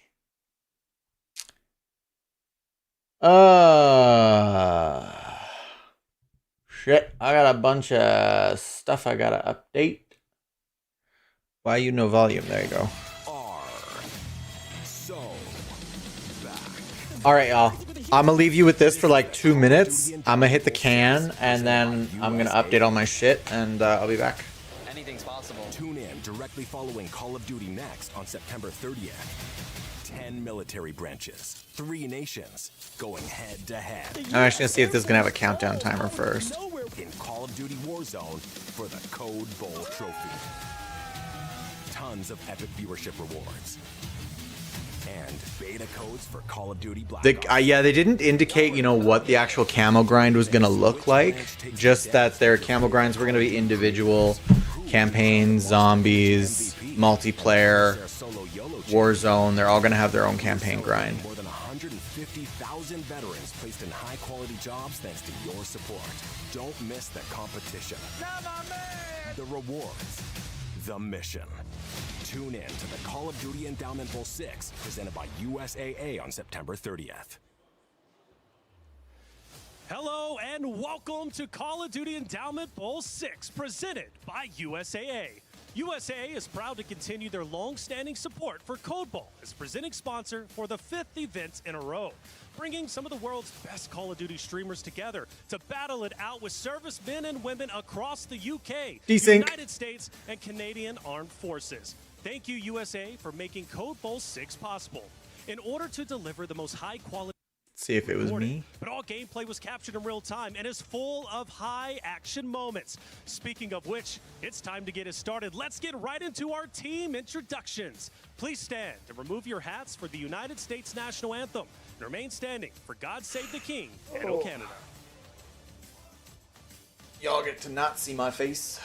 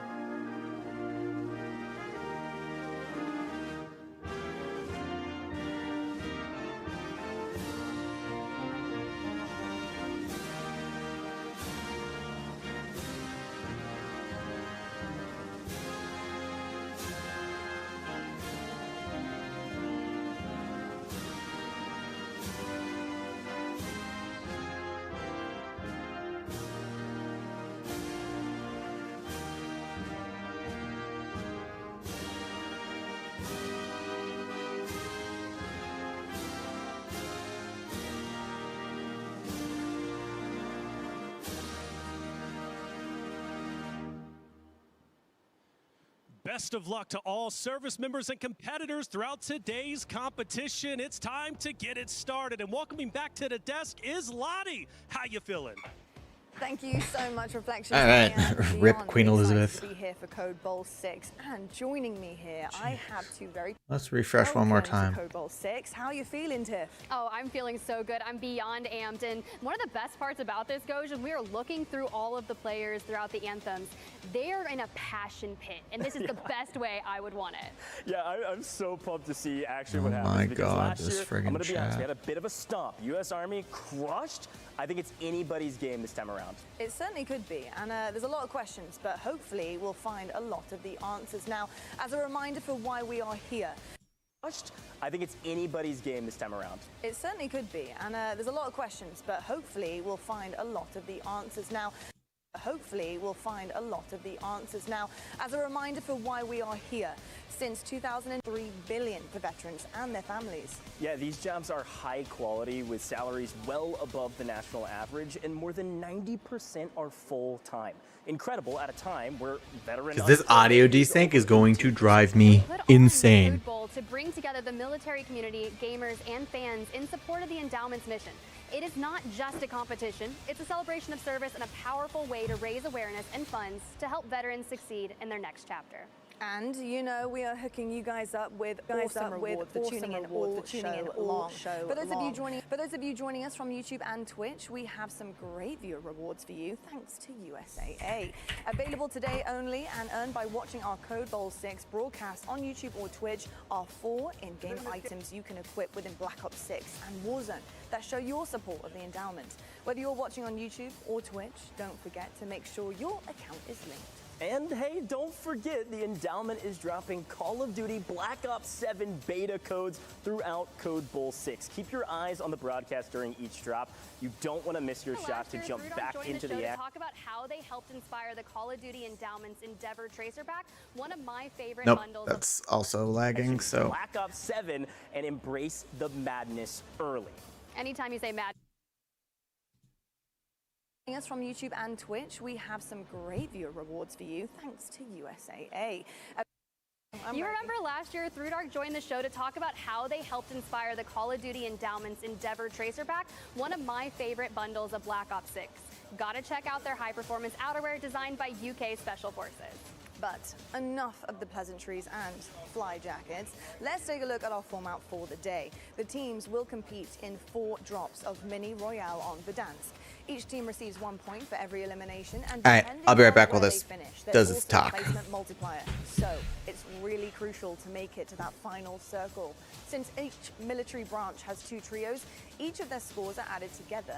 So let's take a look at the teams, because it's very important on where you're at, 2 teams coming together, and also 2 creators on each side as well. Now, as we look down these, our wonderful casters who analyze everything, I'm sure you've been analyzing the teams. And Tiff, what are you thinking right now? Because we have creators who have been there before. Some have stayed on with some of the, the teams that they've been on before in many years as well. But how are you feeling about them overall? Honestly, I'm really excited. When you think about Smixy and Z-Laner returning back for their teams, they were in the top 3. They're feeling incredibly confident. But when you make it into the top 3, okay, we're not happy with a 3rd place. We want to win. So running it back and having the opportunity to jump and remove that from the U.S. Army, look, they got a target on their back, Goj. Yeah, Royal Canadian Air Force is definitely going to be a team to watch out for because of those 2 creators, but also the players on the team. Of course, U.S. Army. Aiden is back on that squad. So we got Aiden, but it wasn't just Aiden last year. We've got some returners for that team and some new faces on the military service member side. I think Army's still going to be a competitor, if not a top team.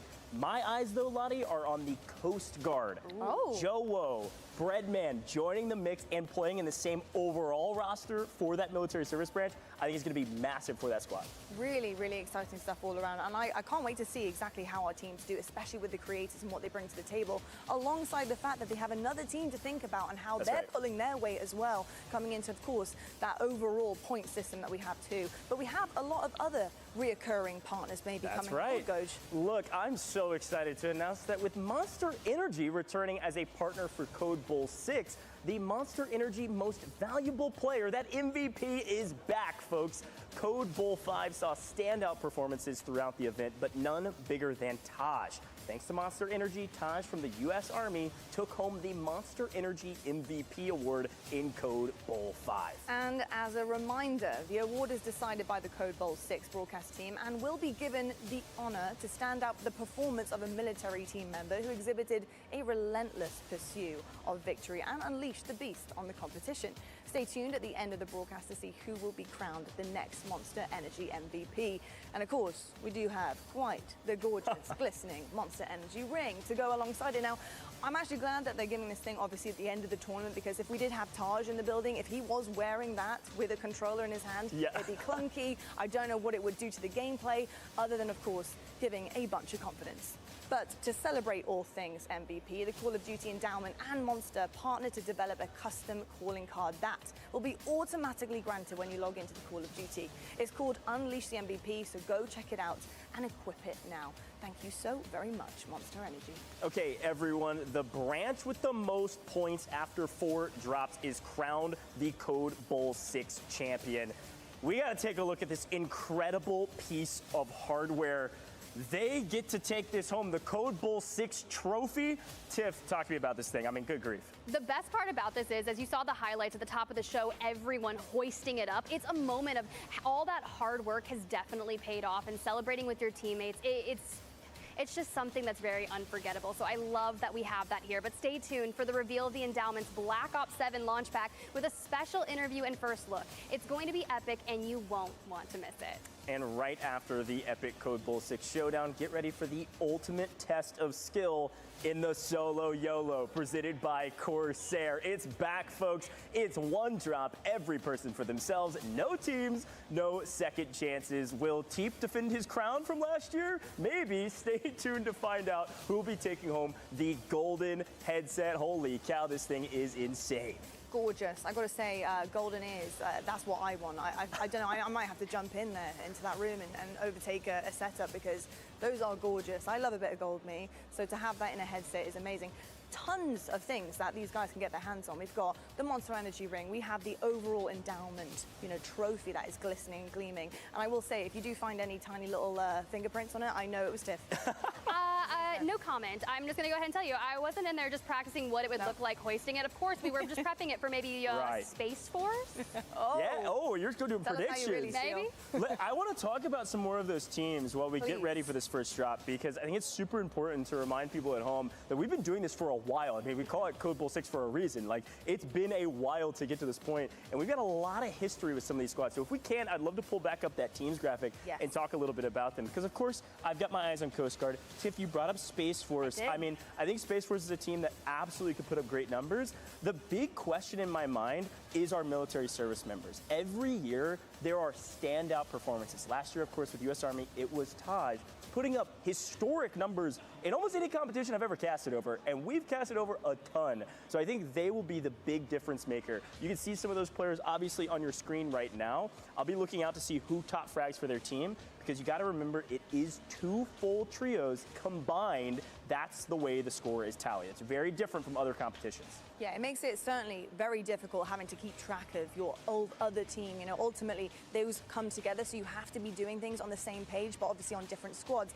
Now, you guys told me a little bit in the green room about maybe the Navy, and a little bit of lore behind that as well, because, we do get the chance to talk to some of the players and some of the creators. So, what is going on with the Navy right now? Why should maybe some of the Navy guys be very excited about their options and choices here? So, okay, we talk about U.S. Army being the champion. Obviously, that is the case. Aiden is back with them. But his counterpart on the creator side was Legion. Legion is now with Navy, Goats, and Glory. And on the opposite side in the creator category, in the same overall Navy roster, is Teep, the solo YOLO champion, and obviously a world champion. I mean, this guy has the most history you could put into a Call of Duty background. Go look him up on Wikipedia or wherever you want to look him up. Crazy. So obviously, star-studded rosters there. But they were actually, I was talking to Legion in the airport. They have been repping together, like practicing before they flew over here. And Legion said his 2 teammates are cracked out of their mind, and they're top 250 on the ranked leaderboard. Oh, still haven't dropped in. Absolutely watch out for Navy, Goats, and Glory. I've heard similar things, and I'll tell you something. When I was doing my homework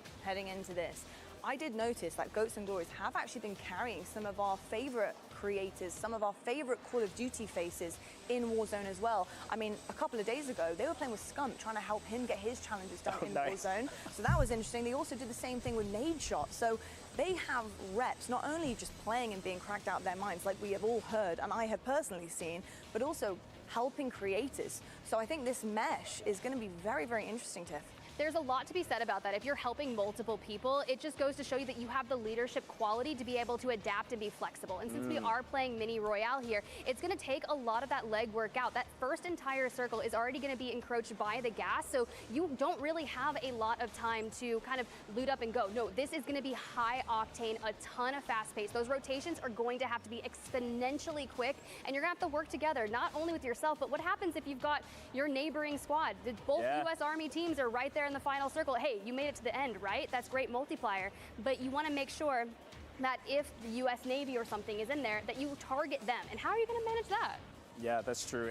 I think it'll be pretty tough. I think traditionally speaking, we don't see teams try to work together. It's just if you knock one of your team members, you might back off and get out of there. I don't know. But I do believe it looks like we're dropping into our very first round.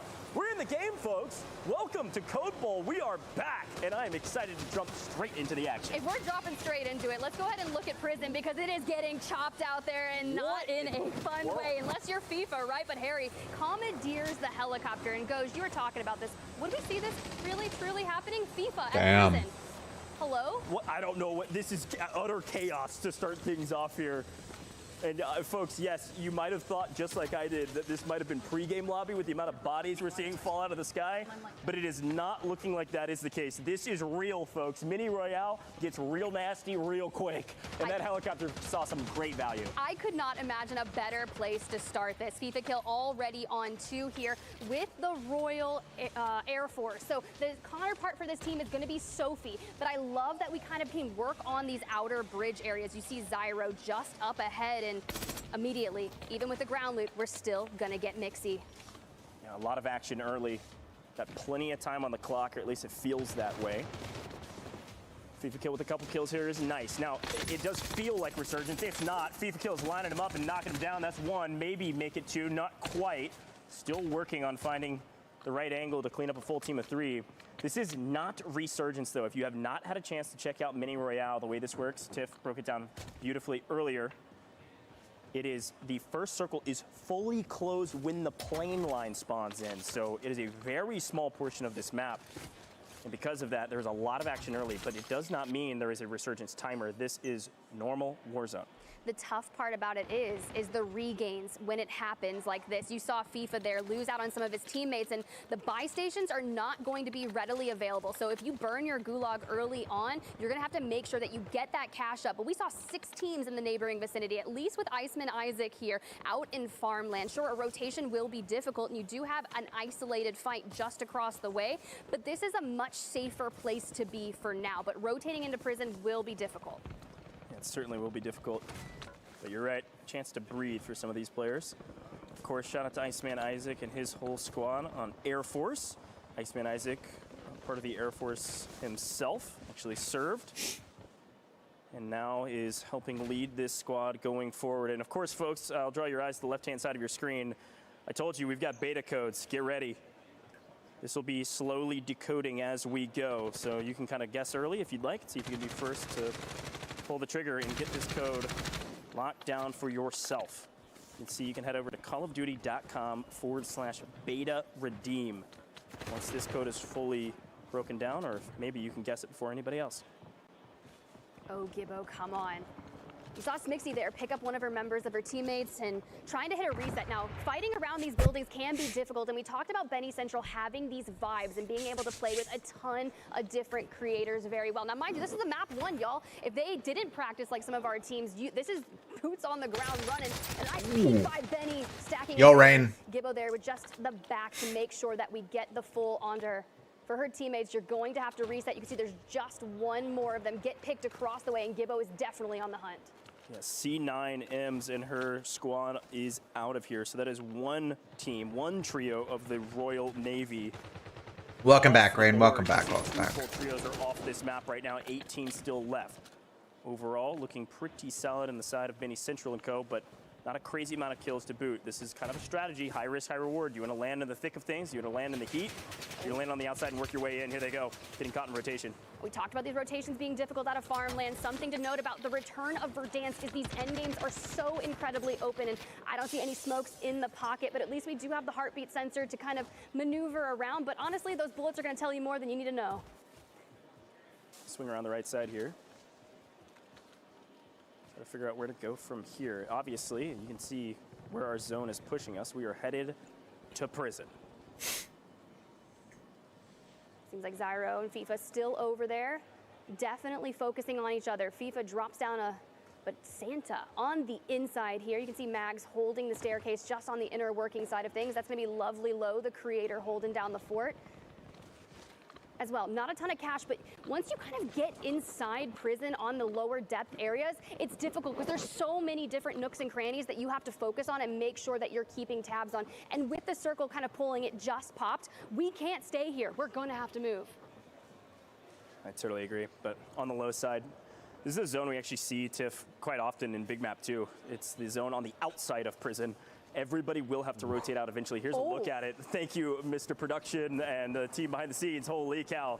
Look at Team 19. They have set up mid-zone, ready to rock and roll, playing the late game. And here's a look at them. Insane. This is Breadman. We were talking about him, Coast Guard. They're playing for the win. And it looks like they've got the tag of the bakery. Yeah, basically, Breadman. I don't even know how he got the bakery on here. Likes a little bit of his toast, but hey, he'll pick up the res there. Now, this is what I'm worried about. So even if you can get onto these outer workings of prison, you're going to have to defend it well. And Swag on your screen representing Space Force, one of the teams here. You're going to have to rotate early. If not, Breadman's going to pick up every single one of these teams as they look to rotate out of prison. I totally agree.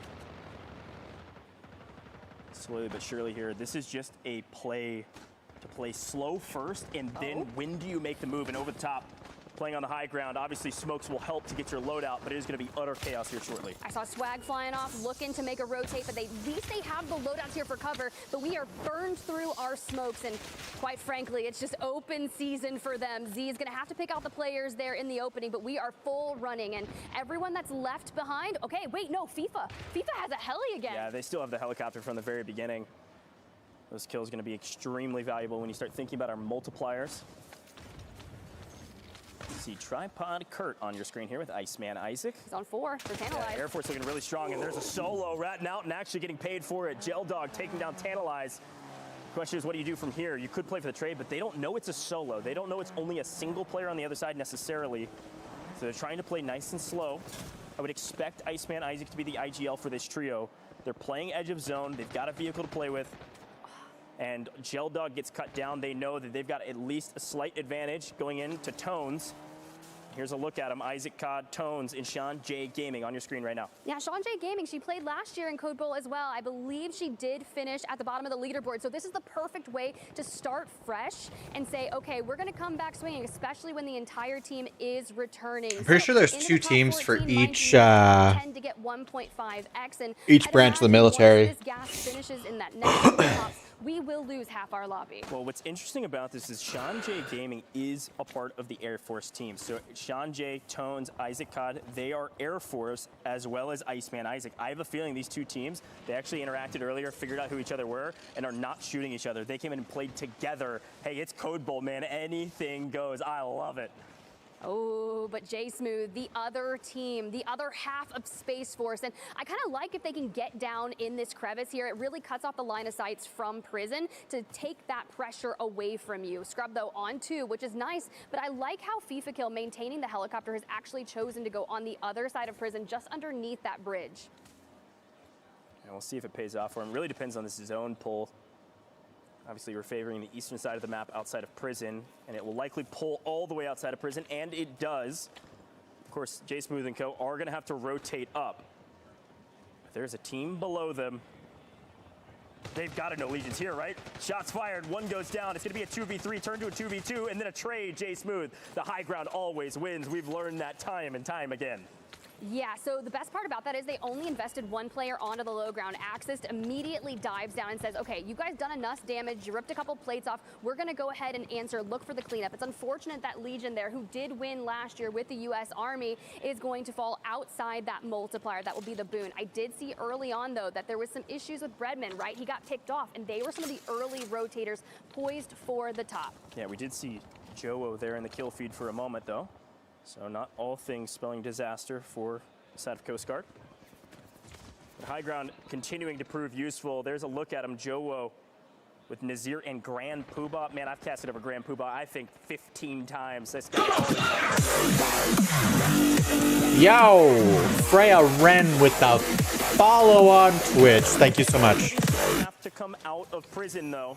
And the question is when? Are you too late? High ground so valuable. Here's the first gunfight though. Santa lines him up, can't quite knock him down. Trades damage between all three players. And because of it, he gets punished. But there's a third party, it's Sucre, and it is the US Army. Sucre comes in, steals one away. You've got to keep your tabs on them. They are so impressive and obviously want to run it back this year, but not if the U.S. Coast Guard can make a change. Now, a gas play here is going to be critical because how much do we have left on our gas mask? Do we even have a gas mask? Or are we just full sending it? Because look at Breadman. He's back up on his feet. He's chilling. Chilling. Again, winning a map is a 2x multiplier. If you haven't watched a lot It's going good. It's going good. It will multiply the kills that you get on the map. So placement is extremely important, but it is not everything. Dawes, Breadman, Spinaman, their perception of the map is we want to be in late game, the kills will come to us, and here they come. A full team of 3 and another team behind them. Iceman Isaac on the opposite side, and Tripod Kirk gets first blood. Dawes is going to have to go big from the high ground. I don't think they necessarily know he's got this angle. Can't spot him through the smoke like we can. Here's the first shot, but it's an immediate I'm sponsored to Watch Party, the official Call of Duty Next and Call of Duty Endowment Bowl. So I'm watching the official Call of Duty channels. Try to go ahead and get that reset and Tantalize there being on 6. If they get that 2x multiplier goes, it is going to be a massive way to kick off match number 1. Air Force looking strong right now. Yeah. Priority position here, folks. Draw your eyes top middle very briefly. This guy here is gonna. Into our highest multiplier aside from the win. Oh no. Libram trying to play spoiler. Yeah, it's pretty freaking fantastic. I'm super happy about it. Teams remaining. Air Force with a full team of 3 and a massive advantage going into this last couple of fights. And also, by the way, look who's alive on the other side. It is Tones, Isaac COD, Sean J Gaming. These are 2 Air Force teams in the top 5. This is gigantic for Air Force. They're going to start off with a huge bang. This is going to be challenging because they have to pull towards the center, and Isaac is going to have to leave. It's going to be such a good time. I'm so excited for the new game. On the cross now, outplayed. I love that he's over there prone. There's a good chance that he will have to crawl, and the moment that he stands up, he's going to have to meet Kurt on the opposing side. But I think Tones right now realizes that unless we do something, we can take a 1.5x, we can take a 2x, but we got to make the move. And Iceman Isaac actually in the side-by-side opens things up first. Ooh, Outplayed actually picks up 1. Outplayed actually picks up almost 2, but Tripod Kurt does clean up. Oh! Clean up Air Force on Air Force violence to wipe the rest of the lobby. I pre-ordered game day 1, so I have beta codes to give away though. Questions about it. Unbelievable start to the day, folks. Air Force, a gigantic margin. I have a whole bunch of beta codes to give away. They did not have to play perfect anymore. They did it in the very first map. Holy cow. The best part, Ghosh, is why I was talking about the setup that we're in. It is so unique and cool that everyone is just packed in there. Just gotta follow me and hit me up on a social. Did you see what I just did to you there at the end game? I just absolutely slaughtered you, and Or actually, links work on Twitch or on here. Yeah, I can drop my Discord. Really cool there, Lottie. Obviously, action-packed Mini Royale will wake you up a little bit.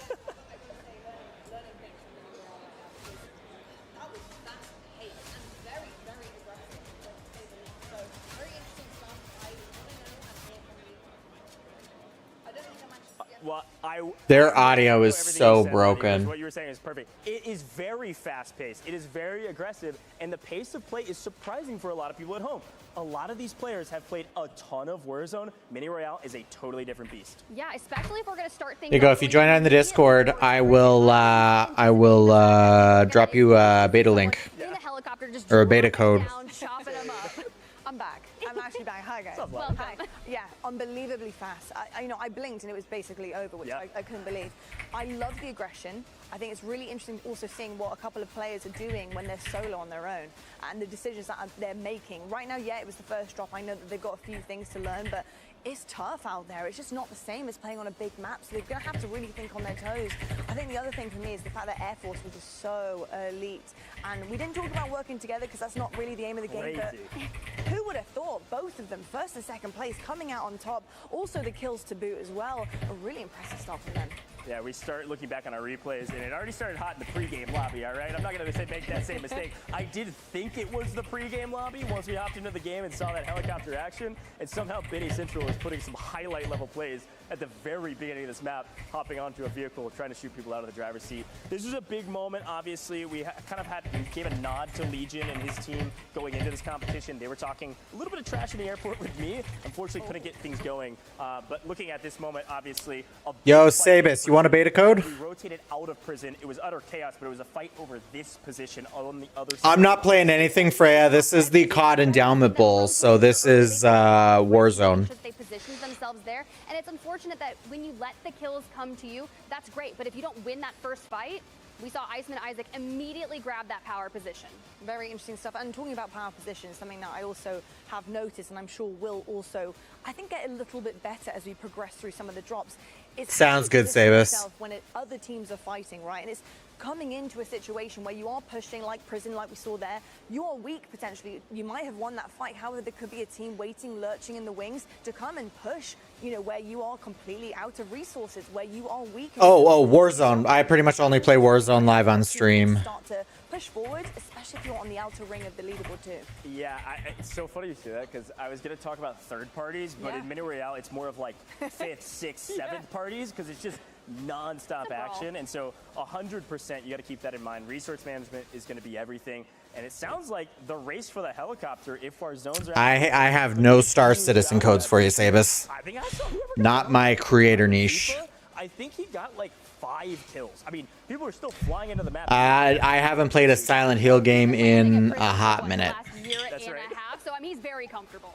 Very comfortable indeed. Of course, we have the leaderboard here for you guys after that first drop here. And Air Force Gaming, of course, they're going to be right at the top because both their teams actually finished first and second. So really, really good. Have you played Silent Hill F, Freya? Surprises here early on this leaderboard because we talked about a few of the names here that we thought would be, you know, pretty aggressive, pretty good from the start and the get-go. Tiff, what are you noticing? I mean, besides from Air Force Gaming there with a 12 and a 19.5, that's where the boons of the multiplier, right? That's a nice 2x and a 1.5.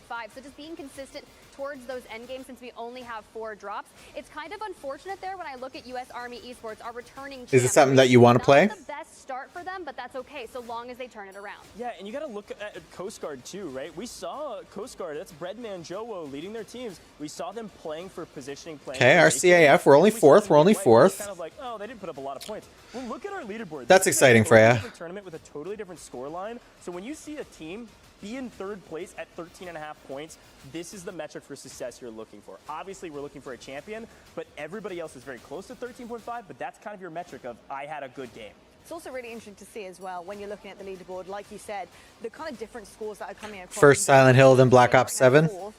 RCAF game, you know, like the fact that one of them had a 3, one of them had a 9, but that together score is pushing that leaderboard, which is keeping them consistent and competitive as well. But, folks, Coach, I believe we actually have a couple of people we want to chat to. Yeah, hey, our drop one winners are Air Force Game. There's no question about it, and they are standing by with reflections for our squad goals interview presented by USAA. Welcome in to our USA Squad Goals interview. Tones from Air Force taking game number 1 in a big fashion. Air Force, you need a win, okay? There's been a different winner each and every year. Let's talk about it. First and foremost, how's your experience been so far? It's been awesome. Super thankful to the Air Force, Activision, everybody. This has been an amazing experience, sweet venue, no complaints. So you were in a different code. You've only played Dead by Daylight and COD Modern Warfare 2. I'm assuming the new Modern Warfare 2, not the OG. Oh, I love it. I'm super thankful. I've been in the Air Force a long time, almost 16 years, so this stuff wasn't really around. So to see this stuff come in full circle now is awesome to see. Yeah, 16 years is actually quite impressive. And speaking of impressive, farmland. You got to go from farmland over towards prison. Walk me through your team strats as you had to start and ultimately finish with the W. Yeah, we landed far out on the zone, just looted up, trying to third-party some fights, and we were just trying to play our life, get position, and then once we seen it rotated off of prison, we kind of worked up the hill trying to get some freebies, but Kilo needs a little more damage. Talk to me about, though, your team. Obviously, you know, you're playing with other service members yourself. You obviously, Sean J, you got Iceman Isaac, a veteran in his own right. Talk to me about your team, its formation, because from what I'm hearing, the Air Force, it's not easy to get on this roster. No, and it's funny. We probably got the oldest roster here. I'm 34. He's 19, and then we got 31 and 34. So we got an old roster here, so we're showing up for the old men. Showing out for the old men such as myself. I'm 33. I can relate. Thank you, Tones. You got to get ready for your next game. We've got 3 more to go. Right now, it seems Air Force might be on top. Let's send it to the desk to find out. Well, that was our squad goals interview presented by USAA. Along with award-winning service, USAA is known for squadding up with the military service members and their families. These guys were really showing out, and squad in drop number 1, Air Force was unstoppable. Apparently, they're the oldest team here. I don't know. I can't. When they said they were the oldest team here and they said 34, I was like, come on, man. Like, I'm shocked, guys. Unk status, I guess, whatever it is. But all right, folks, we know situations can get a little sweaty, and thanks to our partners at Gillette Antiperspirant, we're going to go over a few hot drops throughout Verdansk and give some tips on how to stay cool under pressure. Our first hot drop of the day, we didn't see it in that map, though. Damn. And now I'm sure we'll eventually see it, but it is a favorite for a lot of that high reward gameplay and getting looted up, but those sight lines are so difficult, Ghosh. Yeah, the thing about Mini Royale is that you oftentimes play a little bit of 4 corners. Every map goes out towards the edge of the map. Usually, Dam is absolutely something we should see today. And I think the big thing to remember about Dam is the high ground. We already saw how valuable it was over at Prison. It's going to be even more important here at Dam. And there is a heli drop here as well, so could see a pretty similar map to the one we just saw, Tiff. Well, even in the sweatiest drops like Dam, Gillette Antiperspirant keeps you feeling confident, dry, and fresh. So you can focus on the mission, not the sweat.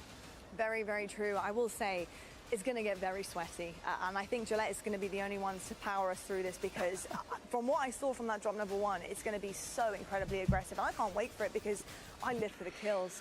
Personally, I love it. I love that risk. Now you played the OG one. The OG one was amazing. Really closing in on you guys. I really love the original Modern Warfare 2. In a mini royale, though, very difficult to read. Yeah, I think the thing about mini royale. By the way, they're so lucky. Beautiful scenery. Are you talking about the map, Call of Duty map? One banger map, you could set yourself up and your entire roster up for massive success in this tournament. Air Force did just that in the first drop. They're feeling very good. We're only playing 4. A quarter of the way done, and they're already at 30+ points. What are we talking about? They're feeling ever so good, and so am I, because we have plenty more drops coming your way. We'll be right back, folks, with more COD Gold 6. USAA serves the military community and their families with the unrivaled support you've earned. Monster Energy. Grab a co-branded can of Monster Energy. Find the code under the tab and upload to callofduty.monster. Ah, yeah, they got a really sick like thing area. Experience the world of Call of Duty with Corsair, the official gaming hardware and peripheral partner of Call of Duty and Call of Duty Endowment. Visit Corsair.com for more information. Gillette Antiperspirants proudly supports veterans through the Call of Duty Endowment. Enjoy 72-hour sweat and odor protection. Starting November 8th, Pilot will be partnering with the Endowment for the 7th year in a row. You can round up your change in store at checkout with 100% of net proceeds going to the Call of Duty Endowment. Through the partnership to date, Pilot and Endowment have helped over 8,000 vets gain meaningful employment. If you head into any Pilot or Flying J location, you can join in on the fight to help get our veterans back to work. Yeah, they've got a lot of sponsors, but I mean, one of the biggest gaming franchises in the world, right? By USAA, we're just moments away from our second drop. But don't forget, USAA is unlocking rewards for all the viewers on this broadcast. Via Twitch drops, you can earn an animated emblem, spray, weapon charm, and weapon blueprint for every hour that you tune in. So keep watching to maximize your rewards, and USAA proudly supports the military gaming community. We've already seen some Black Ops 7 beta codes pop up on stream, so stay locked in. If you're quick enough, you can secure that Black Ops 7 beta access and be one of the first to get hands-on. Speaking of Black Ops 7 though, you know, one of my favorite parts of every launch is the code pack that drops with the release. Always inspired by a real-life veteran, and this year is no different. We have an awesome veteran partner here to tell her story and how she inspired the Call of Duty Endowment Pack Legacy Tracer Pack. Let's bring out our very own Stephanie Snowden to get the latest intel.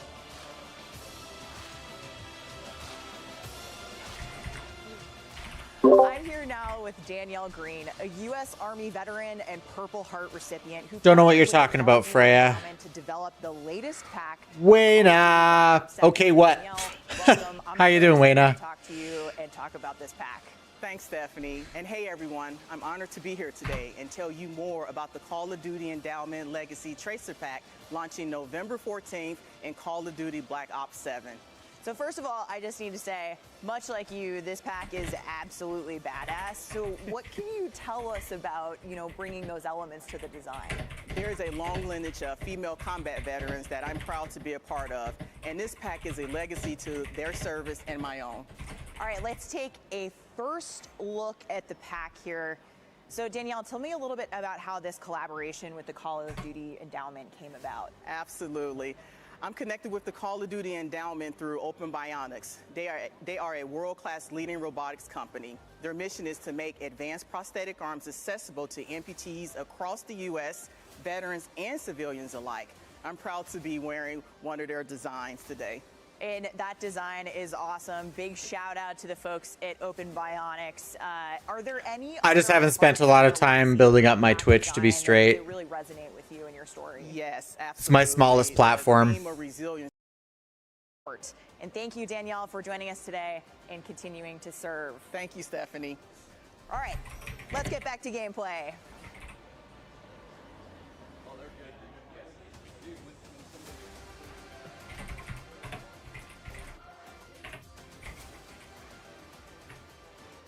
Inspiration is a small word for what Danielle was able to do for us here, obviously with Call of Duty Endowment. Tracer Pack's insane. I mean, so dang cool. No, do you know what? It's mind-blowing when you really can actually put a real-life person who has lived through something that is so difficult, mentally challenging, physically challenging, and to be able to celebrate something like this in-game is truly special. So incredible stuff, and to actually have her here with us in studio talking about it and seeing the actual inspiration in front of us is incredible. So thank you so much, Danielle, for doing that and being here with us today.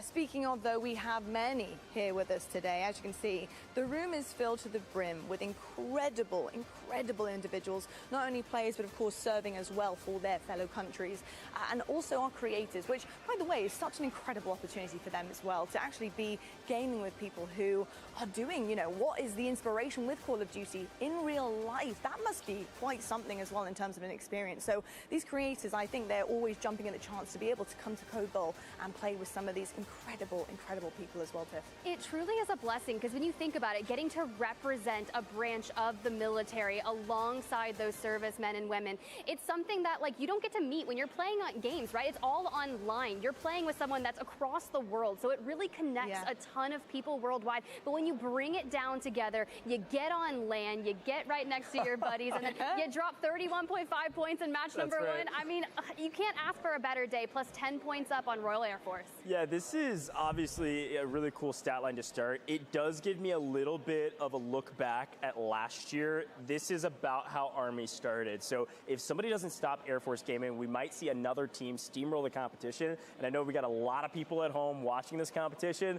that don't want that to happen. One thing I know about doing all of these tournaments, Code Bowl of course being one of them, is that our military service members and the people watching, they love to trash talk the other military branches. Banter. It's just banter. So I am sure there's a lot of people yelling at our You're also into this stuff. You're talking about badge emotes and panels. I'm not looking for anybody to build up for me.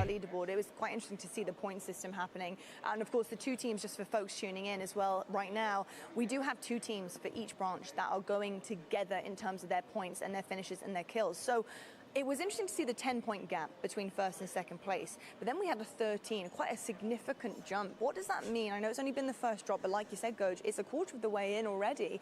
What does that mean in terms of that deficit that the others are going to have to fight back with? Yeah, What are you crying about, Sabus? Over a lot of competitions, but not a lot like this. When you've got two trios combining scores, it is a totally different ball game. And I think a really important topic is that Air Force immediately figured out who each other were, and did not wipe each other. They shot each other, knocked a player, recognized the name, and back. My lack of I think emotes. that's really impressive to be able to acknowledge that in the moment, because you kind of get those jitters out of the way in match number 1. And hey, who knows, maybe they're out there just completely. Yeah, I probably should do it, eh, Sabus? If this isn't your first rodeo at the Code Bowl, right? You're like, hey, I did this last year, or hey, I'm Actually represent myself as a creator on all platforms. Get granular in the moment and recognize the scenarios. Now, you mentioned solos earlier, Lottie, right? And especially if you're a solo in that end game, having trigger discipline. But what you do have is your teammates that are able to watch and sit there and be like, hey, in the comms, just so you know, there's a team out to your right. In case you didn't see them, go for it, or maybe just watch out for them. You know, I didn't really think about that part of it. In the situations like this, when you do have somebody who is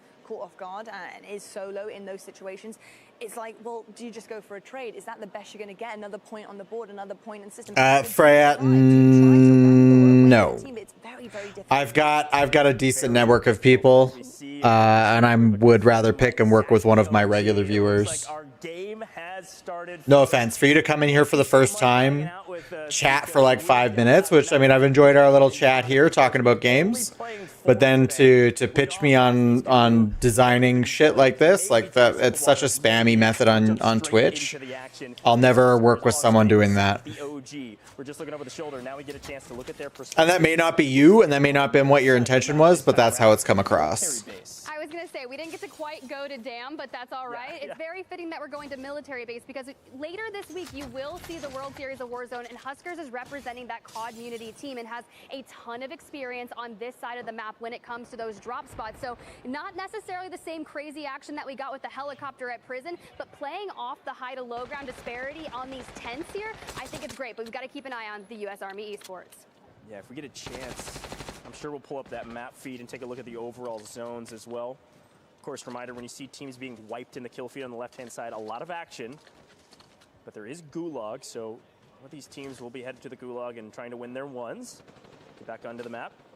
We'll look at military. Zach trying to get a hop up just to get some info and then try to make this fight. I never said you were a scammer. I believe that you actually do this. This is a really strong team. Your method of going about it is spammy, is what I'm saying. That is Duke Dennis. That is Sucre down. That is one team of the U.S. Army esports. Well, you can see Zach here just kind of completing the sandwich, looking for the final member, and he's just above them. At least we know that. But for Mills, he's kind of trying to lay that trap to make sure there's nowhere for them to go. Prone is the answer, and he actually catches Mills off guard. Now he's got a 1v2 situation, but Zach and Huskers will work together to make sure we clean it up. And you can hear him. That's when you get loud. You're like, I just did that. Yeah, hey, the Marines, obviously on your screen. Zach has been a part of this competition for a very long time. You saw him in the highlight reel, even in the promo for this event. We'll check in with him later because we got to check in on the outside of the zone. This is over on the side of Quarry as C-Laner and co are trying to rotate in. Something we always see in Warzone, even in Mini Royale. Vehicles are going to be a huge advantage for they're rotation playing. and even some team fights. Well, they're changing colors on me. To the bunker we go. Breadman, you saw him in that endgame situation, but Benny with the vibes, Benny with the drives, takes that for a minute, crunches Bread. That one hurts, Benny. That one hurts. Hey, I like it. Keep it going. Benny Central is really exhibiting the true form of double tap right there. Runs over one, backs over the other, and then runs him over for good measure. Yeah, Frap, not interested. Gun, man, that's crazy. Well, he's got the homie, and now we're going to keep on rotating elsewhere. Apollo finds some damage onto Space Force. And hey, there's a Star-Lord. A nice 3-team battle. At least you're able to get the reset, because a lot of the buy stations, once they redistribute them, it's all out in the open. So the fact that we get that and are immediately able to go scout, because how are you going to be able, unless you've got a ton of lethals, to take down Benny? Benny's out of there for free. Benny Central, of course, British Army.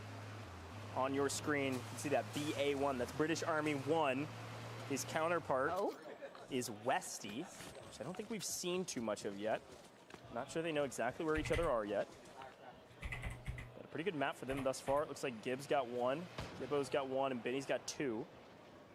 So a nice little start here. The battle for the bunkers starting off pretty hot. A couple teams trying to figure out, should we just hang out here? This is maybe where end zone's going to be, out on the runway in the bunkers of the military base.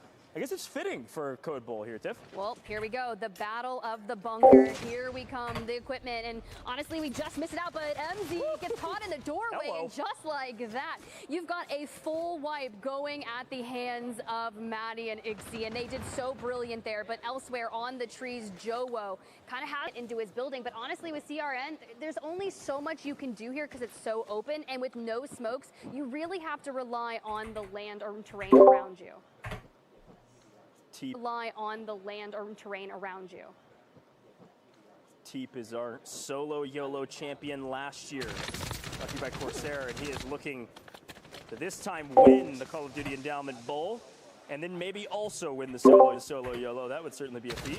I don't think he needs more feathers in his caps, but he's trying to get more of them right now. Nazir down. Unfortunately, as much as we were touting their skills, Coast Guard loses a full trio, and I believe that squad might be fully wiped. We'll double check that here shortly. As you can see, already down to 17 trios left on the map. So we lose another. Huskers has picked up the helicopter here in military base, and they're looking pretty stout. Waiting on Zach the OG to get out of the gulag. That's that skull in the bottom left-hand corner of your screen. Potentially should get out of it here shortly. Maybe they will eventually go for the buyback. If not, see Sean J Gaming off on the other side. And of course, something to watch out for, but patience is a virtue here for Huskers and Co. Yeah, I was looking for the ideation behind what we were doing with the piloting of the helicopter and where we were going with it, because we are in that next circle. I was curious if, hey, maybe we're going to take the entire team up onto the roof. You do have the helicopter for cover, but we talk about vehicles all the time in Verdansk, the importance of them, not only for the rotations, the resets, but you're already on 3 kills. Zach, unfortunately, will lose that gulag over towards MZ. So what does that reset look like? Because it is exponentially more difficult in Mini Royale. Likely we're floating for a while. Oh, quick look at the map view here, folks. Obviously, we are headed to military. Ooh, only base. 2 buy Code stations. Bowl and a chance to figure out who is going to be the champion of military base in the Call of Duty Endowment Bowl 6. Looking at our teams, number 9, that's going to be Huskers.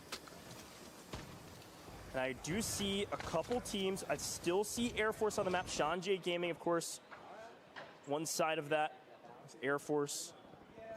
Iceman Isaac the other side. I haven't seen him much in the kill feed, but Sophie and Maddie and Icy on your screen right now, they've actually got a lot of kills. As a reminder, Maddie's showing 3. Icy picked up a triple kill by himself a small moment ago. And in the kill feed, briefly, you see Sean J and Tones picking up a couple more. So definitely watch out for Royal Air Force on your screen, but also pay attention. Our top team still dominating.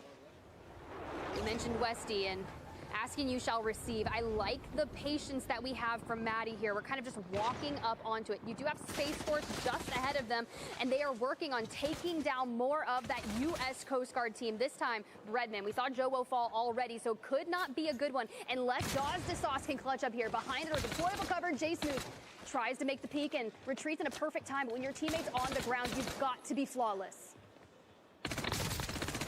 Ooh, nice gets tagged up. J Smooth could ego chow this, but he's going to play it slow. Are we going to bait this? Are we going to stick it? No, okay, good bait there. But he's actually not going to chow it here. Instead, is focused on the potential peak. Shoots through the smoke. We already get the reset off, and J Smooth takes the chow and doesn't get it. That is the importance of deploying. That was covers. tight. Yeah, it was a nice trade, though, because he got the revive on Axis. Axis was able to come in, play trades, and pick up the wipe. That was very close. Dawes almost put on a show for us. Crazy. So watch out for this team. Sophie is down, but Maddie and Icy are carrying the burden and responsibility in the kill category. I'm showing, I think, 7 between the 2. That's huge. Reminder, between 2 teams, Coast Guard was in second with 13 points after map 1. These are massive numbers for Mini Royale.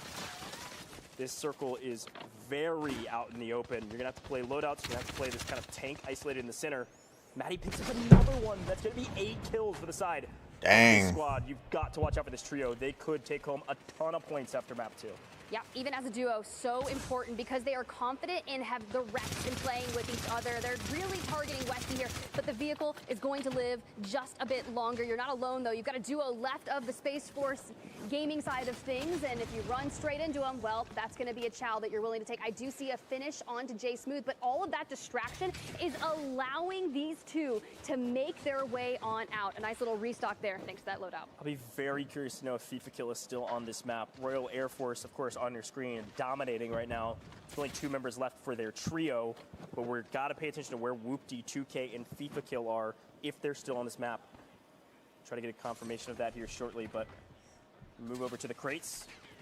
On the outside of the zone, a hold here from Huskers. They've been here since the start, and they're looking to execute a fantastic game for the Marines. Okay, I think this is smart, right? Because this building is kind of just there on the cusp. You do have U.S. Army Esports that are kind of working towards this, and everyone's going to have to come to them. But Sean J Gaming does still have numbers and strength on their side of things. They've got the storage containers, but it's going to be about the timing. Will the U.S. Army move at the exact same time? Because if I'm Huskers, I'm being able to hold from that building, picking them apart. And as I say, Sean J, she's down and out. It's just Tones and Isaac. Yeah, and of course, this is the team in first. This is Air Force after a banger map 1. But what I see off screen is yellow team number 7. That is FIFA Kill Squad. Royal Air Force have a very good game going right now if they can keep up this pace. Looking for top 5. That's our next multiplier tip. Could be a huge value of points. This is what I'm worried about. At least Duke has it in them to go off the backside of the building, so you're not parachuting straight into the open arms of Huskers, Zach the OG, and Mills. You're really going through it, but honestly, if you're going to go out in a blaze of glory. But the fact is, we are still up. Sleep on 4 into the 1.5x. Ooh, Huskers saw him through the crack. Oftentimes known as the Thatcher curse, but sometimes the Observer curse. But either way you look at it, Mills is putting on a show as per the usual. This team has been dominating in military right now. The Marines looking very, very strong at military base. Of course, I'm sure Huskers is IGLing. This man has more experience on this map and just frankly in Warzone than almost anybody in history. Been playing since the very beginning, years and years ago. But Mills and Zach the OG certainly are fantastic players as well. They are looking very strong, and they're going to try to push this equation. They've got an advantage. Let's see if we can execute on it. They do end up picking up Maddie. A nice pickup with a thermite. I mean, it was a direct hit, honestly. With that circle, it pulled straight to them. They're going to be able to make this play straight onto the high ground. They'll have their sights onto FIFA Kill just across the way. I saw Swag there, Space Force still in the thick of it. And you know what? I'm not even going to say it. Because on FIFA Kill, Whoopty and Harry, based off the action that we saw over at Prison, we are letting it rip here. This is a very good game for Royal Air Force. You're Wow. seeing Whoopty on 4 by themselves. I'm not sure what the total kill tally is for this trio, but if they can pick up all of these, Revengeful from distance, but close range, they can't get a handle on Swag, who's trying to make a play, and he's able to do it. FIFA Kill's going to have to play the trade. He's able to finally, off in the distance. Swag with the help. Damn. They win the gunfight. That is a massive takedown on a team who is looking to put up a crazy amount of points. And Swag doesn't get fooled. The trio likely going to go ahead and try to pick up the captain there, and Huskers, Zach the OG Mills, they've been in control of this space. They're playing the long game, and now with them biding their time on the reset, Huskers can look for the 2x multi. They're going to have these loadouts up here. They can play off the back of all the cover, but Swag has a vehicle, and Swag's taking so much damage. Space Force versus the Marines, and the Marines now have a clear advantage. Swag trying to get a little fancy with the vehicle or try to get to cover, gets punished for it. A 3v2. These are giant totals in terms of the kill category, and Huskers shoot straight. Holy cow. Another deployable cover helping out, but there we go. Damn. And his squad champions. They won the early game. They won the late game. The Marines are on top. Fantastic performance from Zach the OG. He's back. I told you the moment we were going to military base that Huskers and Co were going to have such familiarity there, and they crushed it. Celebrations all around, because when you've got a game of 4, returning back and grabbing a win in match number 2 is such a great way to reset your series. Yeah, and I gotta say, okay, I see you. Here's the thing about my GOAT, Zach, all right? I've known this guy for a very long time. The first time I casted over him was on a tiny land in Kansas City 4 years ago, okay? This guy has been in the scene for a very long time. He told me last year he was retiring. He's back in the grandest of fashions, winning map number 2. He is, wow, what a show from the Marines.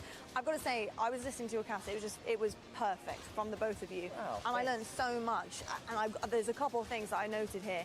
Like you said, the comfort level from Huskers and the rest of the boys, the Marines, unbelievable in military base. They were formidable. It felt like a completely different situation from drop number 1. It felt like they had pretty much the control that they needed the entirety of the game. And then there's so much more that I want to talk about here, but I'll let you guys take the highlights. In terms of the high-level stuff, what was really pushing forward for you? Yeah, I think the small thing I want to mention is obviously Huskers and Marines, they win the drop. So Yes. you get yourself very comfortable when you know who's around you. Everybody has to come to you. You've won the center of the zone, and because of that, they had a clear advantage going into the final fights. And I love just getting to look back at this because this was a really difficult moment. The moment Huskers walked in, took that building for the Marines, and then everyone's kind of rotating it off short. You tried to hedge your bet by dropping off the back of the building, using the smokes for a rotate, but there's just only so much you can do. And I think Huskers is probably saying thank you to Team Swag for wiping FIFA Kill. A Royal Air Force, I expect to be near the top of the leaderboard at the end of this one. We got to remember the insane amount of kills from Icy and, of course, Maddie on the other side. And then FIFA Kill's team had a ton of kills as well. And then finally, the final fight, frankly, was Huskers shooting beams. I mean, I don't know what else to tell you. Complete beams, but I've got to ask about the question of getting in the vehicle from Swag. Yeah. I mean, we talk about vehicles, how imperative they can be for rotations, right? We love to see it. However, I don't know about the kind of the thought process there. Getting in the vehicle and just full sending it towards that hill. They have the higher ground. They know that they have the beams. They have a better advantage. So for Swag to kind of just basically take it in on the chin, essentially like full blown, that was really difficult to watch that. It's tough because you have to think about the situation that they just found themselves in. It's, did he have any smokes? What Right. were the other options? And sometimes if you kind of step back in one of the prior fights that we had just witnessed with Space Force, it was Swag on the front line and the remaining two kind of on the back holding the angle. So maybe he was like, you know what, I'll take it on the chin. I will drive this vehicle straight into them. I'll cause a distraction. I just need you to connect those lines of sight. But there really wasn't a lot of cover because, like you said, Huskers is just basically beaming straight into him. But it wasn't just Huskers. It was the trio, and they had every angle. And they also had high ground, too. I mean, it was a really difficult situation because the zone was kind of in the middle, but the edge was on the high ground the Huskers team had already held. So I think Swag was trying to kind of pave a way. Unfortunately, Huskers shoot straight, okay? There's a couple people out there that play keyboard and mouse still, and Huskers is one of them. And sometimes it has a small advantage in some of these long sight lines like that. So you can't count them out. I'm just saying. That was really good positioning. Really, really good positioning. Basically from all of our squads here, but I've got to say, the Marines, they are starting to climb up the leaderboard. Very impressed with what I saw. And Huskers leading the charge. He is feeling back at home, I would say, Goj. Yeah, back at home. I mean, Verdansk is quite literally his home. I mean, he and Swag got their start, obviously, the very beginning of Warzone. But a lot of these guys, Zach the OG, we were just talking about, our military service members, they've been playing since the beginning, too. I think everybody's feeling at home back on our OG map. I got to ask a little bit about, you know, the approach, especially now we're halfway through, had the second drop. What would you be doing differently if you're some of the other teams that are kind of just trying to pick up the pieces, they're slacking a little bit? What are you noticing, especially early game, Tiff, that might make a massive difference from how they're even approaching it? Yeah, so basically in match number 1, that was pretty difficult, right? Because if you're all landing prison, it's like, okay, maybe I'll take this little spire for myself, or maybe I'll go for the helicopter. But when you have match number 2 and you kind of open it up a bit more in terms of land and what you can do is, yes, you've got military base, you've got the tense fights, you've got the bunkers, but we're noticing those people that are fighting it out for the helis, and Huskers grabs it that time and commands a lot of space with it, because if you can have that pressure kind of lifted off you by saying, hey, I'm going to have easier rotations, I don't have to worry about that, I can just pick and choose my smart fights and not get caught up in kind of the encompassing multitude of those 4th and 5th parties. Yeah, well, the thing about Mini Royale, again, I said this at the top of the show, it is all adapting. It is all thinking on your feet. You do not have designated drop spots. You're not like, hey, we've been repping this spot. We've been repping Hospital for the last, like, half a year. Yeah, this is totally thinking on your feet. They drop early, they win the POI, and because they won the POI, they had the advantage start to finish. Let's take a look at our leaderboard, though, and woo, this is just from game 2. Marine Corps Gaming put up 5 points. RCAF is dropped. That much. They had, it looks like Alpha, which is Husker, Zach the OG, who won the map. They had 13 kills, which in Mini Royale is insane. 2x multiplier, that's 26. Lottie, this is a crazy leaderboard from Marine Corps. But of course, Royal Air Force, I expected them to be near the top. They're podiuming in map number 2. They certainly are indeed. And of course, that was just map 2. Here are the total standings with all of our maps put together. And Air Force Gaming, they are still right at the top. And that's because they had such an incredible first drop in here. The Royal Air Force Esports, they're climbing right underneath them. We were talking about a 10-point deficit before this. Now it's only a 0.5. The climb is happening. And of course, Marine, they are doing everything that they need to do in order to climb that leaderboard. 39 points, not far behind. If you're Air Force right now, I have so many questions about how you handle this. Are you going to really turn on the aggression? That's what I want to know. Are we going to be seeing a serious amount of aggression from them? Only got 2 more maps to go, but we got to go to our drop 2 winners down at the stage there. Our winners, of course, Marine Corps. They're standing by with reflections for our squad goals interview presented by USAA. And welcome into our USA Squad Goals interview. The Marines get it done, and Zach the OG is on top. The OG when it comes to Code Bowls. Retirement, it didn't happen. You're back. What happened? I was done playing at the end of last year. I had a kid coming. I didn't want to dedicate the time. I have an amazing wife. Shout out her. And she knows that I wanted to keep competing, and so she took on a little bit more responsibility for me to keep doing the thing I love in the last year I have in the military. That's a beautiful story, and obviously a good support system takes you a long way. Zach, Marines have struggled throughout Code Bowls.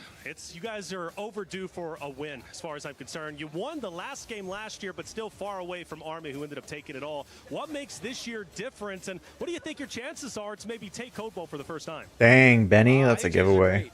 We had a couple warm-up games, warm-up scrims, and we were the best team, average placement, average kills. We were frying. That game you just saw was what we played every single pregame.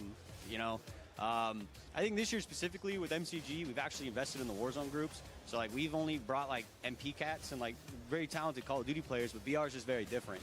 So this is the first year we've brought Warzone, and I mean it's showing. Our other team did really well, good kills, top 10. We got good kills, won. So really excited. We have a whole real group of 4 players that actually drop into the map now.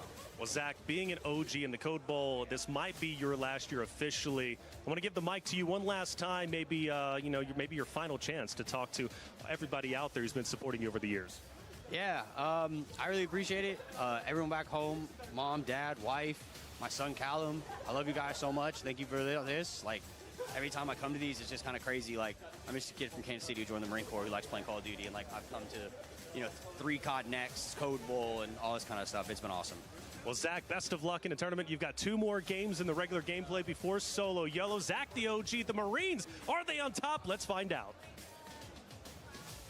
Well, that was our squad goals interview presented by USAA. Along with award-winning service, USAA is known for squadding up with military service members and their families. And like Zach the OG said, he's got a great family and a great support system, and obviously they showed out in drop number 2.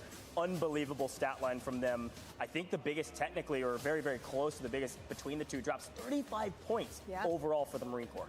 Huge drop 2 from them. Big shout out to Zach's wife, by the way, as well, staying home and letting him do what he loves and living out his dream. But I've also, want to kind of pick apart something he said and mentioned. First year, they're bringing on Warzone players. And for folks at home who might not know the difference, what are the big differences between Warzone players and multiplayers? Because you look at things and you think, well, it is Call of Duty. What could be so drastically different? Well, there's a bunch, isn't there? Yeah, I mean, there certainly is, Tim. I don't know if you're going to take this one. We're going to get roasted on Twitter for this. No, but I think for me, it is about understanding the map. Yeah, I think that's true because, I mean, look, multiplayer, it's reading the spawns, it's being able to kind of work cohesive in such a fast-paced environment. With Warzone, it's understanding rotations in the competitive setting. Where are your biggest competition? What spots do they like to land? Am I going to hit them on rotation? How my my resource management, my UAVs, my vehicles, you need all of that. And there's so many factors to continue on, but you're not just worried about one other team that you're facing in multi, right? You've got 150 players on big map. It's a lot. Also, you could just get shot from so many angles. If you don't know the map, you're going to get fried. It just is what it is. You might be able to shoot straight. You got to know the map. Verdansk is one that many know, though, and it's obvious on screen right now with the way they're playing. Regardless of the fact they have to adapt, they know the map. I'm hearing great at multitasking, good at reacting on the fly, and multiplayer is, you know, systems, it's organization, knowing exactly what's coming, when it's coming, and being able to do that. Fantastic stuff. Well, folks, actually, a reminder that this year, Monster Energy is returning as a partner of COD Bowl 6. To celebrate, we are bringing back the Monster Energy Most Valuable Player MVP Award. The award will be decided by the COD Bowl 6 broadcast team and will be given to honor the standout performance of a military member who exhibited a relentless pursuit of victory, and they unleashed the beast on the competition. So stay tuned at the end of the broadcast to see who will be crowned the new Monster Energy MVP, and the recipient will receive the Monster Energy MVP Award and crown this year's Monster Energy MVP of COD Bowl. Look at that ring as well, folks. That was that's some bling. There it is. It's insane. This is like NFL back here. This is absolutely gorgeous. Your hand is going to be incredibly heavy, to say the least. And based on what we've seen so far, though, I have to ask my wonderful casters on who we think might just be taking away this award this time around. Tiff, got any thoughts and feelings on that?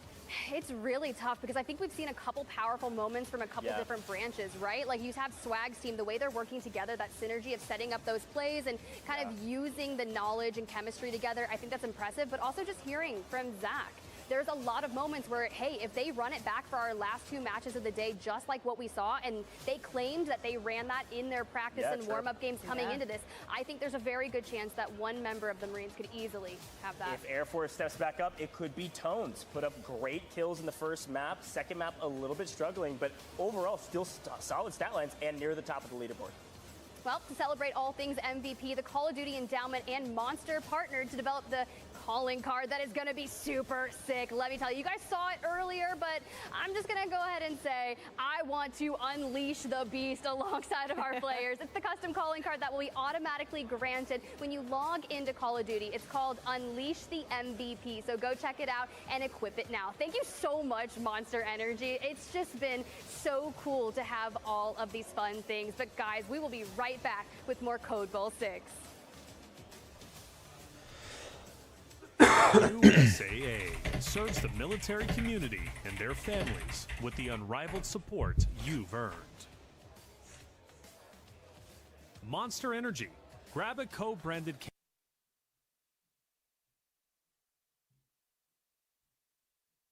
can of Monster Energy. Duty with Corsair Duty Endowment. Enjoy 72 hours sweat and odor protection. Starting November 8th, Pilot will be partnering with the Endowment for the 7th year in a row. You can round up your change in store at checkout with 100% of net proceeds going to the Call of Duty Endowment. Through the partnership to date, Pilot and Endowment have helped over 8,000 vets gain meaningful employment. If you head into any Pilot or Flying J location, you can join in on the fight to help get our veterans back to work.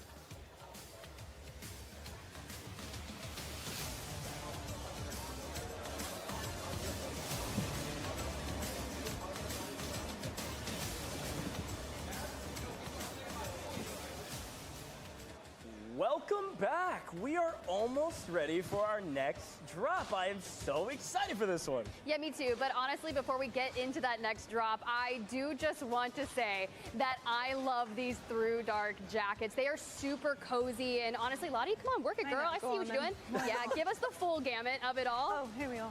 a moment for the jacket. So shout out Through Dark, seeing the hosts and, you know, some of the captains geared up in matching Through Dark COD Bowl 6 jackets really ties the event together. Feels like one squad, one mission, all here to support the Call of Duty Endowment. Reminder to go check out ThroughDark.com for more awesome gear designed by UK Special Forces.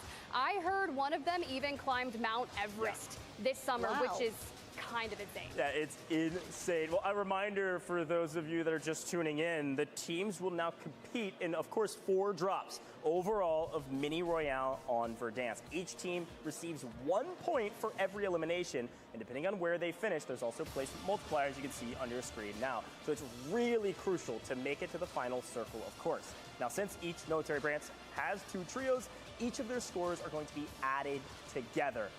And I want to take a look at the standings before we go into our 3rd drop, because this will set the tone. We are only playing 4 games. And here's our scores as of right now. It is very close at the top. It's incredibly close, and I think something that I love about the system here at COD Bowl with the multipliers is Yes, you want to finish first, don't get me wrong, and it's fantastic. It's a great feeling. But you need to be aggressive. You need to be getting these kills. You need to be going for these chows. That is so important, because what is the point of sneaking a win if you don't have any kills to your name? What does the multiplier do? Not much. Not much, but honestly, to get 46 points after 2 matches, and we have just a half a point separating Air Force Gaming and Royal Air Force Esports. At this point, we can see Air Force unstoppable, but now I feel like we got to start turning the competition between the Air Force Gaming and Royal Air Force Esports. Yeah, and Marine Corps, you got to remember, they put up 35 points in Game 2. That means their first drop, they put up 4. That's between 2 trios combined. Crazy.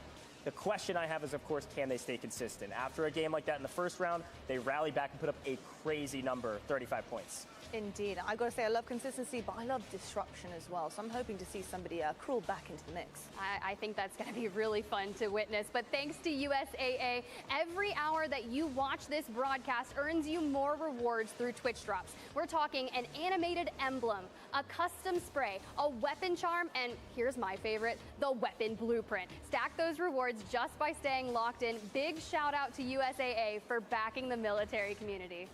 Yeah, hey, and operators, stay sharp. Black Ops 7 beta codes are dropping right here during Code Bowl 6. You've been seeing them on the left side of your screen. Be ready to lock in, claim your code, and deploy early into the fight. Ooh, speaking of fights, here's the deal. We have our next hot drop presented by Gillette Antiperspirant. This time, one of my favorites, Quarry. Talk about being caught between a rock and a hard place. It is one of the most challenging drops on the map. So, Goj, talk me through some of it, because I think that we're going to manifest actually going to Quarry. Okay, I'm excited to talk about Quarry. This is a drop that usually can support multiple trios. It's one that on the map doesn't look gigantic, but there's a lot of room to work because of these large buildings. There's obviously multiple levels in these buildings, and there's teams that oftentimes will drop here, both be on the same POI, but not interact with each other for like 5 to 6 minutes on big map. Mini Royale obviously will look a little bit different, but there's a lot of room to work with almost like a quad area in the center, a lot of buildings, and a lot of ways to travel between the buildings. I hate getting stuck at Quarry. There really just are so many places to navigate in Quarry with players that are just constantly on edge with a lot of those sight lines. So it makes split-second decisions just so much more important. But like the pros navigating these intense zones, you do have to stay cool under pressure. That's where Gillette Antiperspirant comes in, keeping you feeling fresh, confident, and dry, even when things get heated. Speaking of getting heated, I want it to get heated right now. We talked about the consistency a second ago. I want the disruption. And talking about the hot drops that you guys just wonderfully analyzed for us, do you think we're going to be seeing a couple of the teams that are really trying to scrape the barrel with points here, dropping into places that are going to be incredibly risky, but because they desperately need those rewards? High risk, high reward versus slow play the edge of gas. It's something we always talk about with Warzone. Certainly will come into play with Mini Royale as well. There is, yes, a smaller map, but it is still a map that you can choose to play a little less risky. If you're at the bottom of the leaderboard, we only have 2 maps to go. Absolutely could be the case. Some teams just drop straight into the middle of the map and say, well, we'll figure it out when we get there. I actually like the fly by the seat of my pants kind of vibe, right? I mean, what do you have to lose? If you're only looking up, this is the best time for you to get Mixie. It's not the final drop. Who knows? We've seen 20-plus point games, and that'll get you right into the mix, especially if you do have a 46 point, a 45.5 right at the top 2. Yeah. It really is a lot of room for improvement. You just need that 25 to 30 point game. All right, calling you guys out. I've got to know, who are you saying? Drop hot. Take a risk. Is it Coast Guard? Where are we seeing Coast Guard? Army. It's Army. It's Army for sure. I mean, they're They do. defending champions, and every time we've seen them, it's been like an almost. I mean, we saw them obviously in military there, off rip. If they win the fight against the Marines, that could have been them in the final circle. That could have been Duke Dennis winning a map with Sucre and Sleep. Like, absolutely, U.S. Army needs to stay hot. They need to stay aggressive. They can put up big numbers. We haven't really heard a big peep from Aiden as well on the other side of Army. That is actually really interesting, and that's not very characteristic of Aiden. He doesn't True. like to go under the radar, especially after some big wins this summer. You want to kind of keep that momentum moving forward, and honestly, now that we've mentioned his name, maybe, just maybe, they'll win this next match. Maybe. We might see something just coming out of the woodworks. Aiden, we're calling for something crazy. We're summoning you. Get a bit mixy out there, mate. Yeah, we are summoning you. That's exactly what's happening. Well, before we head into drop number 3, we have another major announcement from the endowment. This time, on a new way that you can support veterans. The Call of Duty endowment is officially a part of Lyft's Round Up and Donate platform. Just open up your Lyft app, choose the Call of Duty Endowment as your charity, and round up your fare to help place veterans into high-quality jobs. It's that easy to make a difference and turn every ride into a mission for good. Incredible stuff. I will say, you know, we've seen a kind of few lifts happening literally in Verdansk. We've seen cars coming out of nowhere. We've seen Benny Central running over people left, right, and centre, but, you know, holstering his guns, his weapons. No, just put him behind a wheel, a British man with, I'm sure, a great driver's license, and he will do the absolute most, no matter where it is. I'm actually loving the vehicle kills. I think they're so fun. As long as they're in game and not on the strip, I don't want to see Benny behind the wheel out here. That is very true. A really cool charity opportunity, by the way. Lyft, shout out to you guys in Call of Duty Endowment. That is the easiest way to give to charity, just rounding up your fare. Like, come on, that's so super, super cool. It certainly is cool indeed, and I certainly will be doing that while I'm here in Vegas and enjoying the pleasantries that we do find around the strip, but including, of course, this incredible Code Bowl. I'm having an absolute blast. Halfway through we are, folks. I'm interested to see who's really going to start to kick it up another notch, another gear, because I was quite shocked by how well Air Force did do in that first drop. I mean, first and second place, they are really putting on a show here, and then we see the Marines just come to life. Do we have a third on here? Are you looking at Army to start making some names? But you did mention Coast Guards as well, Goj, earlier on before we did drop into Verdansk. I know. So how are you feeling about them? I could talk about everybody. I mean, I think Coast Guard's looking fine. I think they're around middle of the pack overall. I think they've got a little room to improve, but that's just the nature of the game. Sometimes you have a bad map. You could see somebody that we're not even talking about win these next two maps and potentially win this whole tournament. That's the nature of a 4-drop tournament like this. However, I'm really liking Royal Air Force. We got to mention how big of a game they actually put up last map as well. If the Marines had put up a 13-kill win for 26 points, we would have seen Royal Air Force actually collectively be the top team from drop 2. When you've got a squad, when you've got two trios that can put up great numbers, that is going to be a huge boon overall on the leaderboard, of course, but also could be a difference maker on winning or maybe getting second. I mean, Air Force and then Royal Air Force 1 and 2 right now. There's something in the air, folks, and it might just be a helicopter, because that is going to be a massive key coming into this next drop. I think if you do want that leg up, that is going to be the name of the game heading into it. We're looking right now across the leaderboard. Here are the standings. As you can see, Air Force only 8.5 separating them from their fellow Air Force members, but over in the UK. And the Marine Corps, they are just tucked under there, and don't count them out, folks. I will ask you, though, Tiff, about Space Force Gaming. They are not far behind in 4th place right now. Do you feel like they've got a good chance, a punter's chance here? Because what have you seen from them so far in the first half? Well, we've seen a couple different moments, right? You can talk about Jay Smooth, one of the captains there, I believe, on the second team for Space Force Gaming. Think back to match number 1. They took a really exceptional fight out on that gas line. And then you kind of jump forward into match number 2. You've got Swag, right? Just playing around the bunkers with the vehicle. Sure, it was a Hail Mary send trying to get across for that final fight against the Marine Corps Gaming. Anything can happen. With 46 points being the top of the leaderboard, that's a 23-point game average. It's tough to maintain something that's sitting around 25 to 26, but hey, with only 4 matches, it can very well happen. But if you're sitting at around that 30.5, just about 15 points outside of the lead, that is one of those good games that Goj was mentioning. It's like, what, 8 kills at a 2x multi? That's 16, you're golden, but you have to prey on the downfall of the Air Force. I like Space Force Gaming a lot. I you know, no flame, but I think for me to say, hey, maybe Jay Smooth could win a tournament is kind of a big deal. Wow. Okay, look, he's playing great. He's winning ones. This is a different Jay Smooth than I've seen in any other tournament in the past. But I am looking at Swag's trio. Revengeful in particular from that trio has been looking very strong in the map, putting up nice numbers. This is a player that, yes, a military service member. I've actually seen him compete in other events as well. Watch out for this guy. He could make solo plays. He could be the hero, or they could just play well as a trio. I got to also ask a little bit about Navy. You know, we had a lot to say about them coming into this as well. How are we feeling about their chances? Because as you get into that drop number 3, those chances start to lower. You know, you then only have 1 game to get it done. I mean, how aggressive do you need to be in that 5th position? I mean, you're down by 20 some odd points from the 1st place position. I mean, frankly, we're playing for the win. There is no, I mean, 2nd place matters, 3rd place matters in terms of posterity, but we are playing to win this tournament. The biggest games of the day have been around 35 points between 2 trios combined. So if you start dropping outside of that going into the last round, it's kind of like, hey, it's a little too late. This is the time to step up. If you're Army, if you're RCAF, if you're Royal Navy, even Coast Guard, you've got to make a move right now. Yeah, you certainly do indeed. We also saw something, a lot of baiting that was happening, especially early game. But when it comes to the later part of the game, I think the baiting is even more crucial. You're finding yourselves against teams that only have 2. They have a member who's completely gone and out, and they're having to struggle through it and push through. How important is baiting going to be at different points in time as the circles are closing? You kind of get a feel, right? It goes back to resource management. If you're constantly poking and prodding at these teams, not only do you get information on their numbers, but you're denying them the chance to go into those final fights with the potential for plates, or maybe you've already burned their thermites and their smokes, and next thing you know, it's just playing smart on your positioning.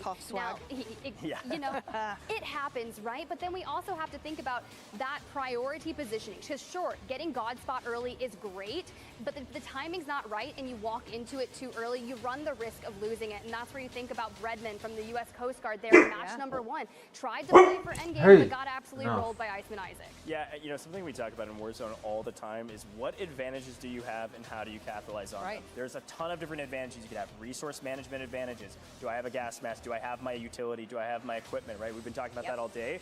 But the other thing is just player advantage. Just having a full team of 3 is usually a difference maker. It is usually what wins you games. And so we saw it in the final fight there. It's kind of a microcosm for the way the rest of the map's been playing out. Huskers takes down Swag. It's a 3v2. There's just about nothing you can do.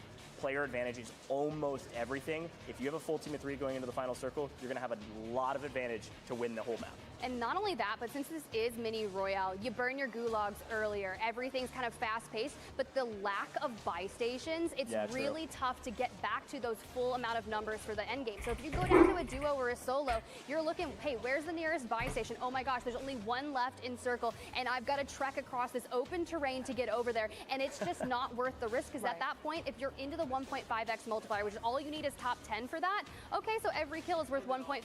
My value in that game at this point in time is to play low, smart, and look for every kill that I can maximize my points with. Love hearing that. I mean, it literally was a staple, right? I mean, military base, one of the most open finishes that you could ask for. Very, very difficult to be able to kind of get an adjustment happening on your side. If you don't get there first and you don't have the position that Huskers and Co had, it can be really, really tough. Speaking of advantages though, and I actually mentioned the duos, we actually saw a duo left that were really, really cracked out of their minds. Icy and Matty. I want to talk about some of the service members and how good they are at the game, because the advantage of having position, the equipment, whatever you need in your arsenal to get it done is fantastic, but the advantage of having cracked out players is also something else. So who's been really kind of pushing forward for you guys, not with our creators here, but on their own? Yeah, this is why I was talking about Royal Air Force. I think it's a really good call out, Lottie. Maddie and Icy were putting up crazy numbers, but it was both sides of that Royal Air Force. It was whoopty. We saw it 4 or 5 kills going into the final circle, and I know that 2K also had some who was playing with FIFA kill. They end up getting wiped by Swag at the end, but we're a top 5 team. It doesn't matter, and they had enough kills to put them near the top of the leaderboard. I really like the shout there. Again, want to shout out Revengeful. I'm looking, though, when I look at U.S. Army, and I look, obviously, Aiden, Duke Dennis, a great player and a big celebrity and all of that stuff, not necessarily a massive COD player. I'm looking at Sucra on Army to really step up and kind of take the lead for that trio to kind of keep the pace and try to change this leaderboard up. I think that's really smart. And honestly, when you kind of look back into some of the replays that we had, or even just the games in general, just how close together our service members are playing. It's almost like our creators that are kind of just anchoring themselves out a bit further. I don't know if they're actually IGLing, because you never know. If you're confident, you're cracked, you're in the top 250 ranked grind leaderboard, you're like, no. You sit back, my man, I've got this. Yeah, hey, and even on Air Force, I mean, at the very beginning, Tones, Isaac COD playing Sean J Gaming. Watch out for that duo, man. They were the last 2 alive for that trio. Sean J ended up going out a little bit earlier, so watch out for Tones. He's put up good numbers. I said he could potentially be one of our monster MVPs as well, but I believe our game about to get started. Our players flying in, and we are loading into the map, folks, and I am so excited to drop in for map number 3, Tiff. This is a game of quadrants here on Verdansk. You've seen prison. You've seen military base. The question is, where are we heading for match number 3 of Code Bowl 6? And I don't know, maybe it's got something to do with some of those hot spots we were talking about, the hot drops. Certainly could. I see you, Corey. There's Corey, and it is technically at least playable area on the map and inside the zone. A slight looking over the top. Should be a zone that goes from Quarry all the way down past TV station. We'll get a read on that map as soon as we can, but it's going to be utter chaos in Quarry. We said it could be a hot drop, and it certainly is. Who's got the script behind the scenes? Holy cow. Quarry looking gross already. Things are getting spicy. Well, you heard from Zach. Didn't want to retire just yet. Had the wife step up. Congratulations to their first child. And sometimes it's even better when you win on a main stage and you've got your family back at home watching you. That's exactly right. Here we go. A lot of kills exchanging hands right now. Mills has picked up a couple from distance, but right now it's just figuring out, get your information the best way you can. If it's just spotting them, sure. But if you can get enough cash to get some UAVs in the sky quickly, this could help you out dramatically for the fight over Quarry. I'm nervous about this rotation on out of it. As you can see, they went undergoing a lot of pressure, trying to get a good position into Quarry, and now you find yourself in the Gulag. We haven't really had a chance to talk about MZ, Star-Lord, and Downela here on the screen. MZ, a sniper, an insane player when it comes to Call of Duty and has so many years of competitive experience, but together, alongside the two service members, I think this is a solid anchoring position. These buildings can be difficult to fight about because you do have this bridge here and a couple different openings, but you've got to stay together. Shout out to my man Star-Lord, a great player, great karaoke singer as well. Here we go. We're going to swing down, try to take this fight on Sleep. Off to the races. Sleep knows that they have a huge disadvantage. As we were talking about the top, they were actually during the break here just a second ago, right before the game. Sleep, as a solo, tries to make a hero play. It is not going to go their way. A nice pickup by the entire team. As we move on our merry way to Sean J Gaming, Isaac COD. This is that Air Force squad we were talking about in map number 1. A little bit of a quieter game in map number 2. Military base can start here in this one. We're going to get out of it quickly as we head to the Gulag for the first time on main. Mills going to show us what they've got. A big take, early blood. Can they get the full? Oh, it's a heavy-hitting one. The first time we're really seeing Aiden, and Mills takes down a returning champion to get out of the Gulag. Look, I'm telling you, there are specific moments in competitive scenarios, and that one is one I'll remember. I totally agree. CRN, Teep, in a bit of trouble right now. It's going to be all Teep all day by himself. Apollo down, Spinaman, Dawes, Breadman. They know they can play this slow. They don't even need to. A nice trap, a nice setup. They don't even lose a life for it. Well done. Teep goes down. It's a brutal way to start through the side of Navy. Losing a full trio. They will be in the Gulag, though. We still have all 20 trios on the map. Redmond and Co. kind of wiping the outside of the map. We talked about high risk versus high reward. Obviously, Quarry was high risk, high reward. Some teams elected to play slow and play the outside of the map and work their way in here, Tiff.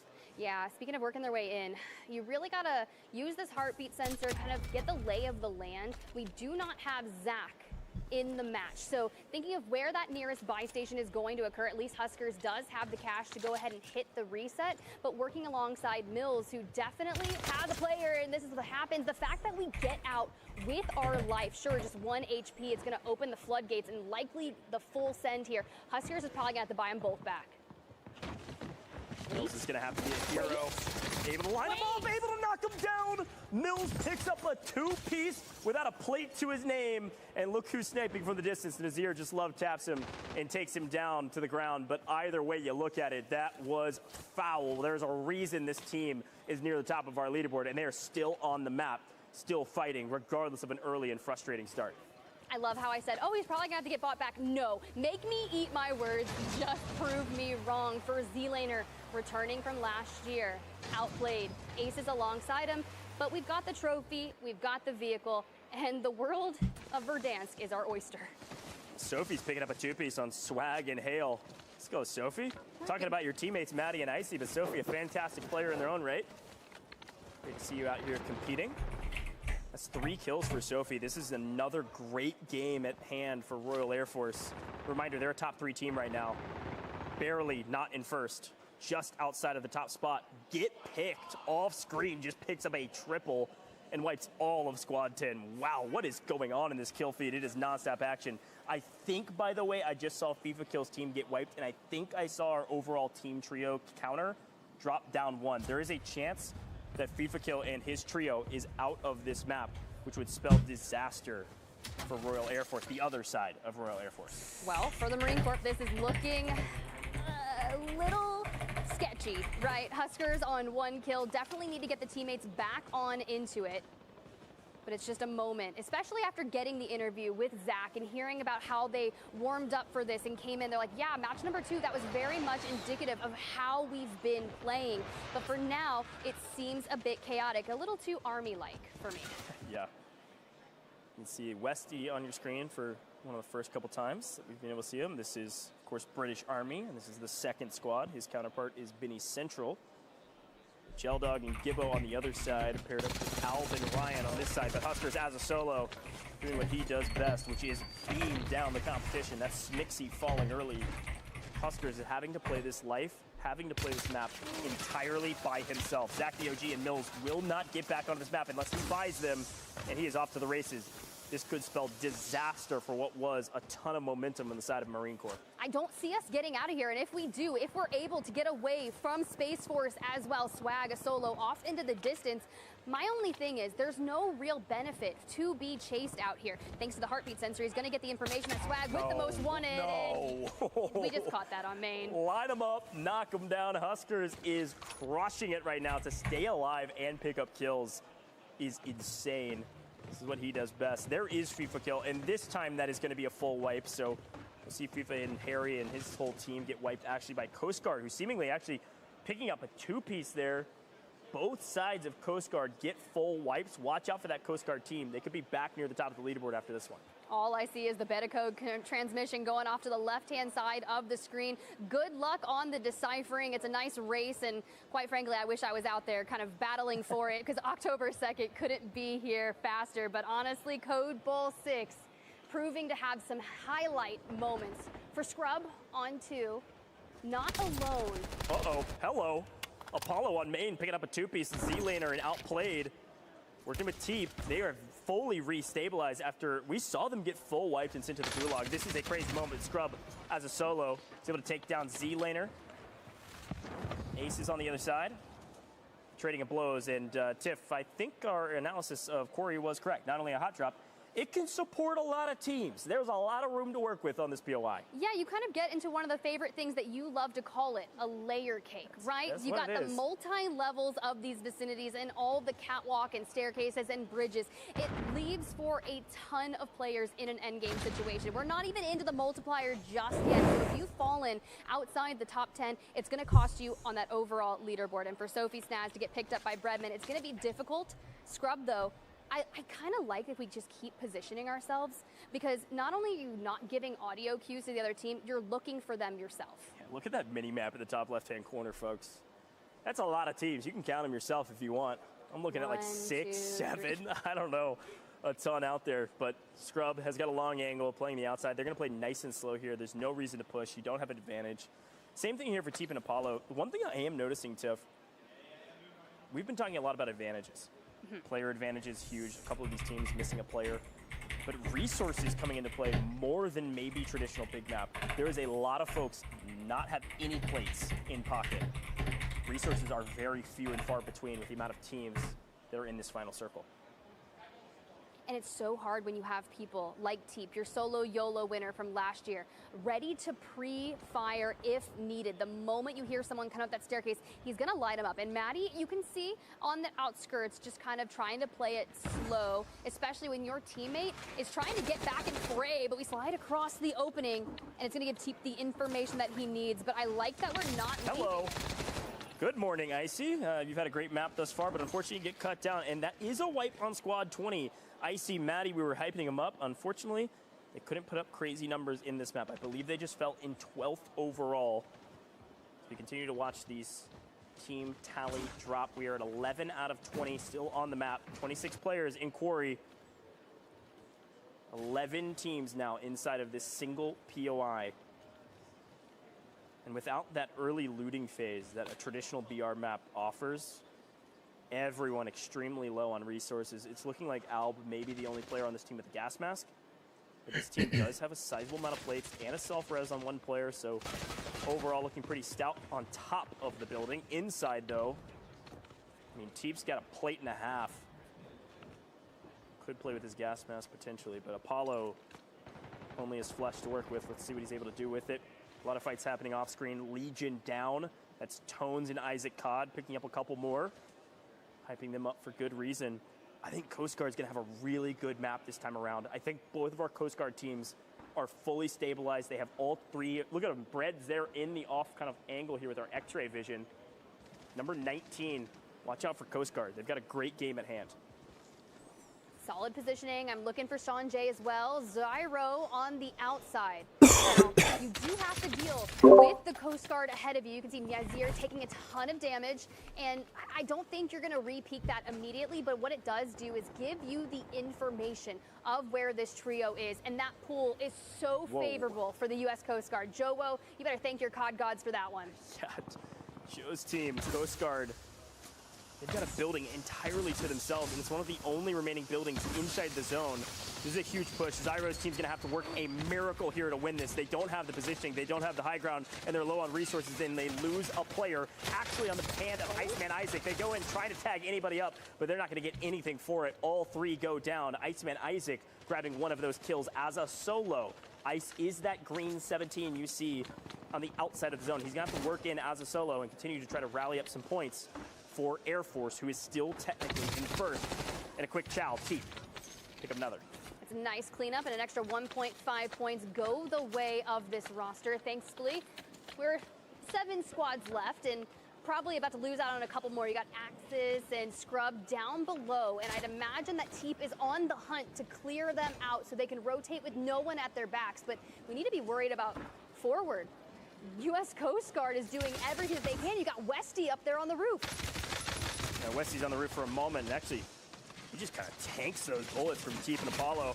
They go swinging up. They're getting cut down. Apollo's going to be a solo, and then they get cut down. Low resources, no smokes to work with. They can't cross this positioning. This zone is brutal for most. Isaac COD is picking up kill after kill after kill. We might have lost one trio on the side of Air Force, but the other dominating on the off building. We've got Coast Guard by themselves. You see Grand Poobah in the dark orange. And then over here in the light orange, this is going to be Air Force, Sean J Gaming, Isaac COD, Tones, putting up a great map to try to maintain the top position on the leaderboard. They were only in the lead by half a point, but after this, it could be different. Here comes the full send. You were talking about burnt orange. You can see Spinnerman there, looking to open it up with Dawes. Isaac gets plated back on up and goes for the chow. Isaac COD does not care. He did not ask, and he will take your body as well. 2 go down from Isaac, and he's going to find the third. Breadman can't breathe for a matter of a moment and gets cut down. But luckily on the other side, Coast Guard, they might have lost a trio on main, but the other trio, Jowo, Grand Poobah, from distance, enacting a bit of revenge as they have closed the gap and are now playing top 3, yes, but they are playing for the win. Here's the challenging 6 total players. Ryan playing spoiler, and now you just got Grand Poobah against the world. But is it enough? Because it's Ryan on the other side. A 1v1 here in match number 3. Grand Poobah, Coast Guard. They had a solid map 1, and they need a win, and they need it bad. Ryan on the other side can't find his opponent. Ryan somehow turns and burns. Ryan will be your solo champion for that one. Ryan wins the map over a desperate Coast Guard trio. What a spin, and what a finish. I am shocked. And when you think about Ryan's positioning, playing alongside kind of that Spire there, he kind of makes his way on over, immediately starts focusing Jowo. Now, here's the deal. Lottie and I were talking about this earlier, just before this, in regards to the power plays that a solo in an end game situation can make. Whether or not it's playing for your team and trying to get those 1.5x valued kills, fighting for a 2x. But you can really challenge the entire end game and change the story for who actually gets the win, even if you're in a power position. Yeah, I got no idea which team Ryan's on. I'm gonna be honest. I think he changed his name in game. I'm looking at their roster, and I think they changed up their names. Somebody's got to help me out because Ryan just put on a show for us. I want to give him credit. Oh, it is Royal Canadian Air Force. Air Force just different. Air Force just different. Thank you, production. I appreciate that. Shout out to Ryan, man. Royal Canadian Air Force are screaming at home because you just put on a show. Winning a 1v1 against a very good player. Grand Poobah has won tournaments. I've cast it over him 1,000 times. Crazy stuff. Let's look back at the highlights. This was fun. Everyone was asking where Aiden was. Well, Mills found him, and Crazy. Mills sent him packing. Yeah, some fun fights on the outside of the zone. We talked a lot about hot drops in the break there between games. Obviously, a ton of action in Corey, but the fights on the outside of the zone working their way in do really set the tone for what teams will come in with this nice advantage. Also on the leaderboard, of course, Huskers, and this is really what makes a great player.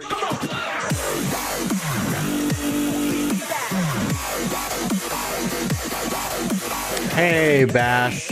Thanks so much for hitting me up. I mean, you can join my Discord if you want. If you want to collab. Now, Zyro, they understood that with the circle closing, they had to lay siege to the U.S. Coast Guard's building, that Jowo had done a really good job of just saying, nah, this is my home, I'm defending this space, you're not coming anywhere near me, and it gave them a lot of space to take down everyone around them. Now, you mentioned Ryan, and in particular, there was a couple integral fights that he had to take to get to this space, whittling down those numbers of the U.S. Coast Guard to put it into... Let's go RCAF. A huge win, and I can only imagine stood up and started screaming, because that's a fight that, frankly, he shouldn't have won. Grand Poobah wasn't missing necessarily.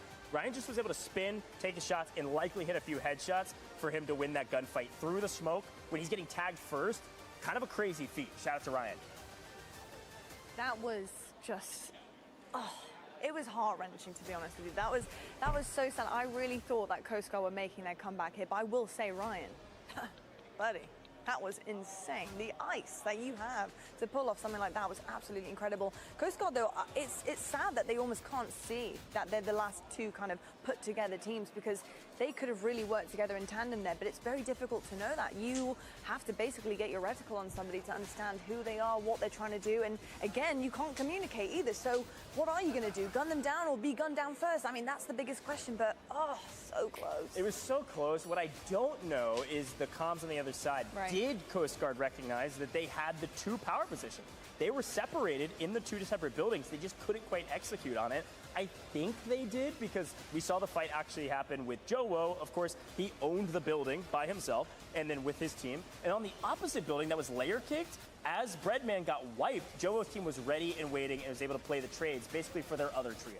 I will also say, though, just looking at what happened at the end game there, what you didn't want if you were Coast Guards was for the Air Force to win, right? That is what you didn't want to happen, okay? We'll take the Canadian Air Force any day there in that situation in terms of the leaderboard. However, I will say that the Coast Guard, they were getting some kills from both sides. I mean, early game, we're seeing Breadman constantly early game getting all of the kills necessary. And as you can see, map 3, Coast Guard Gaming, they will take that top spot, and that's because their multiplier was better in terms of their totals here, because they were just getting kill upon kill upon kill. That aggression is certainly paying off, Tiff. It really is, and honestly, if you're going to share the load of that force, you've got 15 from Alpha, 16.5 for Bravo. It's not very similar to what we see for Air Force, right? 16.5 and then a 3-point game from their Bravo. So I'll take a 19.5 any day of the week, but that 31 is massive for the Coast Guard. Yeah, here's the other thing to remember. I am actually going to correct us all. Yes. It was Ryan with Westy, and it was British Army that actually get the win. So that's why you see them in third overall. It was the winning team that got 12 points. So they had 6 kills, but they won, which is a 2x multiplier. So a nice win for them. Ryan playing with Alp and Westy. They were actually the ones playing the roof when we said, hey, they're in the best position. And then we left them, and I totally forgot about them. And then they win with Ryan as a solo. Very cool stuff. And there is the overall standings. And as you can see, Air Force Gaming, they really have started to push themselves up here. And the ceiling right now is getting awfully high. Just being in that late game for them is everything. If they can get there, make sure they have the kills on board, that multiplier is just going into their favor, regardless of whether they are winning the entirety of that map at that time. Royal Air Force Esports right behind them again, though, 57.5. Only a few points, really, that from what we saw in that drop number 2. So Air Force Gaming really pushing the boundary there. And Coast Guard, they did actually go up the rungs here, third. They're looking really, really good. I have a quick question here, Tiff. What do you want to see our Coast Guard going into this final drop? Because it's now or never. It really is that. I want to see a full send because you have one more drop left. And for Code Bowl 6, you could not ask for a better story because anywhere from first through even sixth place with US Navy Esports being in sixth, I think you have the capabilities of making a win happen. And with only one more opportunity to do that, your back's against the wall. But who better than our service men and women to be the ones to be the holding of the mantle to make that happen? Well, our Hello, Elliot. How's it going? British Army. Oh, we're going to actually interview Coast Guard, who are down there in third place. We got a chance to see what they're thinking going into the last drop. This is our Squad Goals interview presented by USAA. And welcome in to the USA Squad Goals interview. Coast Guard, who's been on a tear over our past several games, are looking poised, potentially still the championship away for themselves. Of course, Coast Guard, we have Dawes here, been performing well. Dawes, welcome back. You played in Code Bowl 4, now you're back in Code Bowl 6. How does it feel? It feels great. I'm just glad to be here. I'm happy that our team's here, and I'm happy for our influencers, our content creators, to be helping us out. It's always an honor being here and just representing the Coast Guard as a whole. I'm just happy. I'm excited. It's a great event, man, without a doubt. And obviously, you're instrumental in their success. I believe second place and fifth place, respectively, right? Two teams representing each branch. Talk to me about that last game. You got one more game left, but at least when it comes to this game, how do you feel your branch, Coast Guard, is setting the tone, setting the pace?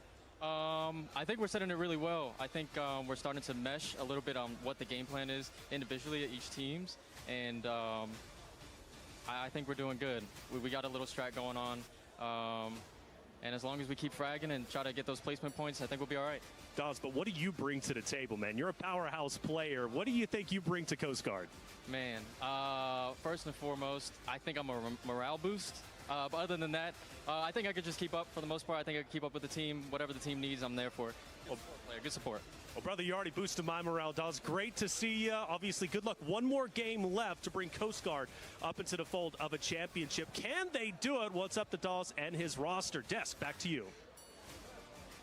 Was our Squad Goals interview presented by USAA. Along with award-winning service, USAA is known for squadding up with the military service members and their families. And Coast Guard really showed out, obviously, in drop number 3. It made sense. We got a chance to interview them.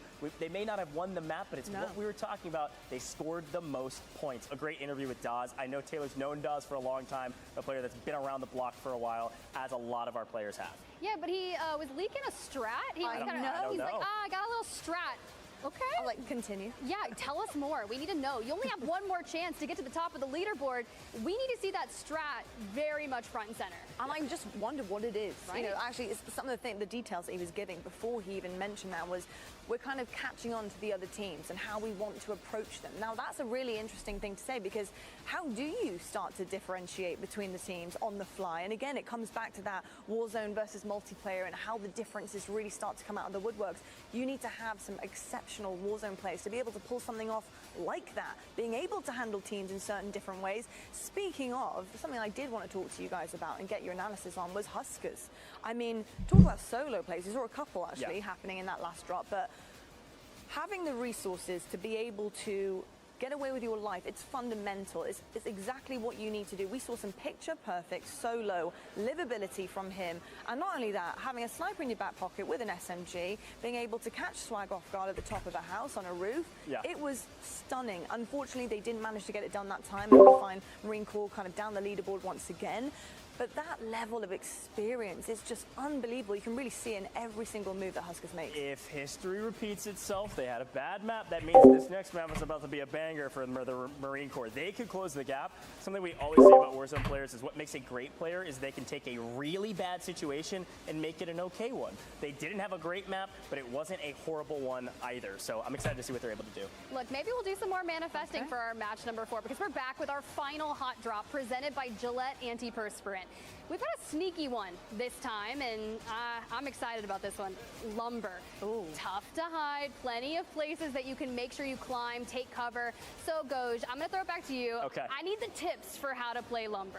So Lumber's an interesting one. Oftentimes when we talk about Lumber, it is a POI that some people say, well, my POI is not working. This is where we're going to go instead, right? This is a regain position for some people, pinning our zones. Of course, on the eastern side, it's kind of Corey's little brother, if you will. There's still a lot of room to work on the map. There's still a lot of places you can hide. It can still support multiple teams, but it is not as vertical as Corey. And so you do need to get information as fast as possible so you can take down the other teams that are in the POI. And obviously, there's a lot of fights that happen around these pieces of wood. It is Lumber, after all. That's true. And little brothers, they can be menacing. All right, so I want to focus on staying cool. Even when the tension spikes, Gillette Antiperspirant keeps you feeling confident, dry, and fresh. So you can focus on the mission, not the sweat. Yeah, we are approaching our final drop, and I'm really pumped about this. I'm excited to see what happens, but Lottie, you said it perfectly. This is your last chance. You better step up. You better take the bull by the horns, folks. We're going to head to a very short break here in the booth. When we come back, we'll be back with more Code Bull 6. USAA serves the military community and their families with the unrivaled support you've earned. Monster Energy. Grab a co-branded can of Monster Energy. Find the code under the tab and upload to callofduty.monsterenergy.com to earn bonus in-game rewards in Black Ops 7. Experience the world of Call of Duty with Corsair, the official gaming hardware and peripheral partner of Call of Duty and Call of Duty Endowment. Visit Corsair.com for more information. Gillette Antiperspirants proudly supports veterans through the Call of Duty Endowment. Enjoy 72 hours sweat and odor protection. Starting November 8th, Pilot will be partnering with the Endowment for the 7th year in a row. You can round up your change in store at checkout with 100% of net proceeds going to the Call of Duty Endowment. Through the partnership to date, Pilot and Endowment have helped over 8,000 vets gain meaningful employment. If you head into any Pilot or Flying J location, you can join in on the fight to help get our veterans back to work.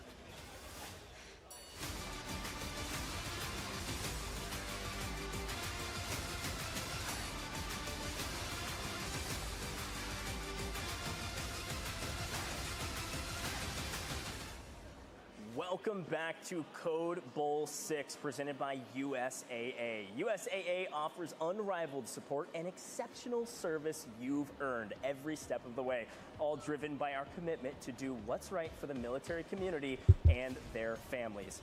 We are almost ready for our final drops. So I got to turn the eyes to both of you. What do teams need to do differently to win this match? We've been talking about this all day. High risk, high reward versus slow and patient play style. I'm going to be honest. It better be high risk and it better be high reward if you're at the bottom of the leaderboard. If you're taking any fight off rip, you have to make sure you're winning those. You cannot go out early. You cannot burn that gulag, because the chance for you to get back into the game, let's say only one of your 3 members of the team takes the gulag win. Okay, well now you need cash. You need access to a buy station. That's not going to be easy, because it's the last game. Someone's going to be camping it looking for easy pickups. I've got to say, for me, it has to be a combination of aggressive smarts. It's something that I say in every FPS. I want to see you be incredibly aggressive, but do it in the smartest way possible. Try to look at each situation and take the best route that you possibly can. I think one of those has to be going back to that last drop. Mills in the door. Just knowing he's being pushed, he's completely outnumbered, but the confidence and the gunny on that guy to be able to take down 2 like that was absolutely perfect. So if you aren't going to full send, if you aren't going to go for it, do it with the utmost confidence, because you never know what could happen, and it really could pay off, like we saw with Mills, because that was an incredible moment. I totally agree. I've used this analogy before. I haven't done it in a while. It's like a race car, all right? Ooh. You got to put the pedal to the metal on the straightaways, all right? You know that there's only one path you can go. You better max it out. And as you come to the turns, you don't have to throw on the brakes, but you do need to let off the gas a little bit. These players are doing just that. They're playing as fast as humanly possible when they can. When they have to slow down, it's not about slamming the brakes and playing timid. It's still playing confident, but let off the gas a little bit, slow your roll a little bit, get your kills, and then move on. Well, keep that pace of plays flying and make sure you get every kill to maximize those multipliers. And as a last reminder for everyone tuning in, USAA is making sure your time watching Code Bowl 6 pays off with Twitch drops. You're going to unlock exclusive in-game items like an animated emblem, spray, weapon charm, and my favorite, the blueprint. Just for watching, keep it running, keep collecting, and know that USAA stands strong with the military community. Yeah, and Black Ops 7 beta codes are live in the broadcast. You've seen it on the left side of your screen the entire time while we're in game. Grab them while you can and be among the first to jump into the next chapter of Call of Duty. Well, before our last drop, we have some exciting news from one of the Endowment's longest standing supporters, Pilot. To celebrate the launch of Call of Duty Black Ops 7 through Veterans Day from November 8th through December 1st, Pilot will generously launch the 6th annual campaign benefiting the Endowment. Pilot will have the option to round up their change or make donations at the register. Through our partnership to date, we've helped over 8,000 veterans, a brigade size of vets, high quality jobs that they deserve. Yeah, and this year our goal is to raise $1 million to get another 1,600 plus vets jobs. Head into any Pilot or Flying J location to learn more and see how you can join the fight with us to help us get our vets back to work. Make sure to download the Pilot app to find the nearest location. And serving those who serve is the part of Pilot's Miles of Good mission to make a positive impact in the communities it serves. And they couldn't be happier to team up with the Call of Duty Endowment yet again. Unbelievable stuff. I gotta say, we're doing so many incredible things here in the Call of Duty Endowment and here at Code Bowl 6. And I love to hear all of it. And you guys at home, you really can make a massive difference. You know, I hope you're enjoying all of the action. And if you are, please do go and do that. Download the app. Make sure you do go find out the locations of pilots. And also with Lyft earlier on as well. You know, so many different ways for you guys to get involved at home and to really make a difference here as well. Talking about making a difference, though, it's exactly what a lot of our teams are going to have to do if they want any chance at picking up that Code Bowl 6 trophy, because it really is, like we've said many times, now or never. And this is something, a part of Code Bowl I absolutely adore. This final drop, guys, it is nothing like you've ever seen before. These gunfights are going to be crazy. You think it got really scary in that last drop. You think that first early game got a little bit dicey and risky because we're at Quarry. You haven't seen anything yet, trust me. And especially with Lumber, okay. Yeah, I'm excited to see maybe Lumber could be our zone. That would be cool. We're going to be on the east side of the map. But let's take a look at the standings going into the final drop. We've been talking a lot about them, and I want to do a little bit of math on broadcast. Do it. Okay? Don't give it to me. It's something we talk about often. We don't like to do math in the booth. But I want to look at teams like British Army, RCAF, Royal Navy, U.S. Army Esports at the bottom of the leaderboard right now. What do you need to actually try to make a play for first? You need the biggest game of the day, unfortunately. Yes. That's the math, is a 35-point game, roughly, is our biggest game. That's kind of the metric for, hey, you had the best game of the day. If you put 35 points on any of those scores, you're not in first with Air Force scoring 0 between two trios. You need a miracle if you're in the bottom half of our leaderboard. The top half, though, well within striking distance. You throw 35 points on any of those, boom, you're up ahead by 10 plus points. It's going to come down to this last map. I think this is my next question we're here, Tiff, is, you know, when you are those kind of 7th through 10th place here and you're looking for that massive, crazy Cinderella moment game, you know, what are you looking at doing early on in the game? Because I think with Warzone, it can be really hard. If you just don't have the cards falling into place for you, what are you supposed to do? If you don't have the resources, you don't get things that other people have because they guessed correctly early on in the game, how do you then go about it? So, you know, what can they do early on to really seal the deal for them to have the best chance possible here? There is a reason why the last match of any series will always be my favorite one. Yeah. Because if you don't have the capabilities of putting up a monstrous 40 to 50 point game in the last, okay, so maybe the first isn't on the cards for you. But what is, you're going to do anything and everything to try and get there anyways, because you're not going to give up. We don't do that here at the Code Bowl 6. We do not give up. So that can oftentimes chalk the pace of play for other teams that are in the running to take a top spot on the leaderboard. So if you're Air Force and everyone knows that you are sitting there in the 1 and 2 position, making sure that you've got a chokehold on the leaderboard, someone like Space Force, who's in the top 5, needs about a 25-point game with the Air Force getting 0, right? Yeah. They have a real powerhouse chance of getting into that, but they also have to push that pace of the lobby and chow everyone. The thing these teams, and we've got to remember at home, we can see everything, right? We can do all the math, we can see all the teams. They can't. They don't know who is on the map at any given time. True. If you are the Marine Corps, for instance, you dropped a 4-point game and then a 35-point game and then another like 10-ish point game. That's between 2 trios. They can drop another 35-point game. They desperately need some of the teams at the top. Sorry about that, everybody. To drop a 4 or 5-point game. It is not without question that we could have 2 trios drop early from the same roster, and this leaderboard could be blown wide open. Now, something we actually haven't talked about yet, and I want to pick your brain on, is another factor that I think really does come into whether or not you have a great game or not, and that's communication. When you're getting pushed by however many teams surrounding you, and you are in a great position, you're always going to be the ones that they want to take down to take that advantage from you. How important is communication as a team and working together to understand who you've got around you? How many people do you need to keep an eye on? And being able to also have clear comms and stay calm and not let it get too much. It's the most important thing out there. Of course, a gunny, close second, right? Making sure you've got the aim, because if you can communicate, hey, shoot him out there just across the way, well, if you don't have the gunny, you can't back it up. But that is something that I've noticed that our service members are exceptional at. That has been honed into them since the very start of their service. So, of course, when it comes to communicating, they're going to have 0 issues. What I am curious about is how that creator slots into their team and how they're going to navigate around that communication. I like you said it that way. It's communication first, and then close behind is a gunny. Of course. In Warzone, we kind of joke that everybody can shoot straight, especially at a competitive level. Even in this competitive level, where some of these players only compete once a year, everybody can shoot mostly straight. Mostly. Across the board. Communication, chemistry is what sets these teams apart. I always say it's the 3 C's. It's communication, it's chemistry, and then it's cash. You got to get your money up. And in Mini Royale, that is even more important. This mini trios format, we're seeing a lot of teams really struggle with their resources. Chemistry and communication will help with that. You've got to get your cash up. Cash is absolutely at the top of everybody's priority list. 100%. I think that's also why, you know, we're looking at some of the creators kind of step up and fit in or slot into that role and have good communication that works well with our service members.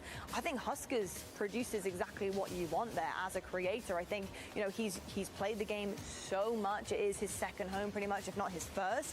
And I've got to say, in terms of IGLing, that's somebody who you want to be able to listen to. Whether or not he's the IGL for his team is a whole other thing. We won't know that until we go and ask him ourselves. True. But I think he brings a level of communication to his teammates that they feed into and that they're able to kind of take on board.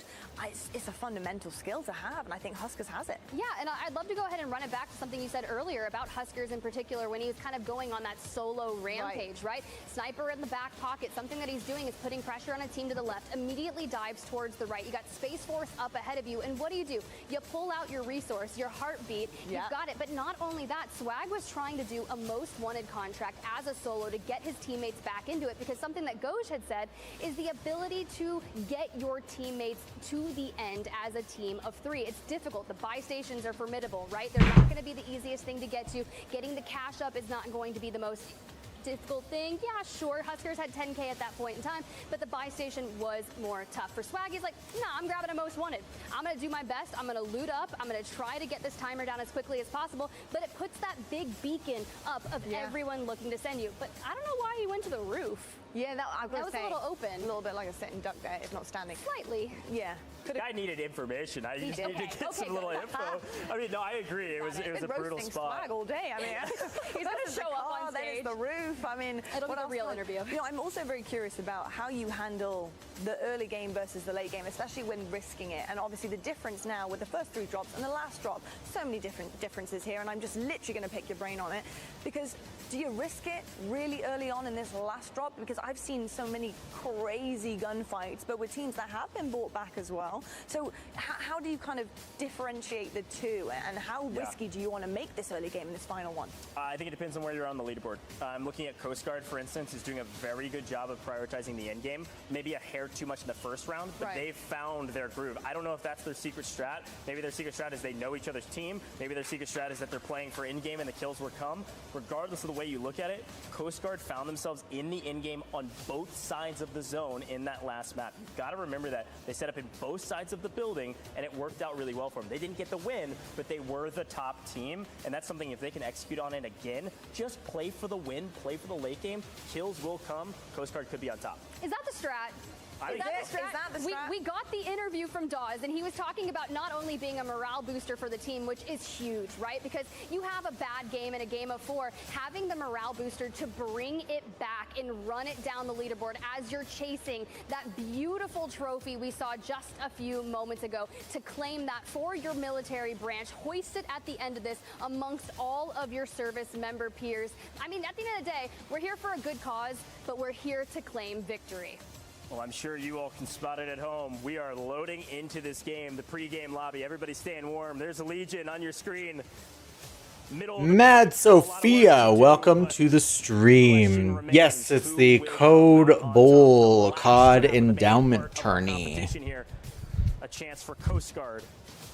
Royal Air Force. Yeah, there's a lot. There was 250 creators, and then there's a whole shit ton of U.S. military branches split into 2 teams each and paired with 1 creator each. It's pretty good. It's pretty entertaining. I also miss the old COD days. Forced game chat, toxic everything. Not gonna lie, good times. I'm doing good. How are you? How are you?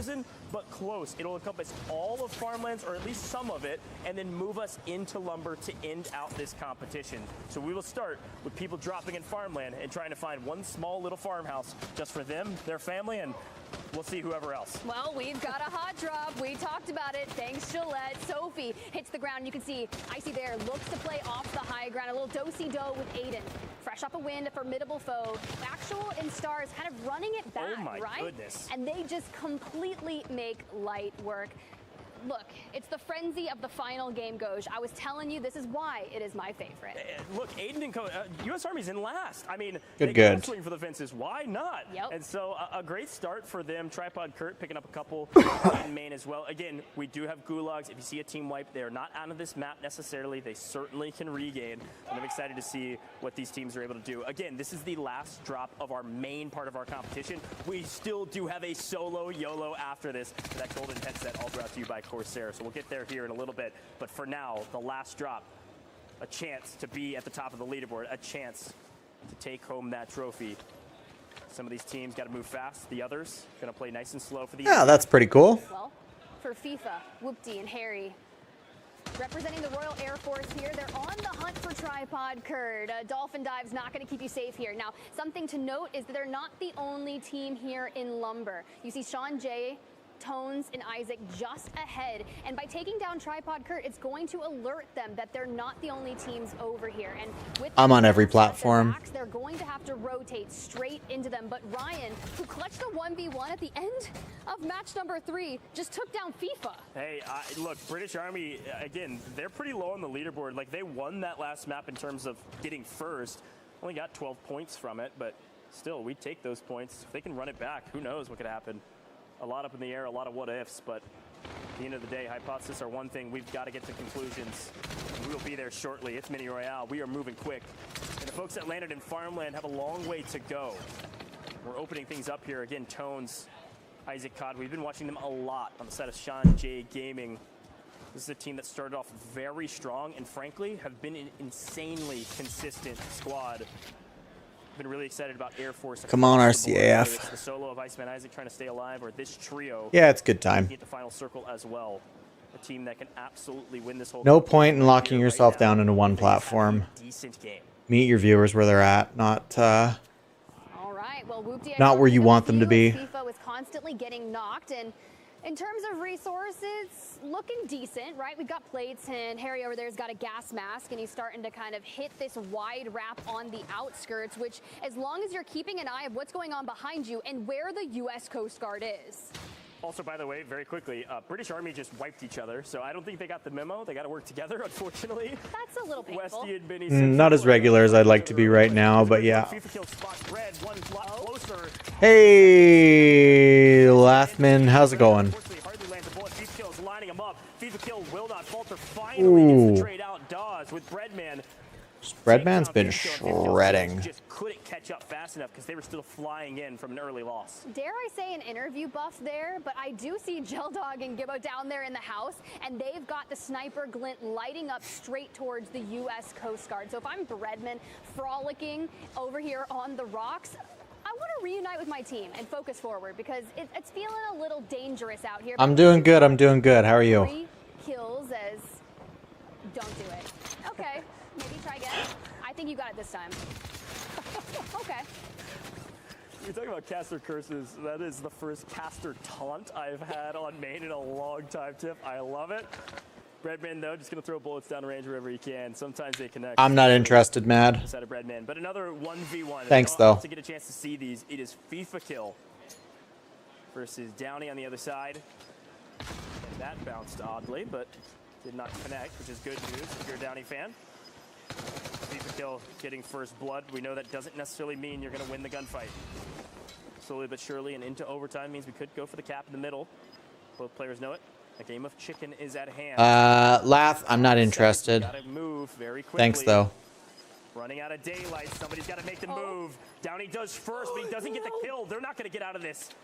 Both are likely going to leave. There they go. Both will not make it out of the gulag. Sometimes in the game of chicken, no one moves. The chicken may not get run over, but it never crosses the street. That's fine. Whoopty's got 5 kills. I'm still feeling really good about the Royal Air Force. I won't laugh. Harry Thanks, and though. Wooty will work together, which no strangers to doing so. And they've got a nice little segment here at the edge of Lumber. Of course, you see Sean J Gaming tones across the way, and another team, Z-Laner, outplayed in aces, kind of locked down in the main building. It's a big take there. We saw Royal Air Force actually. You can follow me on every platform under Mertag B. I got a 1212 on the end of my Instagram handle. Feel free to. FIFA Kill Squad, who is in trouble, by the way. Whoopty in deep trouble. Reminder, it was a duo, but we got a fight on hand, and all of a sudden, this is utter chaos. Hale finds one and almost finds all 3, but Teep comes in to save the day. Swag is here for the trades, though. Revengeful, not around. Hale, not around. It is Swag versus Teep. And patience, oftentimes a virtue in Warzone. Swag could get the first shots. Teep knows he's nearby. Another game of chicken. This one, we will not run out of time on. My only thing is someone else is going to play spoiler to this. Swag with some opening shots, and Teep kind of tries to bait on out, but he's not going to leave the cover. We're okay here. Now, I wouldn't be surprised if Harry, FIFA, and co. on the other side of things could play spoiler to this, but they're not going to rotate out into Same as Twitch, Mad. Yep. Yeah, it looks like it on the minimap. Oh, you can come up and get these kills. They're going to stay right where they are. And also, frankly, shout out to them for being able to restabilize, right? We saw FIFA not make it out. Teammates losing 1, but they were able to stay alive and now have somehow restabilized. I will say, reminder that FIFA Kills team likely pretty low on resources. I don't think they've had a great chance to loot at the bottom side of this mountain, but we will stick to this fight for now. Swag has put on a show for us in the past. We'll see if he can do it against a world champion. He does get first blood, hitting a little bit of shields rather, not flash yet. Fully restabilized it. Oh, a wild challenge and somehow gets the kill. But you were right, somebody plays spoiler. It's Huskers, 3 goats, 3 OGs. But Huskers stands tall, quite literally, on top of the mountain with Zach OG. I told you to watch out for the Marines. Holy cow. They've got a banger on their hands. 8 kills just from Huskers. What a roller coaster for this Marine Corps squad. Huskers. Plenty of cash to get their third back in as well, but a dynamic duo indeed for Isaac, Tones, Sean J. Near the top of the leaderboard, feeling confident. They don't really have to push the pressure on themselves to make up a ton of ground on that leaderboard because they are near the top. For FIFA Kill Harry, one other part of that as well. I would love to see them get their full team of resources stockpiled, but I also need some kills on this squad. Yeah, the question is Iceman Isaac still alive? Do we have 2 Air Force trios still up? Oh my goodness. That is going to be a full wipe. We are down to 8 total teams. We lose 1/2 at least of the Coast Guard. Jowo's side of the Coast Guard trios are out of this map. And right now, I'm not seeing Breadman. This could spell disaster for Coast Guard. We'll get 100% confirmation of that here shortly. With the Marine Corps looking strong, I don't think the other trio of the Marine Corps is still on this map. I do see Spin-A-Man still on the map, so not all disaster for the other side of Coast Guard. I like the patience out of Zach here. They're really good at putting themselves in situations where they have the high ground. They can play these angles. But even on this chance, they have to start playing forward, which is exactly what Huskers is doing for the duo. He's kind of planting the seeds of where they need to rotate to and solidifying that for them. Tones, though, someone's in the bathroom? Hello, welcome to the party, Harry. Dang. Unfortunately, FIFA Kill and his squad is out of this map on the back of Tones. A great take and a great win. We do see Breadman getting cut down. I thought I saw Spin-A-Man. Should still be on the map. Coast Guard not full disaster, but I've got my eyes on squad 16. That's going to be the Royal Canadian Air Force Z-Laner. They're in a very strong position inside of zone, in a power position, one of the biggest pieces of cover, but Tones has found an angle on two members of the British Army who are trying to rotate out, and unfortunately he does not get the kills. Royal Canadian Air Force picked him up from distance. Yeah, Aces there goes massive and says, thank you, Tones. I'm going to send you a nice little letter at the end of this because you did the large majority of the damage, and even with that smoke being down, the fact that we get across for a rotation, we're just not done, though. We still have to get over into that building where squad 16 is, and you still have Zach the OG that's been anchoring for Huskers on that high ground who's looking for kills. Yeah, we're looking for some multipliers here, certainly from... You shouldn't have had to send a follow request. Like I said, my Instagram is mertagb1212. Looking for an opportunity to make a huge play. It almost does. Actually does on the off angle. Pondy played a little bit of the bait, and Zyro cleans him up. What a change of pace. Talk about a momentum shift as the Royal Canadian Air Force lose out on several of their players in just a mistimed chow. Into the top 5 here for the Royal Navy. Zyro looking to get a res onto Pondy, and the fact that we don't have people pushing this is significant. Into the top 5, Aces somehow, some way, now a solo. A perfect execution from Zyro and Pondy. That is the Royal Navy making waves in our last map. With only 5 teams on the map, my eyes turn to, of course, the Marines. Zach the OG and Huskers. Spin-A-Man for Coast Guard. Last alive for his roster. He's been a solo for a while, and he's actually found an angle on one member of that Zyro roster. Orbs down, and Zyro wants to clear out Spin-A-Man if he can, and does a ton of damage, but Aces, another solo, will keep the pressure onto this duo and not let them have it. Can we get Orbs on up and reunite with the trio Pondy? That is gigantic for the Royal Navy. Having all 3 alive, they've got the player advantage we want. We're down to a total of 3 teams. We lose Tones. It's going to be Aces as a solo, this trio, and then the 2 members of the Marine Corps. Yes, a player advantage on the side of this trio, but the Marine Corps in the best position by a mile.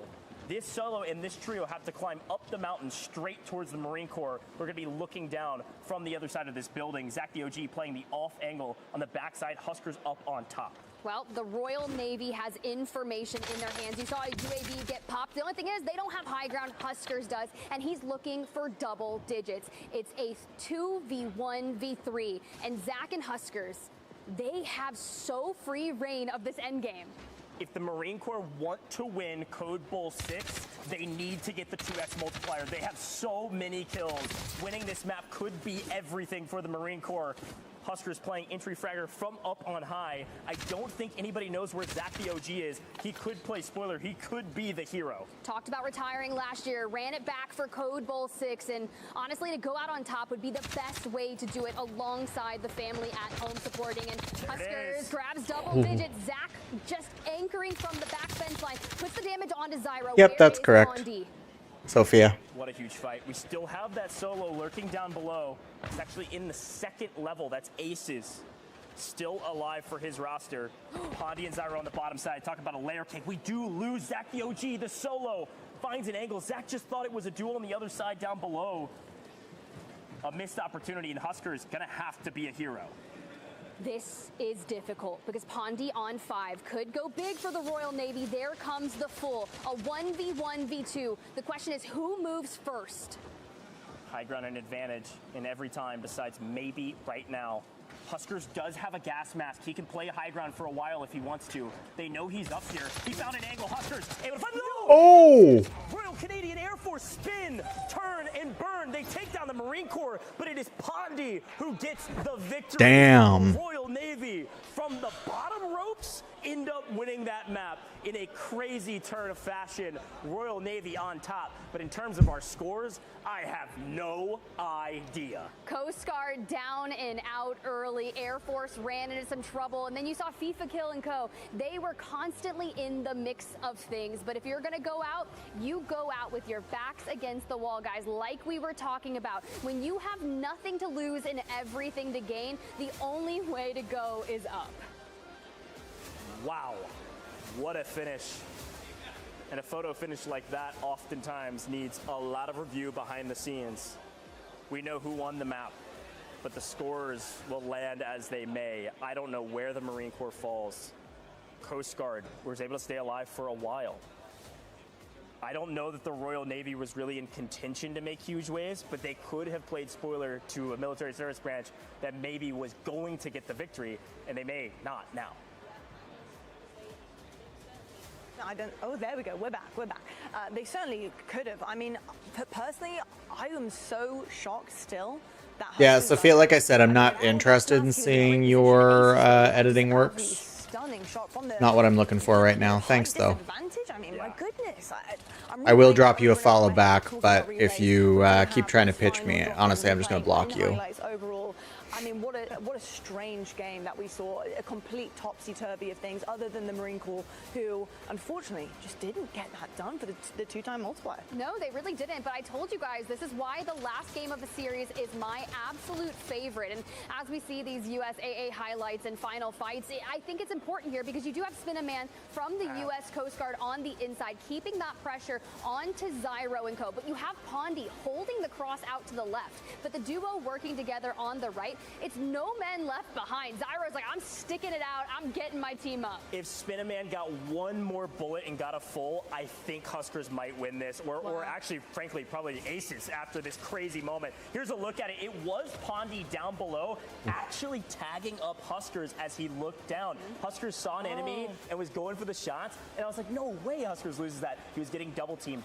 by two different teams. Huskers loses a 1v2 to do two different squads. Little does he know, it was a team kill, but just two completely different ones. Unfortunate series of events there for Huskers, because I was looking at that gas mask thinking, okay, you can do this. This is going to be really interesting. Marine Corps, they finally might be getting a Code Bowl 6 win. They still could. Who knows? I don't know how the math kind of shakes out here. Yeah. The big question is, who got the most kills on that map? That's what I want to know. I really, really do want to understand who really took the most risk, who managed to get the conversions across the board, because as we've seen in one of our other drops, you might win and you might get that two-time multiplier, but doesn't mean you actually take all of the points away from that round, because it's all about how many elims you get, and it's really important. So I don't know, do you think Marine Corps got enough? I wanted to actually go to Tiff, because this is something we talk about all the time. Yeah. It's like we saw Huskers had a crazy kill total. I think he had double digits at the end. Yeah. What did Zach the OG have? What did their full team have? Like, I don't know the kill tallies. When you see an individual with double digits, usually they're the ones picking up the kills. The other two teammates have a lot of damage in the assists, but not always. So I'm in the marketing industry, Sophia. Even though they didn't get a win, you don't know. And times in Warzone, and being in the top 10 alone, every single day, so sure, it wasn't the 2x, I deal with stuff like this. Game of the series, you need to go for broke. You need just be confident in your stuff, guys. Don't forget, and don't go hunting for random feedback from people. Just acquire your clients, not through listen-only Twitches. Acquire it through creating proper content, educating your customers, and growing yourself organically. The golden headset. And of course, a reminder that this year, Monster Energy has returned as a partner of That's my Code Bowl feedback. 6. And to celebrate, we are bringing back the Monster Energy Most Valuable Player MVP Award. The award will be decided by the Code Bowl 6 broadcast team and will be given to honor the standout performance of a military team member who exhibited a relentless pursuit of victory and, of course, unleashed the beast on the competition. It is almost time to crown this year's winner, and I'm very curious to see who will win the MVP here of the Monster Energy, because this ring is everything. It's going to weigh your hand down, but it's worth it, let me tell you. A couple of contenders coming to mind here, but of course, so many that have been doing the absolute most.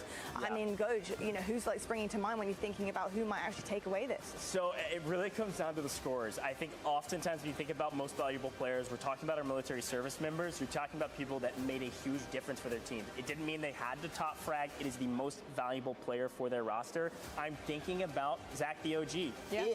If the Marine Corps win. If not, obviously Aces, Royal Canadian Air Force, they were in the contention. Royal Canadian Air Force could have won this competition. It is possible. They would have needed a crazy big game, but it was definitely possible. So I have no idea. Aces had a huge moment there, but it could literally, it's anybody's game. Should be Aces. Yeah? How many times do we go over to him and he's got a fiver? Like, he literally is always on 5, and I think it's interesting. Yeah, look, when we talk about most valuable player, I was saying this before, and I want to emphasize it, it's not just kills. If we looked at damage, we look at assists, we look at role player moments, we look at buybacks, like all of those things go into this conversation, and I know the broadcast team is working hard to figure out who that could be. So, Lottie, I'm going to be honest, usually I know for a fact. But you just don't know. This one, I have absolutely no idea. And what does that tell you about the competition that we've seen today across all 4 of these drops? I mean, the competition has been unmatched. Every single drop has been completely different. In terms of storylines, we've seen, you know, a real massive push and a huge leg up from Air Force. It was just unbelievable, and quite frankly, love was in the air pretty much throughout all of the drops that we saw today. And then we had Marine Corps just chipping away and managing to get... I'm glad you're trying to differentiate yourself as also video editors, but coming into Twitch chats and trying to pitch people, not the play. In the wings, just waiting there to see what would happen, what would they be able to You do too, Sophia. and work Have a out great as the day. drops continued on. Yeah, I mean, Coast Guard, you know, frankly, I think Spinaman did a great job of staying alive to the top 5. That's great for his team. I don't know how many kills they picked up. We saw them in the kill feed a little bit, but not as much as we would like if they were going to win that map, kind of not being in the final fight. Again, almost played spoiler to that team that got the win at the end of the day, almost picked up that full. But yeah, I think Coast Guard was kind of waiting in the wings. I think it's funny when you start doing a little bit of math too, because Huskers had 10 kills by himself. Yeah. They got a 1.5. Crazy. That's 15 points just from Huskers. Yeah. But if they would have gotten the win, that would have been 20 points just from Huskers. When we're talking about razor-thin margins, 5 points is a lot. It's a lot. And I said it during the cast, and I'll say it again. I think the Marine Corps needed to win in order to secure the overall victory. But again, I have no info. I have no intel. No. It's just my assumption right now. We'll see. I know it's going to be very interesting. And also with Air Force as well, talk to me a little bit about their last map and what went wrong. Why couldn't they finish as strong as they started? Things are difficult, right? And I think it leads to the mini Royale combat. I mean, we went into military base, we went to quarry, now we're going into lumber for our final match. We talked about how difficult it can be to navigate throughout that. So trying to take some of those landings and say, okay, well, I'm Air Force Gaming, right? I want to remain at the top, or I want to best the Royal Air Force. So knowing that you're separated by those razor-thin margins, you have to not only play incredibly smart and conservative, but you also have to find those kills to stay at the top when everyone's gunning for you. So I think they kind of struggle with shaking up their pacing in that final match. It's not... I keep saying this. It's not without question they could have won, though. Right. I mean, True, Sean Jay's team, I think that was the only trio. I'm not sure what happened to Iceman Isaac. We really didn't see him on main very much. But when you talk about that roster, I mean, technically, we saw Sean Jay's side of that roster actually stay alive for a while. I think make top 10. And pick up several kills along the way as well. So that whole roster was looking really good. They just got caught in the rotation. Like, they were coming from farmland, traveling up into lumber, and it was just too late. It was going to be a difficult road to actually traverse through all of those sight lines. And you get shot from 1,000 different angles running through farmland, and that's exactly what happened. We didn't see that res go on Sean Jay Gaming because there were 6 teams looking right at the building that final player was alive on. So that is tough, but I will say I do want to commend Sean J Gaming consistently making it into those end games. You think back to our 1v1 on match number 3.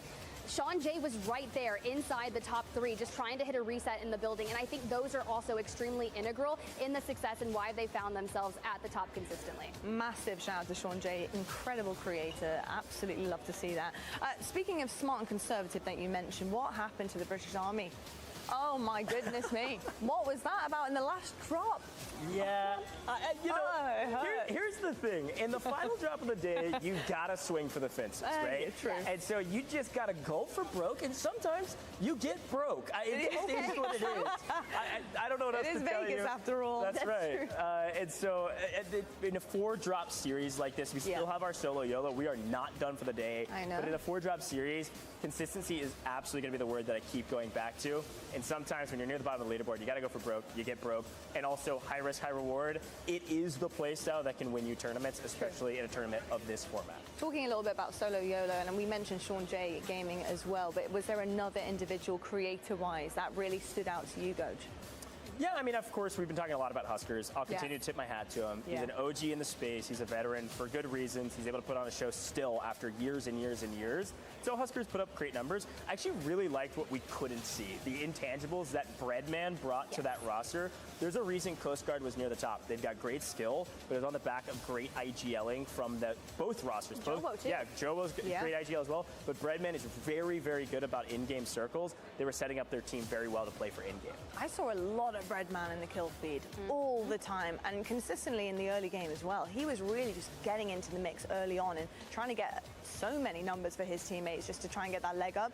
It was interesting to see how they evolved as well as the drops went by, because I do feel like Breadman's team with Coast Guard, they got a little bit more conservative and a little bit more smart, which is what you were talking about, Tiff, as it pushed through. And I think that's honestly what has boded very, very well for them and put them into contention. Whether or not it's enough, we'll have to wait and see. I have no idea where this could go, truly, because one, even if it was glaringly obvious, my math skill is not there, and I would still have to look at you guys and be like, so who won? I would say I have pretty good math skills, okay? I like to do math. Here we go. I don't know. I usually know. Usually we're like, oh, we're not sure, let's confirm. No, I literally have no idea. Like, no clue. I'm really excited to see how the math shakes up. I want to add one more thing, too, about the creators. Can I shout out Teep? Yeah. I mean, guy's a world champion. I love shouting out Teep, so go on. Look, we're about to go into solo YOLO here shortly, all brought to you by Corsair, and Teep won last year for good reason. This guy is not technically anymore a Warzone competitor. Some of these players have a big competition coming up down the line, our creators, in a couple days' time for $1 million, right? Teep is not a part of that list. He is a content creator now. He is chilling, he's streaming all the time, but he does play Warzone a lot, and you could tell in this competition, Teep was winning a lot of gunfights against really skilled players. Yeah, he's absolutely incredible. I often do tune into his streams. He's somebody I love to go and watch personally when it comes to our creators here.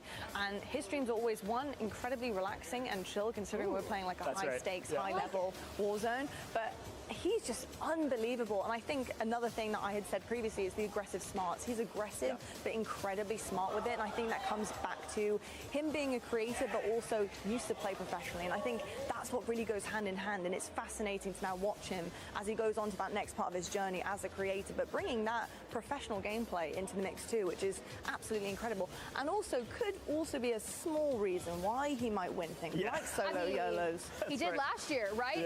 If we're going to talk about Teep for the solo YOLO, and while we're kind of just spitballing here, I would love to throw a couple more names in the hat. Please do it. Here's the hat. Yeah, you were tossing Breadman out there. I think that was super vital. I think he could do really good for solo YOLO, because a lot of people don't know this. If you're going to be a content creator and not only in the competitive Warzone thing, that man went on like 100+ win game streak grinding within his community, right? So being able to play and lead multiple randoms that you meet in game to succeed. Of course, as you get paired up with a dynamic duo here in the Coast Guard, you're going to have a lot of success, which is why they were poising themselves. But if you rip that teamwork away and it's every man for themselves, I think Breadman is a really good chance to make that happen. And then Goj, we can't miss FIFA kill, right? He's kind of won a format like this before. Yeah, he has one before. There's a lot of people that actually have some history in this kind of solo YOLO. Before we get there, again, regardless of where these teams landed on the leaderboard, we gotta just say thank you for competing, right? I mean, we had a lot of teams. I mean, come on, we gotta shout out our former champions, U.S. Army. We know they didn't win, okay? It is what it is. They won last year. They had a dominant spree. It was probably the most dominant win we've ever seen, actually, in Code Bowl history. Obviously, a little bit of frustrations this time around, but still, thanks for playing. Obviously, some good moments. Sucre, a great player on that U.S. Army esports roster. Aiden's team just couldn't quite get things going. Not everybody's going to win, but I am getting word, Lottie, I think we've got our overall results finally ready. It took a while because it was pretty dang close, I think, at the top. Let's take a look at it. The Royal Air Force Esports, they have won by only a 3-point RCAF second last. Brutal. Holy cow, Royal Air Force are your Code Bowl 6 champions. Holy cow, I cannot believe this. We've got to go down to the stage to present the Code Bowl 6 trophy. Call of Duty Endowment's president and retired Navy captain, Dan Goldenberg. Today's event brought together military esports teams from branches of the United States, United Kingdom, and Canada to compete for the coveted Call of Duty Endowment Bowl 6 trophy. I'm proud to present this year's trophy to the Code Bowl 6 champions. Congratulations. And to all participants, Bravo Zulu. You've done your branches and your countries proud. Oh, man. Look at you guys. First championship, the Royal Air Force. I think it's time. Let's go ahead and pick this trophy up. If you guys want, embrace it. You guys earned it. Such a big moment. All together, if you like. Lift that trophy high. This is your moment.